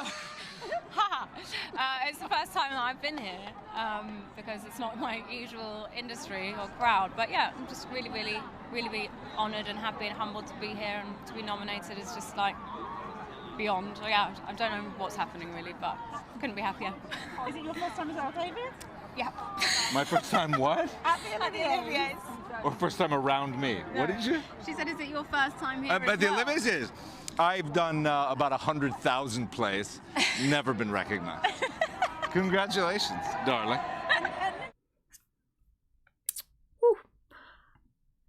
So then She says, but I ignored it, went ahead and I bought it, got a flight and I boarded, I'm on my way. Now I'm in London, I'm on my own, I'm in a hotel room, I'm on my own.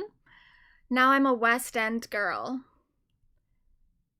Then at the end of the song, she gets a phone call. We don't hear the other side of the phone call, but from what we hear from, I was going to say Hayley again, from what we hear from Lily's end, something is being proposed to her. She says, I mean, it doesn't make me feel great. Well, if that's what you need to do, then I guess, well, how will it work? Where, right? I mean, it makes me really sad, but no, I'm fine. I want you to be happy. So, what it seems was proposed to her was an open relationship. Now that she is in London, in this play, and she's not back in New York with her husband, he has needs that need to be met. Apparently, David Harbour is so unbelievably horny that if his wife isn't around to have sex with him, he is going to need to get his fix somewhere else. So he gets Lily to agree to an open relationship. She then starts to deal with the consequences of that in the next song called Ruminating, where she says, and now I'm ruminating now I'm in my head, ruminating all the things you said. Why can't you wait for me to come home? This conversation is too big for a phone call. And then she's thinking about him with other women. She says, did you kiss her on the lips and look into her eyes? Did you have fun now that it's done? Baby, won't you tell me that I'm still your number one? Because you're my number one. And she says, I told you all of this has been too brutal. You told me that you felt the same way. It's mutual. And then you came out with this line so crucial. Yeah, if it has to happen, baby, do you want to know? I don't know. What a line. What a fucking line. And like, yeah, that's rough. I don't even know. It's like, first of all, to ask for an open relationship so soon after you got married, fucked. Absolutely fucked. If you had that much of an appetite, you need sex that bad all the time, that your wife going to do a play in London for, I don't even know, a few weeks to a few months or whatever, that's too much for you. You need to have sex that often. That maybe should have been communicated right away before you got married. Especially because it's like you're both, like, you're an actor, she's a singer. She hadn't released an album in a while. She was more focused on her family life. She was trying to stay with that. So, like, okay, you thought that maybe she wasn't going to go out touring anytime soon, but at some point she might go on a tour. At some point she might need to release or decide to release an album and need to go do promo.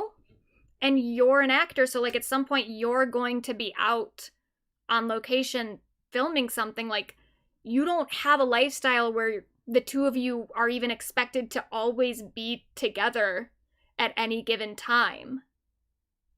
If she got into that relationship thinking it was going to be monogamous, which she very clearly did, because she said so in an interview when you guys got married, why did you agree to a monogamous relationship when you knew that your appetite was too big for that? He sucks. He sucks. So the next song, Sleepwalking. She says, course I'm angry, course I'm hurt. Looking back, it's so absurd, because I trusted you and took you at your word. Who said romance isn't dead? Been no romance since we wed. Why aren't we fucking, baby? Yeah, that's what you said. Oh, he's awful.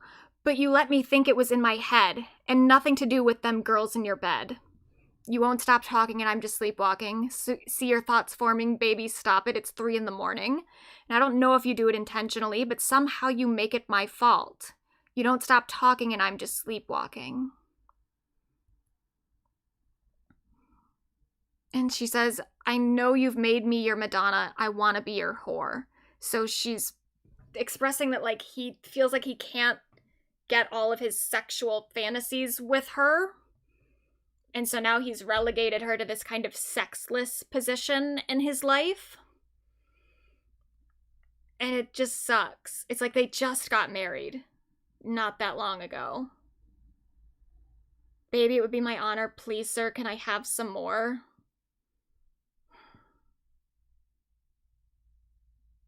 Poor girl. So then we've got the song Tennis. She says, Daddy's home for the first time in weeks, got the dinner on the table, tell the kids it's time to eat, and I made my baby's favorite, but he didn't seem to care. I just tell myself he's jet-lagged, and I'm glad to have him here. Then you showed me a photo on your Instagram. It was how you grabbed your phone back right out of my hands. So I read your text, and now I regret it. I can't get my head round how you've been playing tennis. If it was just sex, I wouldn't be jealous. You won't play with me. And who's Madeline? So they're back together again. She's done doing this thing in London. They're at home. He's been away for weeks because he's an actor who has to go film on location. He comes home, he shows her something on Instagram, and then she sees a text message implying that he's been playing tennis with someone, with another woman that he doesn't want her to know about because he's snatching the phone out of her hands. So previously, it seemed like the arrangement had been that he would have sex with other women. Now he's playing tennis with another woman. Now there's something emotional happening, and now there's something that he's hiding from her. So this is not really an open relationship. He's not being open. He is hiding something from her. She said, I need to be alone, so I took myself to bed. I got a lot of information now I can't even process, so I wrote a little email and told you what I saw. Then you came up to the bedroom and you made it all my fault. But you moved the goalposts. You've broken the rules. I tried to accommodate, but you took me for a fool. And then the outro is da-da-da-da. Who's Madeline? No, but who is Madeline actually? Well, Madeline actually is a woman named Natalie Tippett. And I feel comfortable saying that because she has come forward and said, it was me. She worked in the costume department for We Have a Ghost in 2021, which is some Netflix movie that he was in. He looks stupid. This whole movie looks stupid. And then she was reportedly being flown out to Atlanta to visit him on the set of Stranger Things while he was filming that. So they met on this set. Something happened between the two of them. They started fucking. They got into some sort of relationship. And then he needed her so bad that he's flying her out to Atlanta so that he can have sex with her while he's working on Stranger Things. So clearly that's not just like a random woman that he's just having sex with to fulfill some deep need that he has. He wants this woman in particular. They are having an affair. So then Lily writes the song Madeline.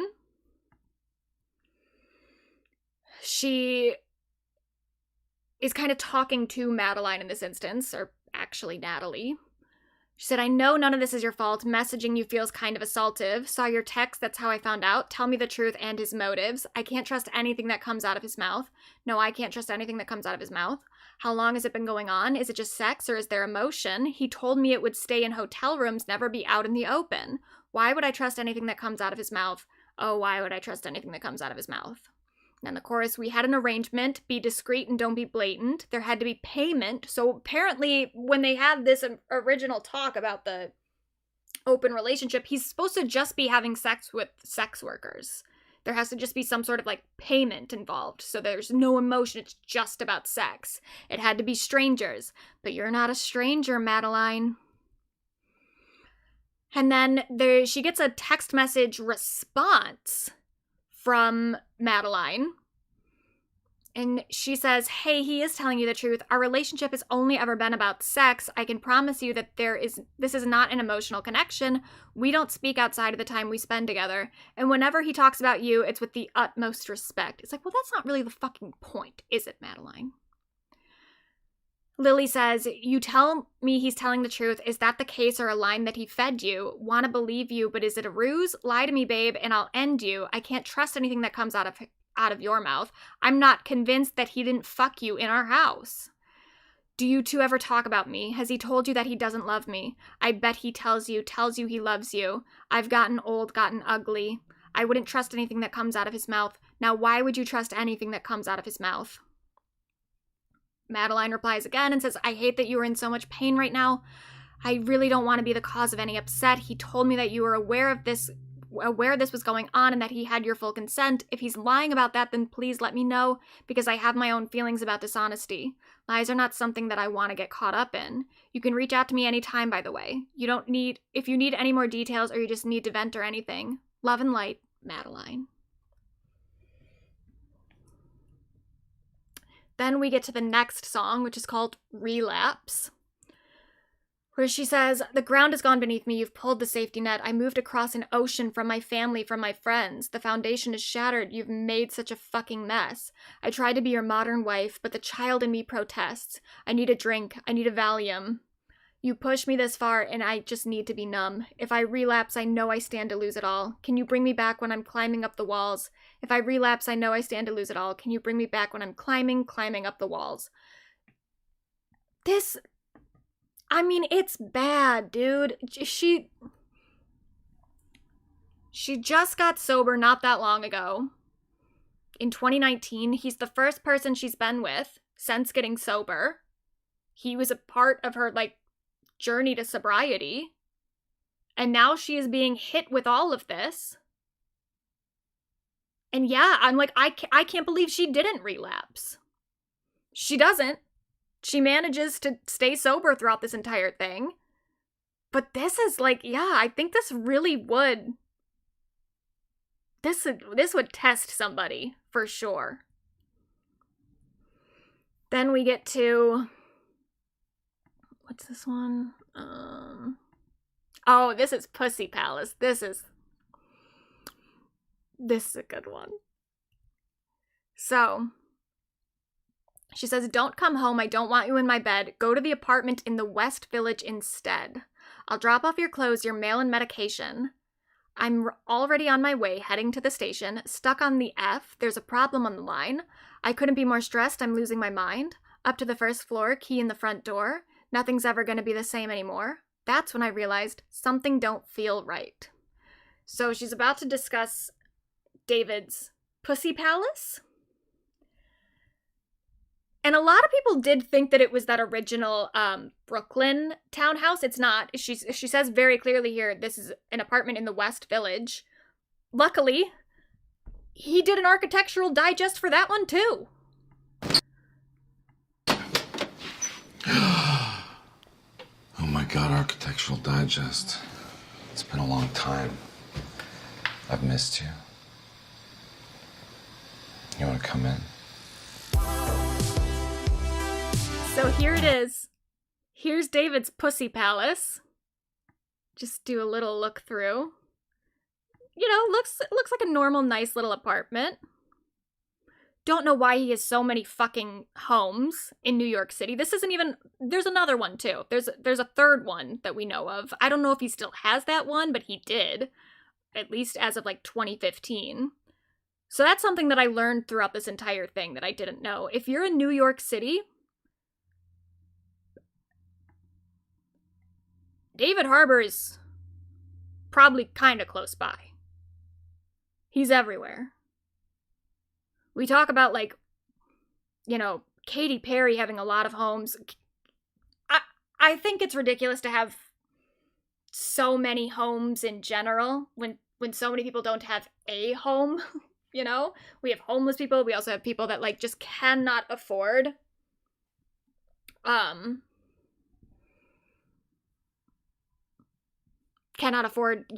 just to get out of, the renting thing. Like me, currently renting, would love to own property. Can't do that. So it's just annoying when celebrities have so many fucking houses.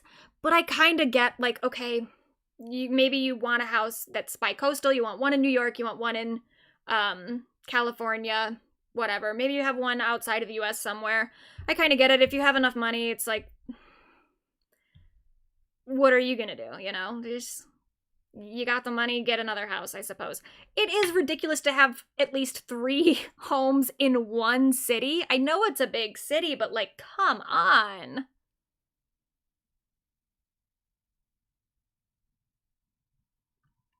But David Harbour is everywhere. If you're in New York City, you're never that far from David Harbour. So yeah, this is his pussy palace. And here's what that means. She says, I didn't know it was your pussy palace, pussy palace, pussy palace, pussy palace. I thought it was a dojo. So am I looking at a sex addict? Yeah, you might be. I mean, he is very weird. Talk about a low blow. And then we go, we get some more details in the second verse. I found a shoebox full of handwritten letters from broken-hearted women wishing you could have been better. Sheets pulled off the bed. They're all strewn on the floor. Long black hair, probably from the night before. Dwan, is it? I don't know what that is. Dwan Reed. Bag with the handles tied. Sex toys, butt plugs, lube inside. Hundreds of Trojans. You're so fucking broken. How'd I get caught up in your double life? This is where it's like, you know, there's a lot of details here, like the stuff about the butt plugs, the sex toys, the hundreds of Trojans, where it's like, is some of this a little shamey toward David in a way that's not fully necessary to express the hurt of being a woman cheated on? Like, maybe she's going into details here that you could say is, like, a little too private. But at the same, okay, Dwayne, got it. Maybe she's revealing details that are a little too private. But also, it's like, you married Lily Allen. What did you think?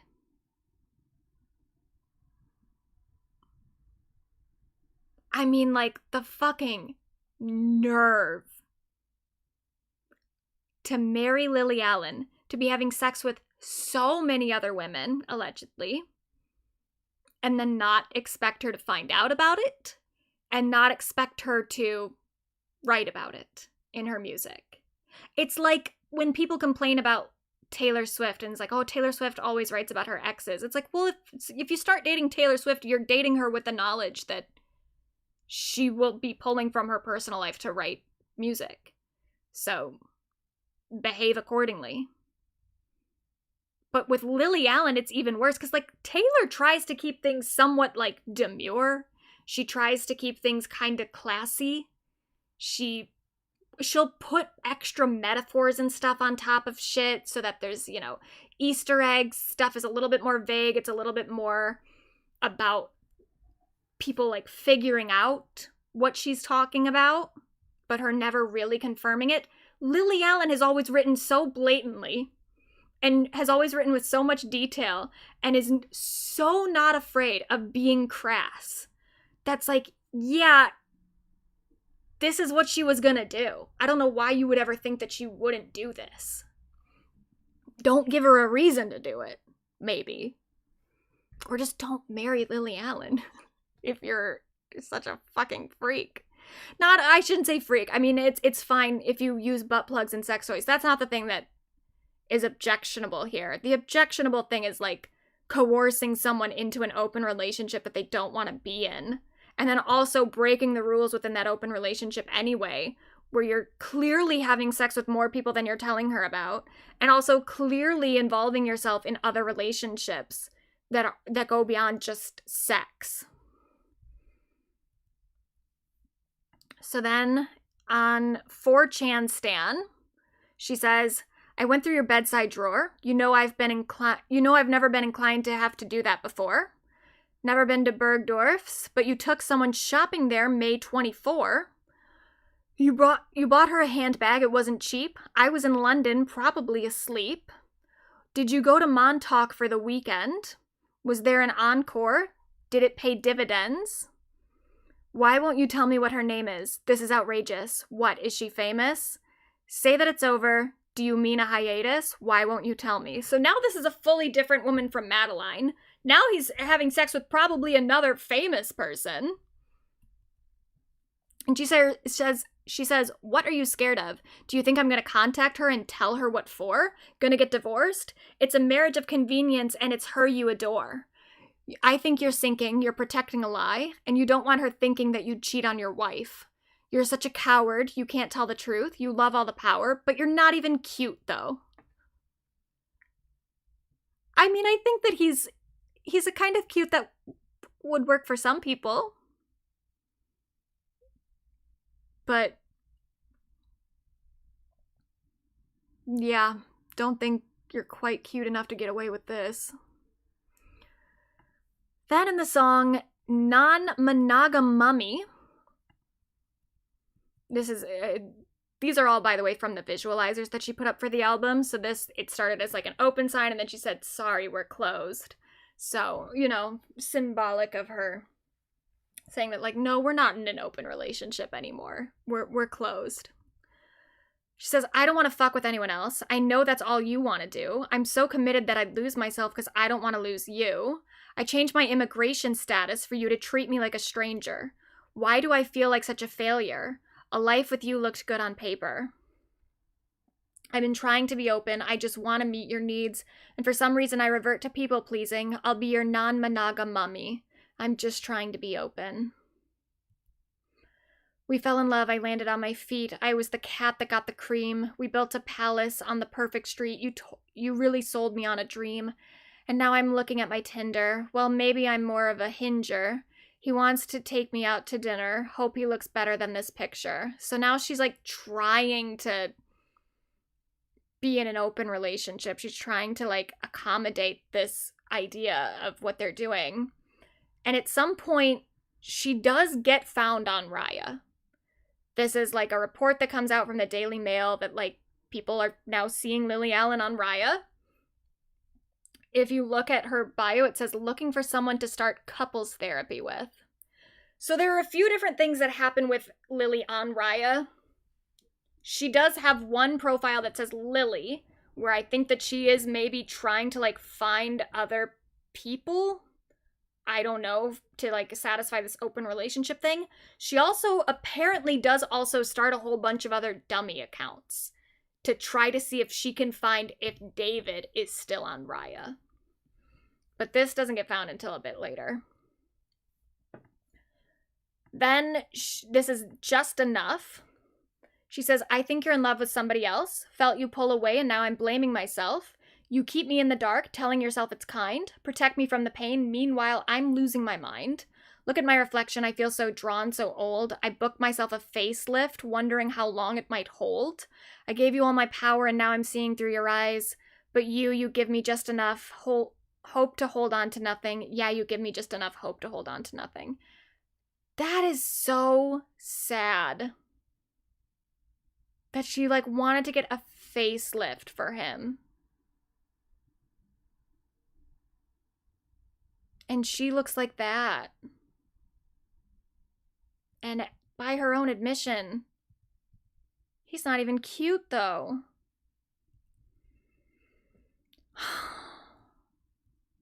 This poor girl.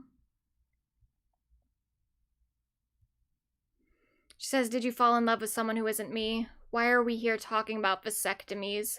Did you get someone pregnant, someone who isn't me? Did you take her to the clinic? Did you hold her hand? Is she having your babies? Then the next one, Dallas Major.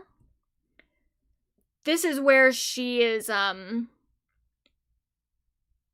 think again, like on a dating app or something, trying to find other people.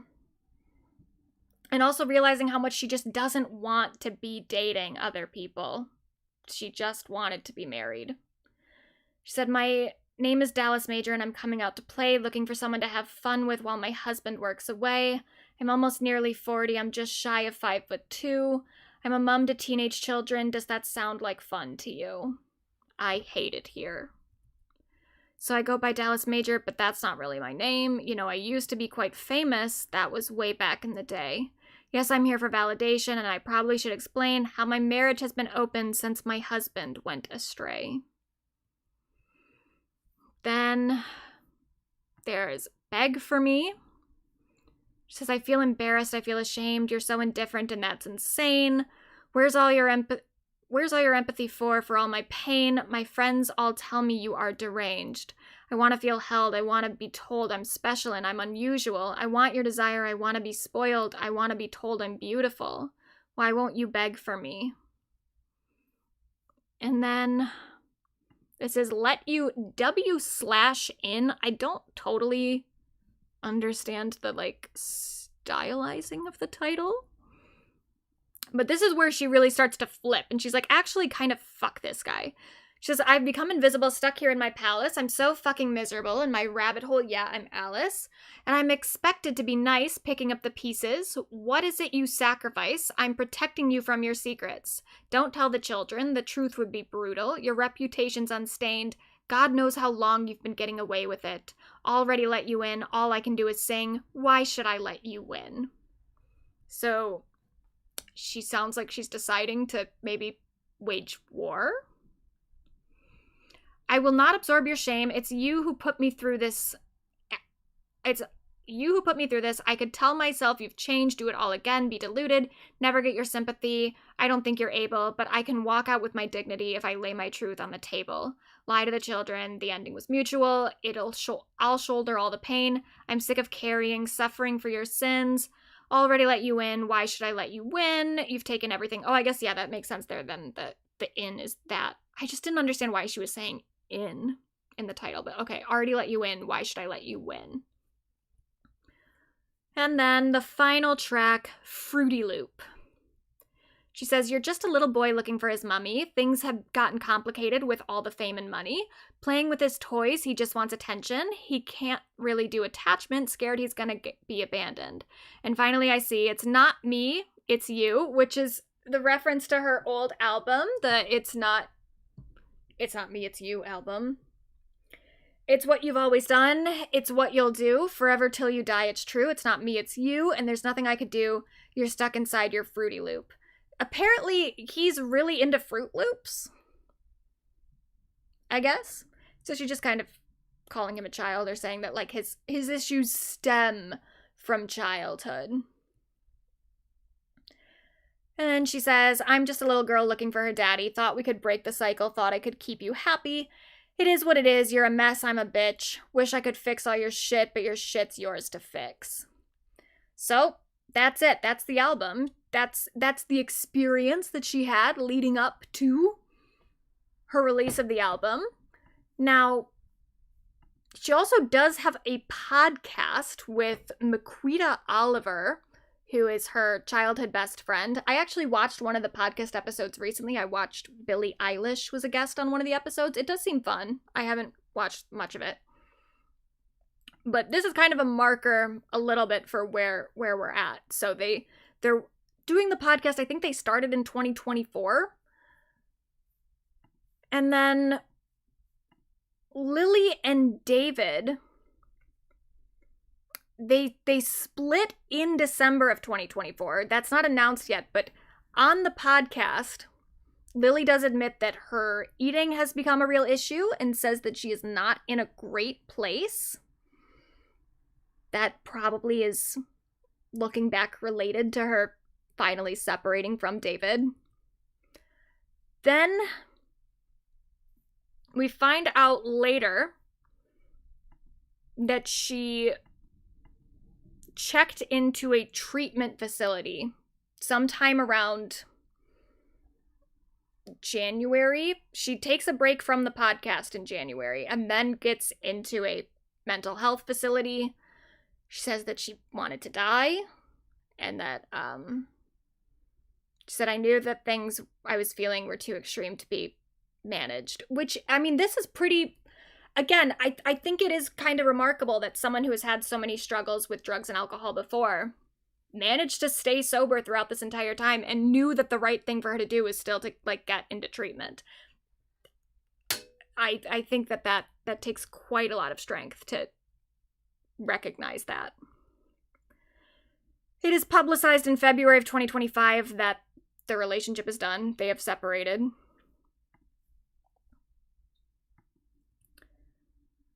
Lily continues on the podcast after she gets out of that mental health facility. So we have a little bit of stuff from the podcast in this time. So for one thing, she had talked some shit about Katy Perry and the space travel stuff, and then later apologized for it and said that she said there was no need for me to bring her name into it, and it was my own internalized misogyny. I've been thinking about it a lot, and it was just completely unnecessary to pile on with her. I disagree with what it was that they did, but she wasn't the only person that did it. She was possibly the most famous person and the one that divides people the most. There was something in me that decided to choose her as the person that should. Anyway, I'm just sorry. I would have been hurt if it had been me and someone in my industry used me and my name. I'm sorry, Katy Perry. Which that I actually find pretty... It shows a lot of growth for Lily in general, because one of the things, I didn't follow Lily as closely when she was first coming up, but I did have her first album, and I knew that her and Katy had like ongoing beef for a while. And I don't even know if it was ongoing beef. I think it was Lily just shit-talking Katy a lot. That was like one of the first things that I knew about Lily Allen as a person, is that she didn't get along with Katy Perry. And so the fact that like this far into her career, she is willing to be like, you know what, I should not be talking about other people in my industry like this, especially other women. I was like, yeah, that's good for you, Lily. But also, the space travel was stupid, so, you know, you had a pass this one time.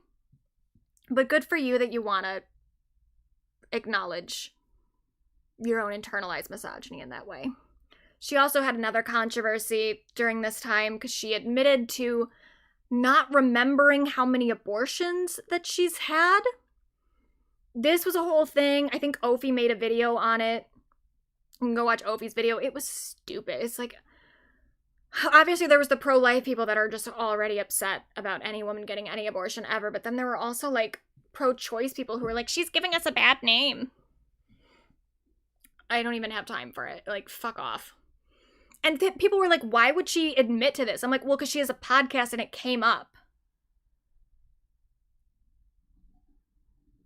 She should just not tell anyone anything? Because it might make other women look bad or something? Because people were like, this is just gonna prove the point that, like, women are using... This is gonna make people think that women are using abortion as birth control or something. And it's like, well, but that's what she went through. She should just hide it because it makes other women look bad? Fuck off. It is annoying. But yeah, so she gets into some trouble about that. Then, she's stepping away from the podcast. She says that she is to focus on some other stuff for a little bit. People start to get really excited about this. They're like, oh my god, she's gonna make a new album. She hasn't released an album since 2018. She's gonna make a new one. Nope. She already made it. She announces West End Girl on October 20th. It releases October 24th. She wrote it in 10 days, all the way back in December. She wrote the album, then checked herself into a mental health facility in January. And that's what we've seen from the rest of it. She has kept this hidden for a majority of the year.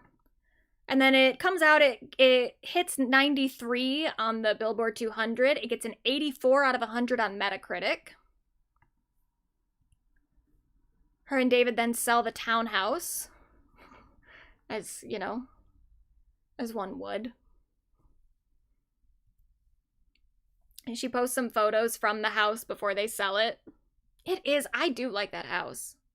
Other people thought it was like too gaudy or something, or too maximalist. I liked it. I did. She also dresses as the animated character Madeline for Halloween, which is very funny. And she has started selling a butt plug shaped USB for the album. You can buy the album on a USB drive that looks like a little butt plug, which is very funny. Now, as much as we do not love David Harbour, again, there are kids involved here. And from everything we can see, David has continued to act as a stepdad toward these girls, which I do think it's something. I mean, it should be like the bare minimum, but it is something that plenty of men would not do. Plenty of men would be like, okay, it didn't work out with their mom, I'm gonna fuck off now.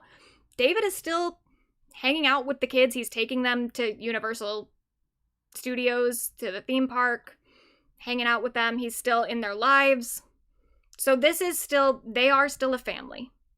Whether or not Lily and David are together, David is the stepdad to those girls, and this is a family that was broken up.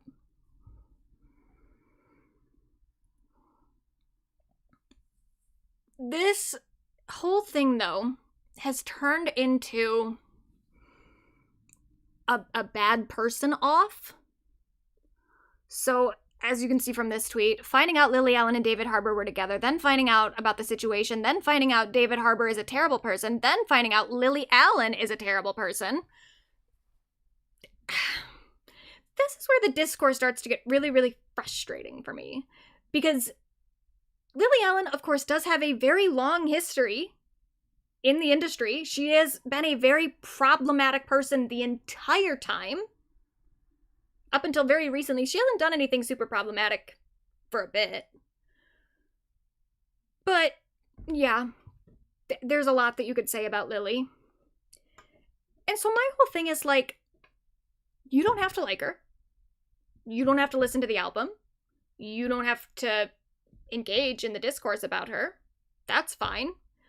What I find really, really annoying is the amount of people that want to use their dislike for her as, like, a point of self-righteousness to try to shame other people for enjoying Lily Allen's music, rooting for Lily Allen as a person, especially as, like, a newly sober person who's trying to get her life together, and also just shaming people for identifying with the music, period. You know, you don't even have to like Lily Allen to listen to the album and empathize with her, but that is what some people are acting like is incredibly ridiculous because of reasons A, B, C, or whatever, that she's problematic.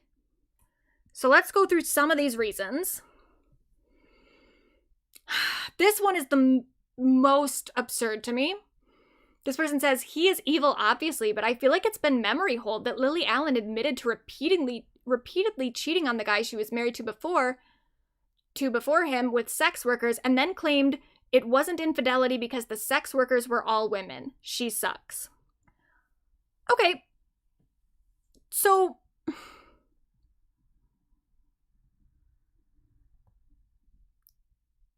number one, the way that Lily Allen cheated is very, very different from the way that David Harbour cheated. What David did was, like, truly, like, if what Lily Allen is saying is accurate, what David Harbour did was emotional abuse. He coerced her into a situation where she agreed to something that she wasn't comfortable with, then used that as a way to, like, blame her for her own discomfort. That, like, well, you said that we were going to do this. Now we're doing it. He continuously lied to her throughout that entire process. Like, that is very different from having a low point in your life where you feel very lonely and you're going through postpartum depression and you're also a drug addict and an alcoholic who goes out on tour and then cheats on her husband because you're fucked in the head. Like, what Lily did was bad, but it wasn't something that she was doing to, like, coerce her husband into anything. She wasn't ever really putting the blame onto him for it. She took responsibility for the fact that, like, she was fucked up at that time. And also this whole thing about she claimed it wasn't infidelity because the sex workers were all women. No, she didn't. She said, while doing an interview with Jonathan Ross, she said, because it was a woman, I felt in some way I wasn't cheating. I don't know, I was bonkers. Lily has said then that she, at the moment, used that as a way to justify her actions to herself. And looking back, she thinks that that was ridiculous. She is not currently using the fact that the sex workers were women to justify what she did. She is not currently saying that she didn't cheat on her husband. She admits that she cheated on her husband. She's just saying that at the time, she thought what she was doing was more permissible because she had created this excuse for herself. Like, that is just so different from the way that a lot of people are trying to portray this. Like, that Lily Allen thinks that it's not cheating as long as it's the same sex. That's not what she said. That is so fucking stupid. There's also this. At one point, Lily dressed up for Halloween and she dressed up as Dr. Luke, and it was like, she's like in a doctor suit, but it says Dr. Luke and it says gynecology department. So people have portrayed that as she was like doing it to mock Kesha. She wasn't. I do think it's a terrible costume. I don't think she should have done it. She has apologized for it. And she also, like, she's made it very, very clear that she is in support of Kesha and that she thinks Dr. Luke is a rapist. This costume was her trying to, like, take a shot at Dr. Luke. It's not good. It's really gross. But it also isn't an indication that she sided with Dr. Luke or that she was trying to make fun of Kesha. It was bad. It was really gross. But I also don't think that you can just use that as like a way to say you should never listen to anything she says ever empathize with her. That's also kind of ridiculous. Then the worst thing, or one of the worst things, she at one point in an old book that she wrote, like an autobiography, she had said something about kissing Zoe Kravitz. And then when this was brought up on an episode of Watch What Happens Live, Zoe Kravitz said that Lily had actually just attacked her and like kissed her in that moment, like non-consensually. So as this person says, I'm sorry, but no matter how much people praise Lily Allen's album, I just can't press play. The fact that she sexually assaulted Zoe Kravitz and it's being brushed over like nothing happened, just vile. I don't think it's being brushed over like nothing happened. I've seen this clip many, many times, even before this album came out. I've seen it since it happened. Like, since this clip has existed, I've been seeing this circulating Stan Spaces at least every couple months, to be honest with you. I've seen the clip a lot. So I think it's something people are very aware of, people don't approve of. So I don't think it's like just getting brushed over like nothing happened. But I also think that like the people who are saying, if she were a man, we would never stand for this. If she were a man, she would 100% get away with it. If she were a man, there's a chance that Zoe Kravitz wouldn't even feel comfortable saying it publicly. Men get away with shit like that literally all the time. So I don't think that that's true. But then also, it doesn't excuse it at all. But I do think that, like, I do take everything that happened before 2019 in the context of, like, Lily Allen was a fucking mess. She was on drugs. She was drunk. She didn't even have sex with any man sober at that point. She hadn't had sex with anyone sober. Every sexual encounter that she had, she was inebriated. And that doesn't mean that it was okay for her to go around sexually assaulting people. But by that same logic, Lily was getting assaulted every time she ever did anything sexual with anybody. I think that there is a little bit of a dividing line here between like sober Lily and currently in the throes of her addiction, Lily, where I'm willing to give her a little bit of grace of like, I don't think that this represents a pattern of behavior for her.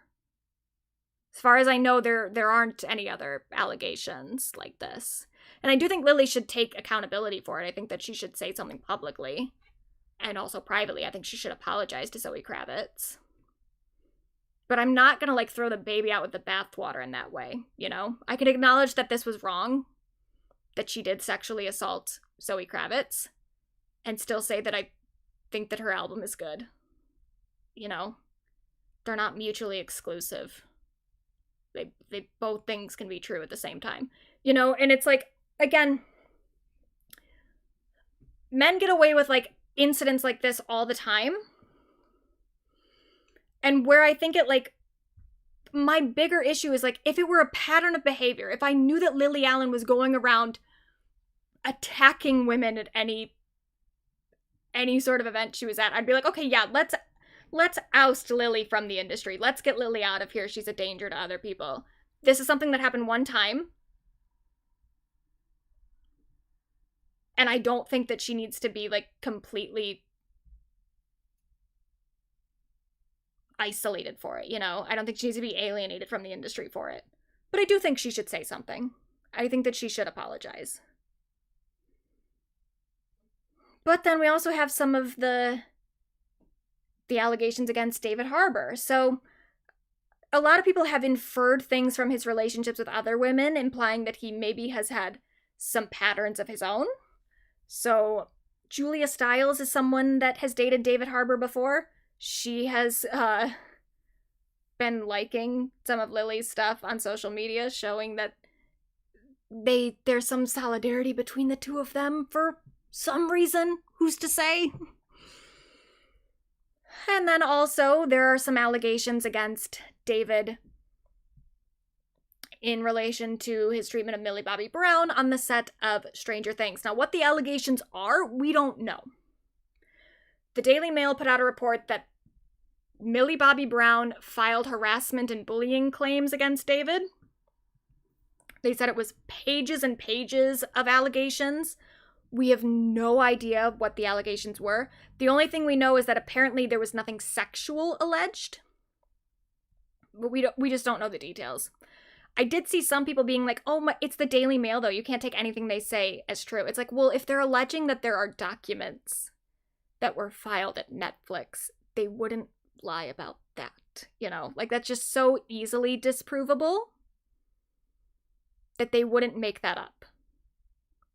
But Millie and David have been very friendly on the current press tour for the new season. They haven't addressed it really directly at all, but Millie has said that she did feel safe throughout the filming process, and David has said stuff about how they've been through a lot together, because if you've never watched Stranger Things, his character is like her character's father, essentially, like adopted father. So what they're saying is like they've had a very close relationship throughout the entire run of the show. You know, ups and downs. And I don't know. I would need to know what was alleged to know how I really feel about David in that instance. Maybe it was just something that like got blown out of proportion. Maybe it was something that they truly have moved past. I think ultimately it is shitty that these reports came out the way that they did, because I think that Millie should have the right to speak on these things in her own time and in her own terms if something happened. So ultimately, I just think that this was kind of unfair for Millie for this to be made public. But I would like to know what he did. And then the worst of it. So here's the other apartment that David either currently or at some point owned in the East Village rather than the West Village. At some point, let me see, I think I might have it written down.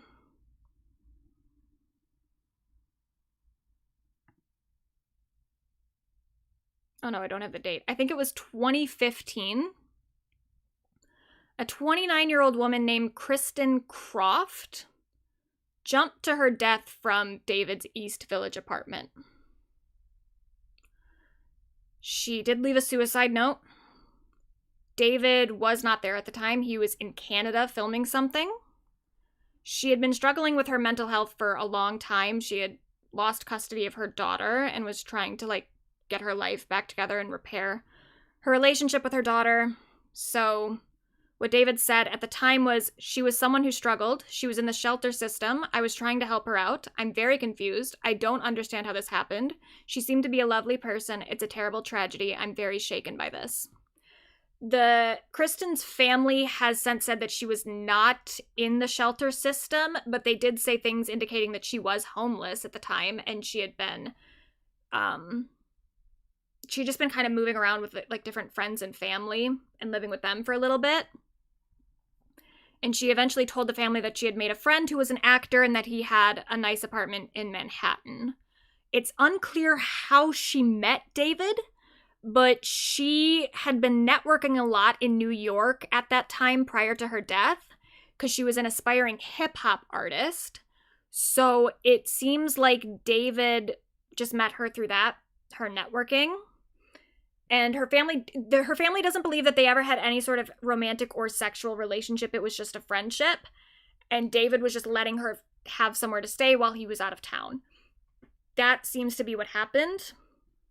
I don't know. It is very strange that a woman jumped out of his apartment, but again, he wasn't there at the time. And again, this woman had mental health problems of her own. But a lot of people are now taking this as, like, evidence that there's something really sinister happening with David Harbour, and I don't think that's totally fair.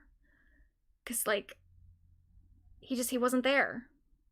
And it's possible that there was something really predatory happening in that instance. It's also possible that he met a woman that he thought was nice, and as someone who had struggled with substance abuse problems before, that he just thought that he was helping her out by letting her live in one of his apartments while he was out of town. I don't know.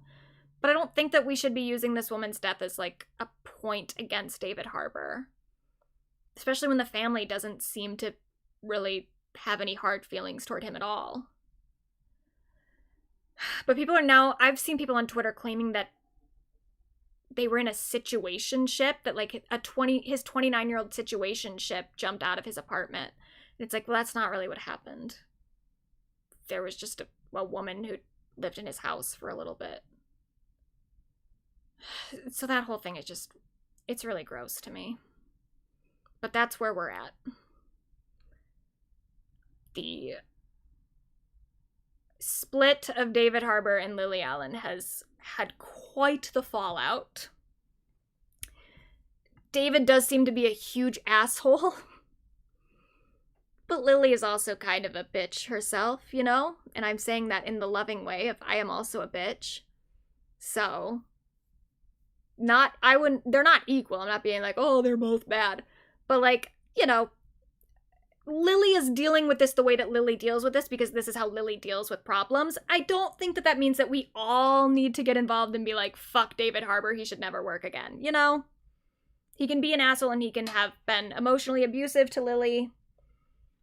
And maybe if I find out what was in those fucking Stranger Things documents, maybe I'll feel differently of, like, we gotta get David out of here. He's terrorizing people on these sets. But for the moment, it seems like you just really should not date David Harbour. Nobody date David Harbour. Okay, everybody promise? We will not date David Harbour, ever. Other than that, I guess I'll just let him be. I'll let him continue to star in Stranger Things or whatever fucking Netflix movie he wants. Because it's kind of none of my business. And again, there are children involved here. He is still a step-parent to Lily's kids, so let's be kind of reasonable about it. But also fuck him. And then Lily also admitted recently that she apparently has multiple fake accounts, including one where she pretends to be Charlie XCX. which is just very funny. And that's it. That's our Lily update. We made great time. I just really needed us to be done by 12:30 so that we could all go watch Sabrina on Seth Meyers. So that's what we'll do. We do have our Honorary Pop Girlies, obviously. These are a little, well, some of them are a little different than some of our other Honorary Pop Girlies. For instance, we have our first billboard. The Percy Jackson billboard on Hollywood and Vine. I am absolutely obsessed with this, and I had no other way to talk about it other than just making the billboard an Honorary Pop Girly. But if you haven't seen this, it's so cool.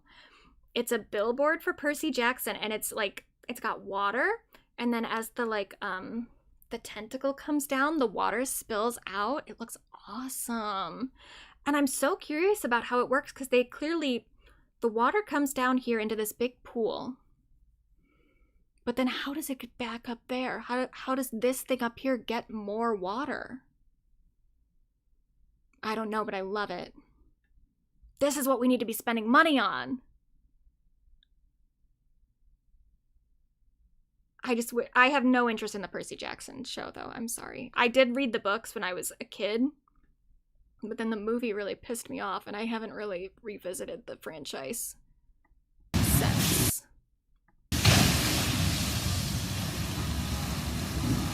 But that does look really cool. Is it a good show? Are people liking it? I know that the writer of the Percy Jackson series is more involved. It's supposed to be way more accurate to the book than the movies were. But I don't know. I just don't need to watch it. Our next Pop Girly. This one I was really excited about.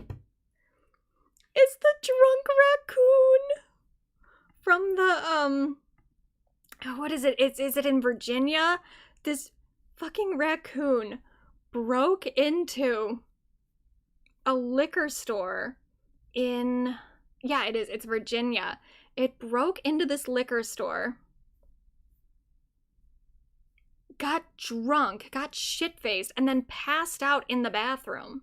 The raccoon's okay, just so we are all clear. I know he looks kind of fucked up here, but he just had a night. He had a night. They got the raccoon.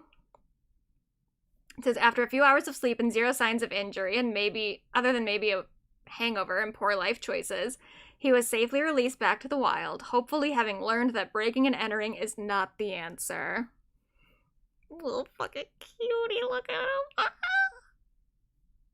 Oh, I want to pick him up. They did an SNL thing for him this last Saturday. And it was kind of funny, actually. SNL gets a good one every once in a while. He's so cute though, look at him. So there's the raccoon. And wait, what? Did I see the cat from Virginia that took a road trip in a Lowe's truck? No. What is up with Virginia? Their critters are just living the best lives. And then our final Honorary Pop Girly. Now, I'm gonna admit, I know very little about this person, so they could have done something incredibly problematic that I don't stand by. But I gotta say, 50 Cent and the amount that he fucking hates Diddy, I'm living for it. So I guess him and Diddy have always had a thing, some sort of rivalry. I don't know where it started, but 50 has been working on this documentary for a while that just got released onto Netflix. I haven't even watched it yet, but I guess it's like pretty crazy. There's some like footage that he has in the documentary or docu-series. I don't even know if it's like one part or maybe multiple parts. I'm gonna watch it soon, but I guess there's like footage that he has that no one even knows how he got it. Footage of like Diddy after his arrest or something, or right before his arrest, talking with his team about how they're gonna get out of these allegations. crazy. But the thing that like really won me over with 50 Cent, not like won me over, but something I was just kind of charmed by, is he did an interview with Good Morning America last week, and he specifically decided to do Good Morning America because apparently ABC is one of the few channels that they get in prison, and he wanted to do it on an outlet that Diddy would be able to see. That is like a level of commitment to being a hater that I aspire to, that I think a lot of pop girlies aspire to. Like, you know, Taylor Swift has some great revenge songs. Lily Allen has a great revenge album. But no one's hating anybody like this guy. And I do think that that's beautiful. Oh, they got the footage because Diddy didn't pay the videographer? Jesus Christ. You gotta pay people. That's how, when Pam and Tommy's sex tape got out, it was because they didn't pay one of their contractors. I think, when I say they, I mean like Tommy, I think, didn't pay their contractor. And then they just, they got into a safe and took the sex tape out of like revenge. So make sure you pay people.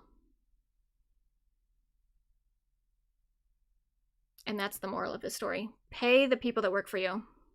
No free labor. And also don't rape people. Like, that's... Who would fucking care if he didn't pay his videographer if he wasn't sex trafficking people? But whatever. Fuck Diddy. Good job, 50, on that one. I'm gonna go watch Sabrina on The Late Show with Seth Meyers. So, yeah. I'll see you guys next week, and we'll finally discuss Addison Rae, Tate McRae, and then some dudes. All right. Bye, everybody.